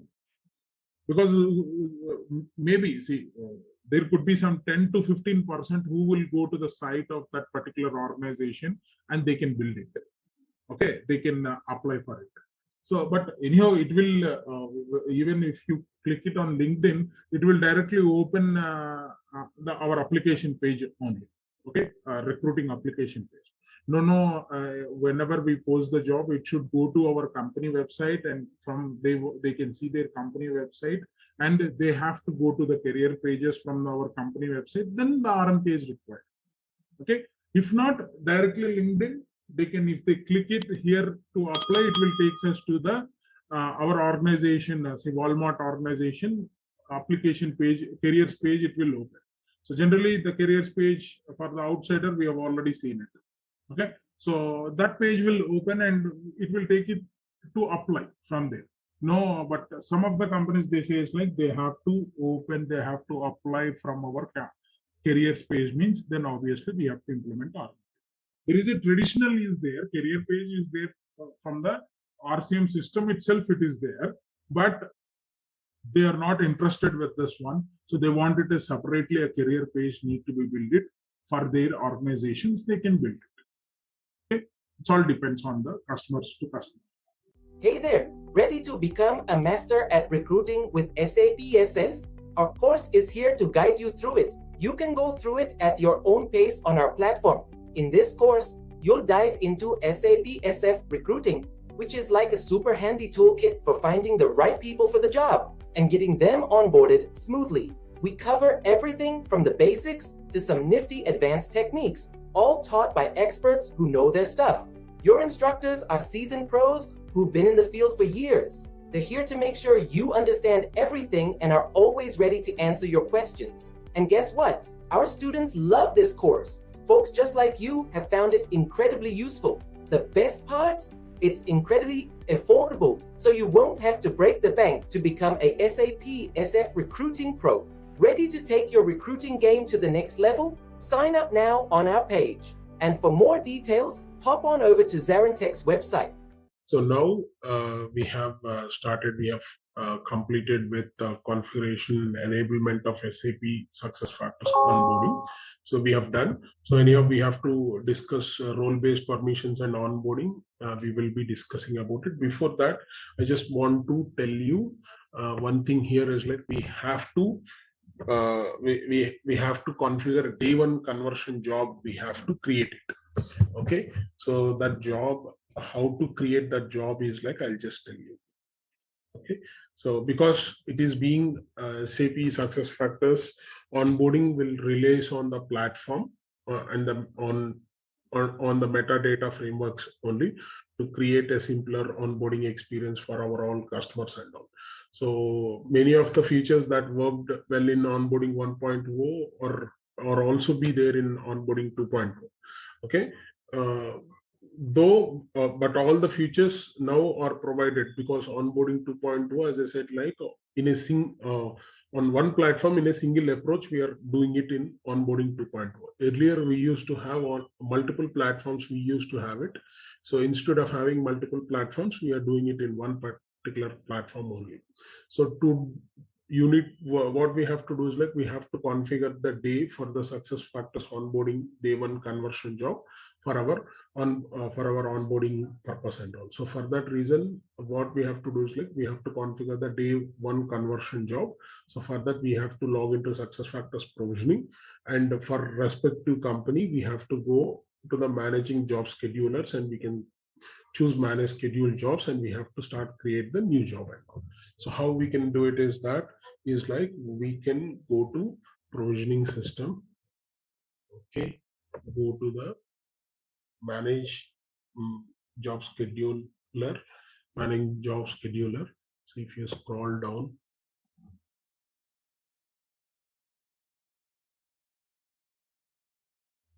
managing job scheduler, in that manage schedule jobs. Okay, we'll create a new job, create new job. Okay, and the job name, what is the job name we can have? It is like we can have JSR, so normal one, JSR convert. We can put it JSR convert external user,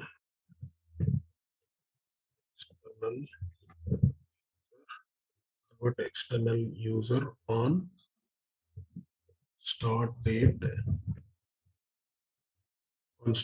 job. Okay, so I'm just using sentence case for start job on. Even this also will take JSR. Okay, and the job owner would be SF admin. Will keep, which is Ananya Singh. Okay, and what is the job type? You can select here as like we can select the job type. We'll go to the C. Convert is there or not? CON convert. This is the job type, the same job type, and what is the parameters? Okay, so we can choose start hour, when it should start. Generally, on the day one, generally we will start at joining formalities and all. We will start at 8. We can just choose 8 time. We can just choose it 8 hour. Business start hour is like 8. Generally, regular business start hours we can have at 8. Maybe if it is any company is having 7, we can give 7 also. Okay, and occurrence, what is the occurrence is like we can keep recurring. This job should run recurring daily. It should happen at 12 a.m. midnight. Okay, and when is the we can have this one. After that, we can mention the start date. So what is the start date? We can give it here as like 09/28/2021. End date, no end date. We don't want to give any end date, and we can just simply create job. Okay, job has been created here. Okay, so now for now it is not submitted. So what we can do is like we can submit it. Are you sure you want to submit? Yes, I want to submit it. So the start date is in the past. Okay, it is telling it is now it has been submitted. Okay, so it means it will run from 29th onwards. Okay, so the job start date, because we will convert the external users on start date, it will convert automatically as a employee. So because so far our onboarding platform will take the details of the external candidates. So it will convert this job once the onboarding part is being completed. It will convert into an employee to the employee central system. So it will any onboarding candidates are there. If they completed with all the details, it will automatically it will pulls the data and it will push us to the SuccessFactors platform initially. Later it will go for the Employee Central log. Okay. Okay. Thanks. For that reason, we have to create this job. Okay. So now the next thing would be I'm coming to the system. So this is the formal. This is the changes that we have to do it in onboarding in provision, enable onboarding in provisioning, and configuring day one conversion job in provisioning. We have done it, and even as an onboarding administrator permissions, we have already seen it. Okay, now the things here is like we want to create a hiring manager because that is the thing here. So what we have to do is like, so now role-based permission for onboarding, we have to take care. So who are the participants? Who are the stakeholders for onboarding generally? So for all those things, for all those people, we have to assign. Obviously, for onboarding administrator permissions, we have already given in our last class. So who is the other stakeholders? The other stakeholder would be hiring manager most of the time, because he is the one who will act as a buddy, or someone from his team will act as a buddy, or whatever it is. But initial thing, the permissions and all should be there for the hiring manager, because he is the one who writes the requisitions and all. Okay, so for that, what we have to go and give the permissions, external user permissions for hiring manager also. So we will assign hiring manager and external user permissions. Both external user is nothing but the new candidate. Okay, so now I'll just go to first thing here is like we will go to admin center, manage permissions, manage permission rules. Obviously, hiring managers are all will be like managers only. MSs we can choose, or if we can have, see here, onboarding separately we have created onboarding hiring managers like that. So we can go and do it for onboarding hiring managers also. We can go ahead. So now I'm just back to onboarding hiring managers. Okay, so these are onboarding. ONB means nothing but onboarding. So onboarding hiring managers. So for these guys, so we have to give the permission group and the permissions to be selected. So first thing, permission. Once we just click it, we will go to manage onboarding or offboarding.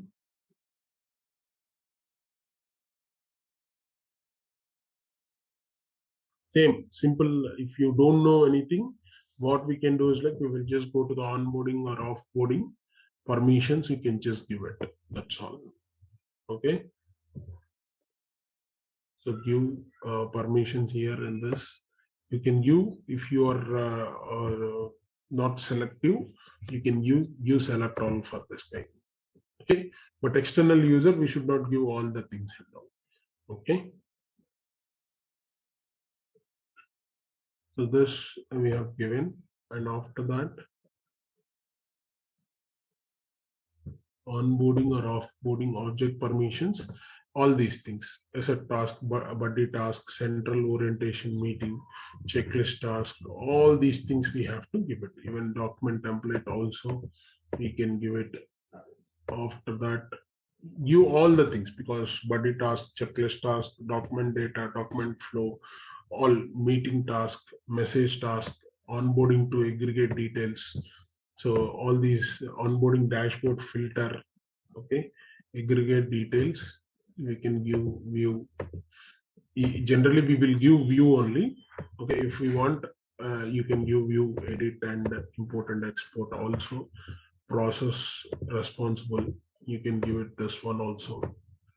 Okay, so like this, we can give the permissions first. Okay, so now we have given almost all permissions, we have given it. So most of the permissions we have given it. After that, we will go to employee data. Here on the employee data, we can give all these things. Okay, employee profile, view, edit, view all the things for employee data. Okay, all the things. After that, employee central, effective dated, employee central effective dated entities. In this also, you can give all the permissions to the manager. All the things we have to give it. So if you want to do the correction part also, you can give it. Otherwise, you can do only view current, view history, edit and insert activities. Like this, we can give it for all others. Other tabs also over here. Okay. After that, we can go for manage user also by giving these things.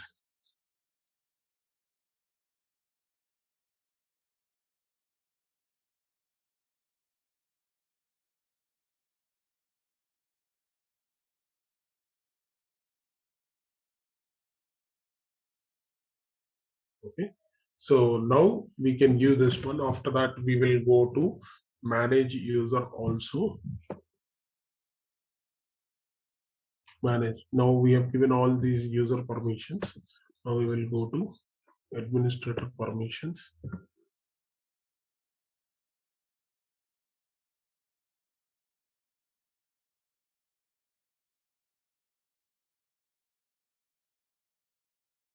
Just manager user. Here there is one item called manage pending recruits.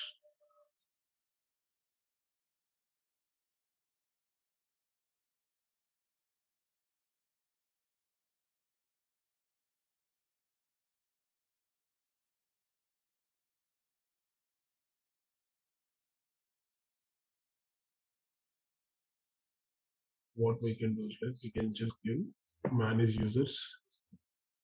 That's okay. After that, we can also give recruiting permissions.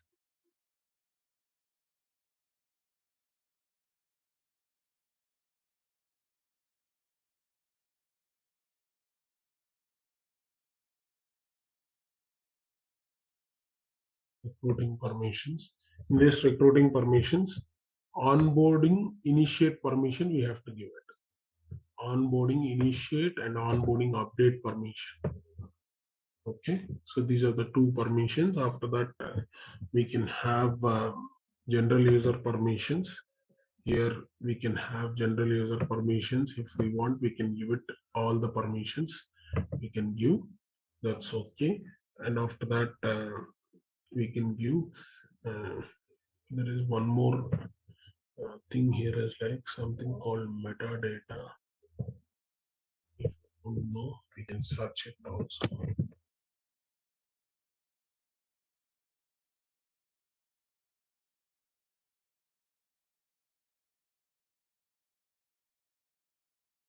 It's not there, leave it.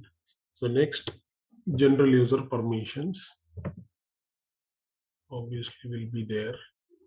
General we have given, right? All the permissions we have given for all. Correct. Okay, done. So these many permissions we have to give it for the hiring manager. Okay.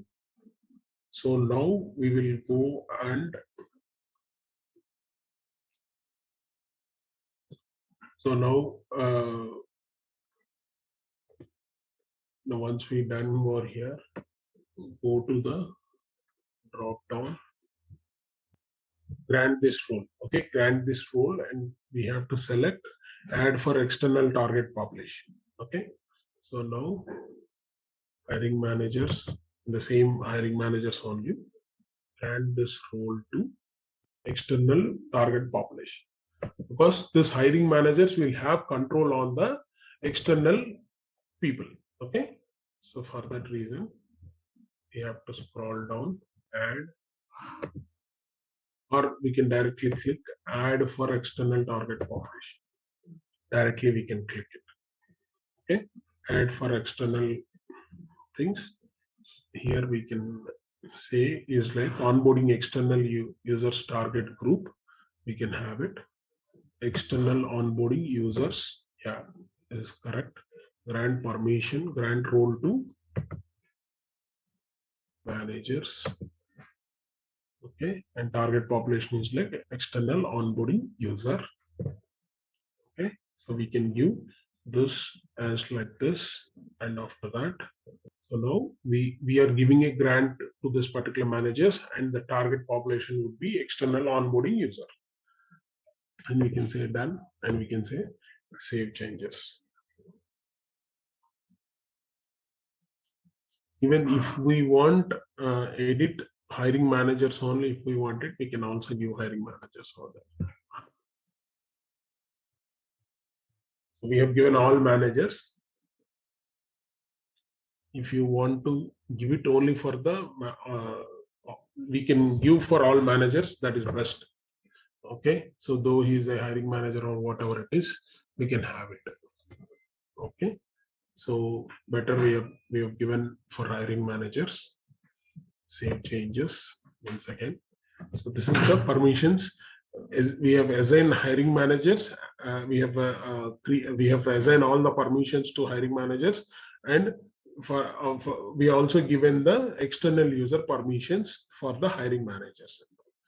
Okay, so this is what we can see it, and after that, what we have to do is like we have to identify HRIS fields that will be mandatory during the onboarding, because these are the important fields that because we remember that the onboarding data model is created from the employee central data models only, because the first name, last name, obviously it will comes from the employee central, right? So this means that the default HRIS elements and fields have already been defined in the employee central.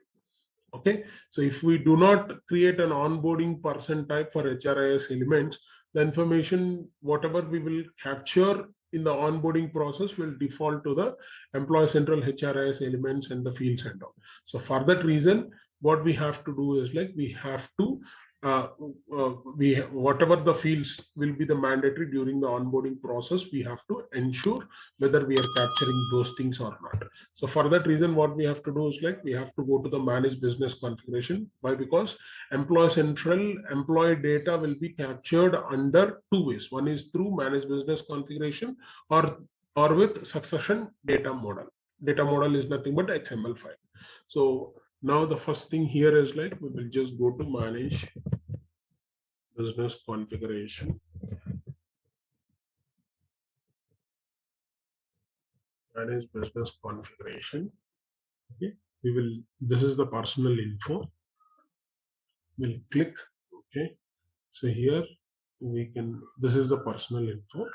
After once we click here, configure new person type. Okay, so personal info, here we can just click it, configure new person type. So here in this person type we'll have onboarding.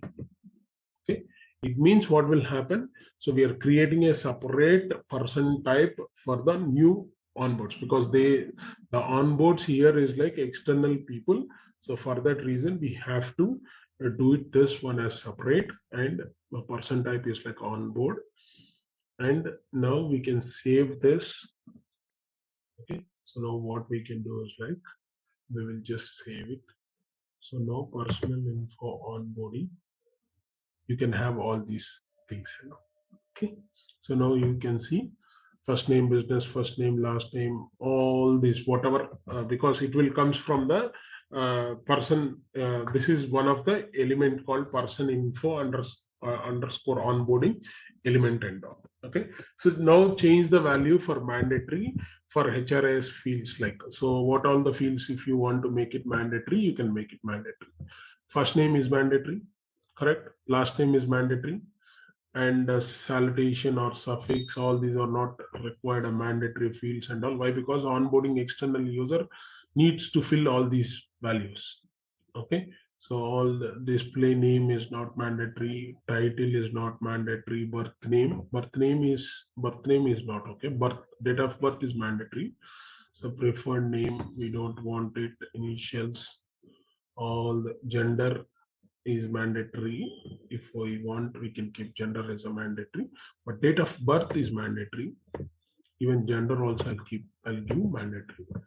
Okay, nationality, obviously nationality is mandatory. It is showing all these things is done. Okay, now save it. So what all the minimum information that we wanted, we have captured those informations. So this is the way. It means for external onboarding platform, which is equivalent to HRIS fields that are there with the succession data amount, that are there with the employee central, the same things we can have it. Okay, after this, what we can have it here is like we can go and create a custom HRIS element for the onboarding process. Okay, so now what we can do here is like because we have to create a custom HRIS element for the onboarding process, we have to develop it. Okay, so that is a custom one. Anyhow, we are the one as a part of any onboarding process. Companies can choose to gather specific information for the new hires. Information about an upcoming employee can be a vital as certifications or any licenses generally that are required for that specific job role and all. So for that reason, we have to create a custom HRIS element. We will not be depend on the employee central element and all. So to identify or validate information, we have to go and add or create a custom HRIS element. We can add it. So to create a custom HRIS element that is used for onboarding, so how we can create it, we can see that. Because one thing what we have to keep in mind here is like, so if there could be HRIS, obviously there are some elements in employees, but whenever we are creating specific to any for any HRIS elements, specification in the sense, there are some information we will capture it, or if they want to capture any of the elements like for example health related details, if they want to add it, health related details, if they want to create it, or fitness related, like fitness related information, that if we wanted to add it. So all those things, if we want to add it, anything that we want to add it, we can add it as a custom HRIS elements, we can add it. So now what I can do is like I'll add as a health related, because I want to have one HRIS element, personal info HRIS element for health related things and all. Because if it is a core manufacturing industry, what will happen here is like they will see their health reports or health recommendations they want it. So for that reason, what we have to do is like we have to go to the same managed business configuration here only. So what we can do is like we can choose the personal info. This is the one. So now what we can do is like we will add a new personal info.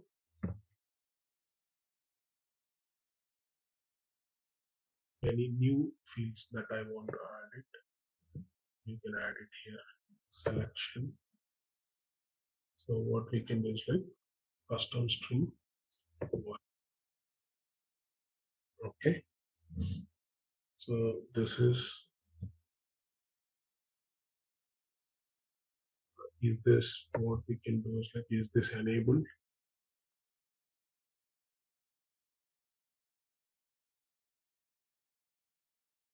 And this is a mandatory? No, it is not a mandatory. I'll keep no only.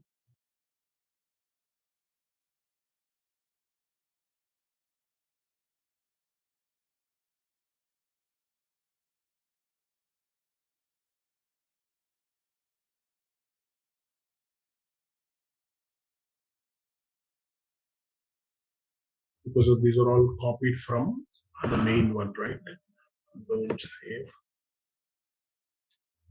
So onboarding has all these fields.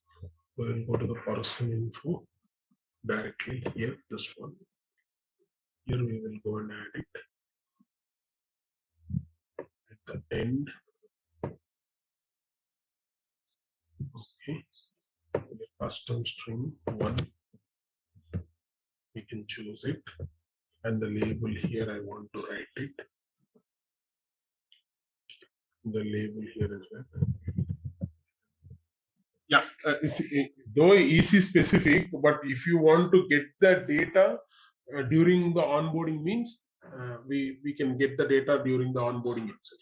Yeah, they'll have access to this managed business configuration page. There could be anyhow whatever the fields that are there over here, the same things were copied to this onboarding. But if Employee Central is not there, we have to create this onboarding separately. Okay, so this that is the reason. What will happen here is like, if you see, let me save it first. So what will happen is like, if Employee Central is not there, when you see on the onboarding, you will not get automatically those fields and all. It will not get it. Okay, so we have to create each and every object out there. Got it? Oh, got it. Yeah. Yes. Yeah, Employee Central is there.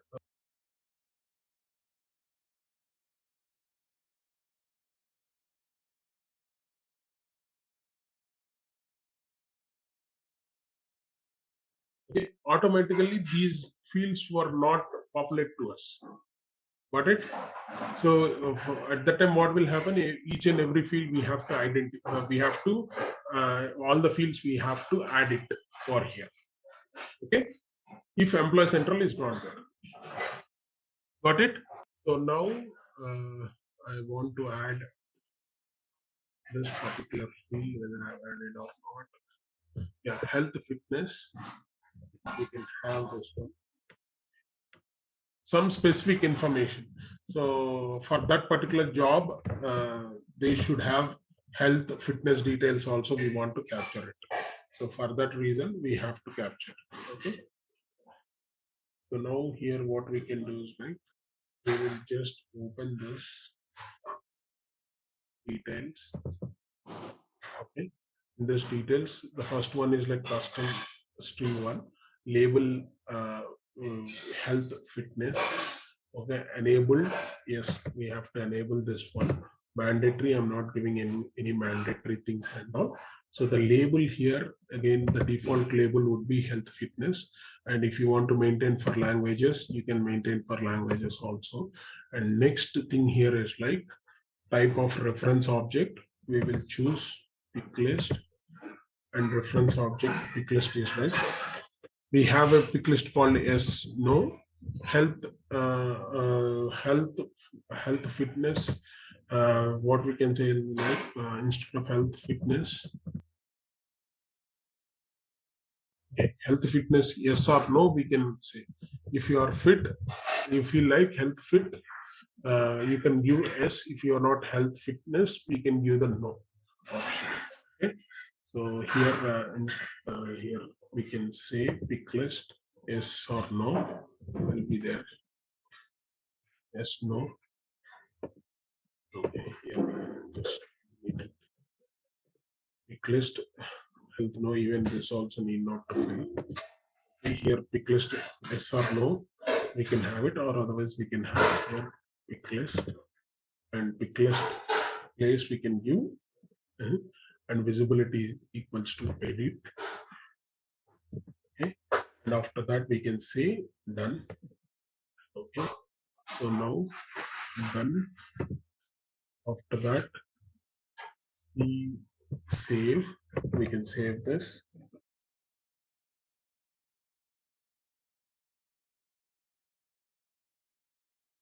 Please confirm the following automatic changes. Yeah, okay. Yes. Once we click yes. So now it is being saved. Now go to onboarding, personal info on board, because if Employee Central is there, we have to do it from the Employee Central only. If Employee Central is not there, that field directly we can come over here and we can add it. Okay. So now whether we can see that we can just, what we can do is like, we can choose here. We have already selected that one, right? So what we have to do is like, we have to add that newly created custom string one here also. Okay, so this is enabled, and this is not a mandatory. Okay, so it means we have Employee Central is there for us. So for that reason, we went to the Employee Central element, HRIS element, and added one specific information called health fitness. Okay, that's once we have added that one. Once we complete that adding to the personal info, and we can come to the personal info underscore onboarding also, we have to include it, so that whenever we open the form, onboarding user, if he opens, he can see this health fitness also. Okay, so this is what we can see it on the other ones. Next, other thing here is like if we can save the changes on the personal info underscore onboarding element by clicking save. We have done it. Okay, so next thing what we have to do here is like, so if any other specific, so now health part we have added, and if you just tell me any other information that we need to capture during onboarding, so that thing we can add it over here, and we can go and add that over there also. So now the custom string 2, I'll be choosing it, and here I can say maybe physical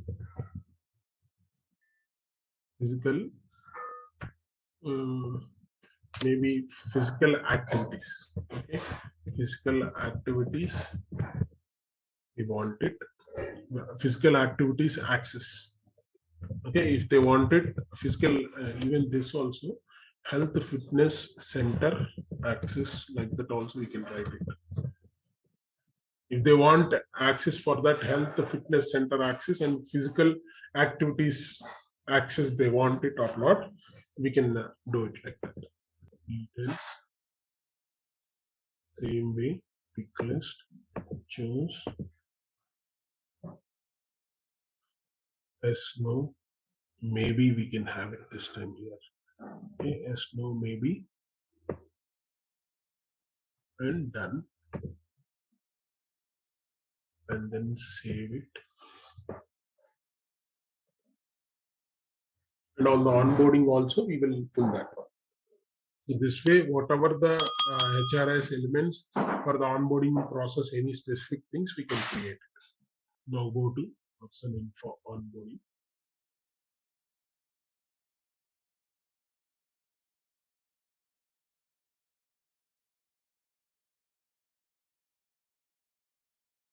So this is the way we can create. So now, so far today, what we have seen, how to create a configure day one conversion job, we have seen it, and how to assign the assign hiring manager and external user permissions, we have checked out of it, and we also identified HRIS fields that will be mandatory during the onboarding by creating a person info underscore onboarding object we have created. In this object also we have created a custom HRIS element for the onboarding process specifically. Two objects, two elements, two fields or two elements we have created is like, one is like health fitness access, health fitness center access, and the second one would be is like physical activities access. So those are the two things that we have created today. Okay, so now tomorrow what we can do is like we will create a country specific field for assignment, and we can write a business rule for that, how it should act with respect to country specific. All right, let's test your knowledge. Here's a question for you. Which of the following is not a standard feature in SAP SF Recruiting's offer management? Option A, offer letter generation. Option B, compensation management. Option C, background check integration. Option D, offer approval workflow. Take a moment to think, and when you're ready, choose the correct option. Remember, each choice holds a key to unlocking the answer. Good luck. Type the correct answer in the comment section. Hey there, ready to become a master at recruiting with SAP SF? Our course is here to guide you through it. You can go through it at your own pace on our platform. In this course, you'll dive into SAP SF Recruiting, which is like a super handy toolkit for finding the right people for the job and getting them onboarded smoothly. We cover everything from the basics to some nifty advanced techniques, all taught by experts who know their stuff. Your instructors are seasoned pros who've been in the field for years. They're here to make sure you understand everything and are always ready to answer your questions. And guess what? Our students love this course. Folks just like you have found it incredibly useful. The best part? It's incredibly affordable, so you won't have to break the bank to become a SAP SF Recruiting Pro.